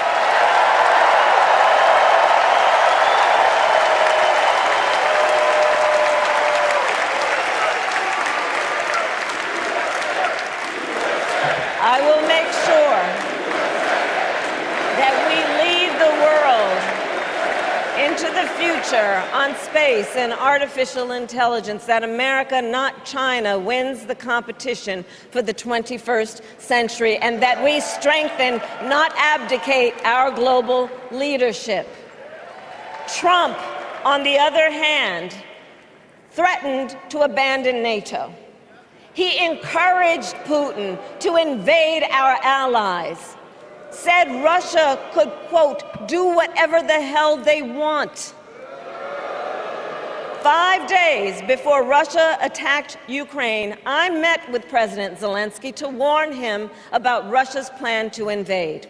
I helped mobilize a global response, over 50 countries, to defend against Putin's aggression.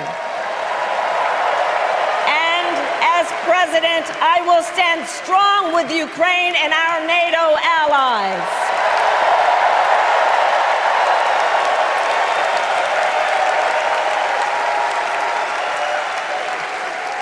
With respect to the war in Gaza, President Biden and I are working around the clock, because now is the time to get a hostage deal and a ceasefire deal done.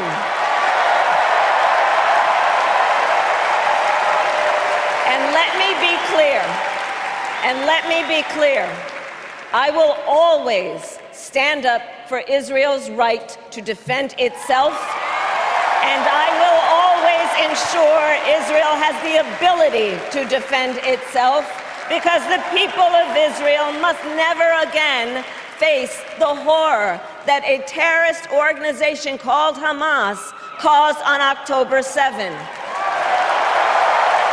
including unspeakable sexual violence and the massacre of young people at a music festival. At the same time, what has happened in Gaza over the past 10 months is devastating. So many innocent lives lost. Desperate, hungry people fleeing for safety over and over again. The scale of suffering is heartbreaking. President Biden and I are working to end this war such that Israel is secure, the hostages are released, the suffering in Gaza ends, and the Palestinian people can realize their right to dignity, security, freedom, and self-determination.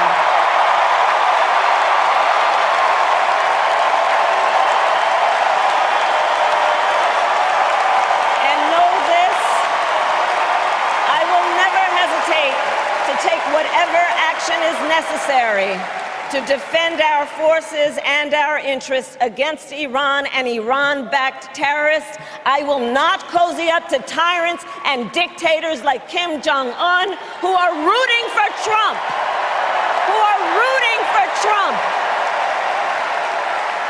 Because, you know, they know he is easy to manipulate with flattery and favors. They know Trump won't hold autocrats accountable because he wants to be an autocrat himself. And as president, I will never waver in defense of America's security and ideals, because in the enduring struggle between democracy and tyranny, I know where I stand and I know where the United States belongs.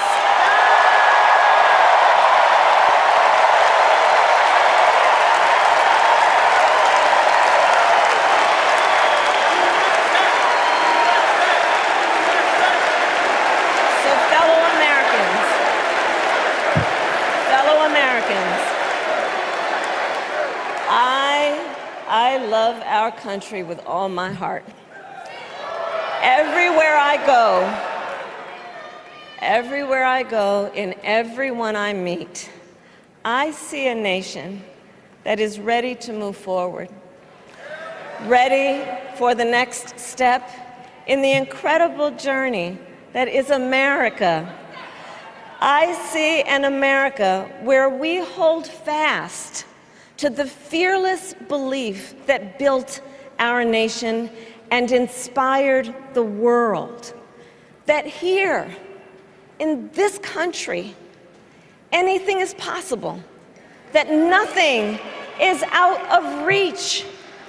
An America where we care for one another, look out for one another, and recognize that we have so much more in common than what separates us. That none of us has to fail for all of us to succeed. And that in unity there is strength. You know, our opponents in this race are out there every day denigrating America, talking about how terrible everything is. Well, my mother had another lesson she used to teach. Never let anyone tell you who you are. You show them who you are.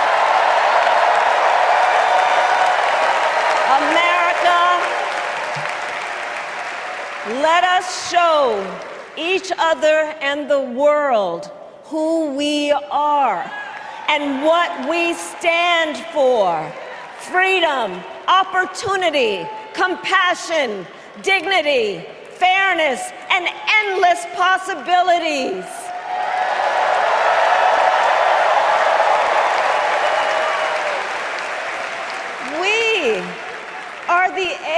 heirs to the greatest democracy in the history of the world. And on behalf of our children and our grandchildren and all those who sacrificed so dearly for our freedom and liberty, we must be worthy of this moment. It is now our turn to do what generations before us have done, guided by optimism and faith, to fight for this country we love, to fight for the ideals we cherish, and to uphold the awesome responsibility that comes with the greatest privilege on earth, the privilege and pride of being an American.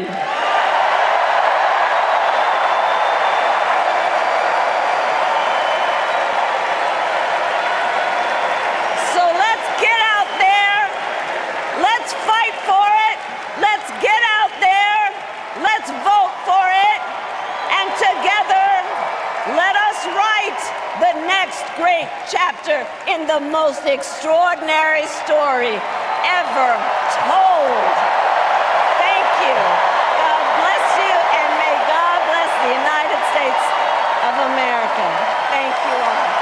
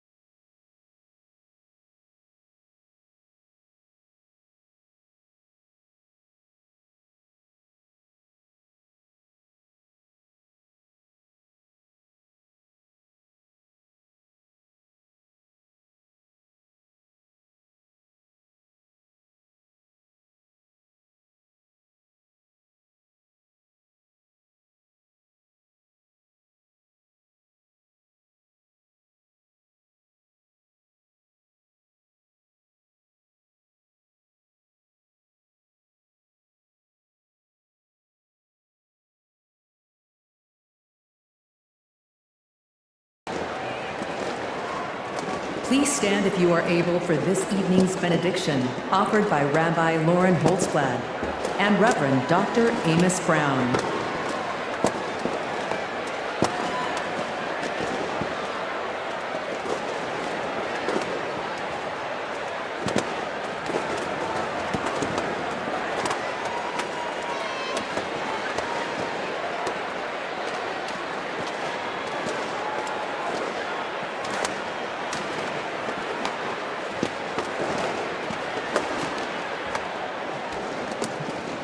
America, let us pray. God brought us out of the narrow place of oppression to freedom. Let's remember the treacherous road our ancestors traveled to freedom, their sacrifice and resolve to bring a better, more inclusive world. We stand on their shoulders to declare, we are not going back. God, who notices the downtrodden, give us the courage to imagine the world as you do, where everyone has the opportunity to thrive, where diversity brings strength, not weakness, and where all have the right to make the choices for their own bodies. God of strength, guard Vice President Harris and Governor Walz with your sheltering presence as they carry on with courage and conviction to build a better future for all Americans. Shine a light on them so that they may continue to pursue justice, equity, and reproductive freedom. An America free from gun violence that safeguards free and fair elections, with less vitriol and more joy, not afraid to face its past, to grow a brighter future where every child can look to their leaders and see themselves and know that someday they too can lead. May we all be blessed with the ability to see the humanity in each other. America, let's make history. Amen.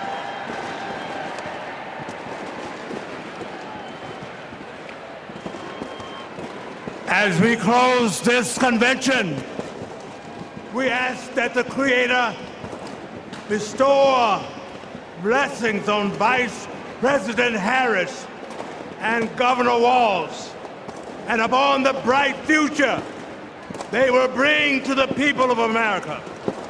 A future where our nation lives its motto of e pluribus unum, bringing together in civility and dignity the diversity that has built this great nation. E pluribus unum, one nation that embraces us all, every race, creed, or color, regardless of sexual orientation, gender or gender expression, rich and poor, old and young, urban and rural. A future, oh God, for every American, where the humanity of all persons will be affirmed and celebrated, where every American has the opportunity and freedom to pursue those inalienable rights of life, liberty, and the pursuit of happiness. A future, oh God, where we live in peace and joy, where we set aside our rancor and division, where we heal our differences and celebrate our common purposes as one nation, one American community, that great city on a hill that serves as a beacon for all the people and all the nations. This is a journey we begin today, and we pray that the Almighty God will guide us on this path today, tomorrow, and for all the generations to come. Amen and amen.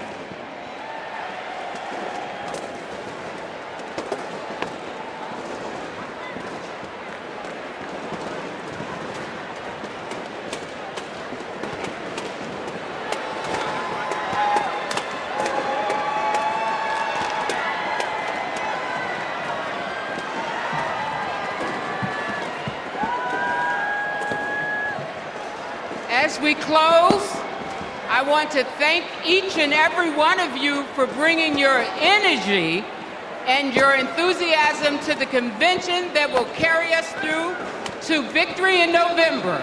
Look around. You're surrounded by people from every corner of the country who traveled here because they believe in our mission. We know that unity is our strength. We know that the issues we've highlighted this week are not abstract. We know what's at stake, and we bring that with us and this beginning. Over the next 75 days, we will mobilize like never before to show America what we as Democrats stand for. Together, we will fight for our rights, our freedom, and our democracy. Together, we will elect Democrats up and down the ballot. Together, we will win. Win that, as we know, we have to further business to come before the convention. I am now proud to adjourn the 49th Democratic National Convention. Thank you, Chicago.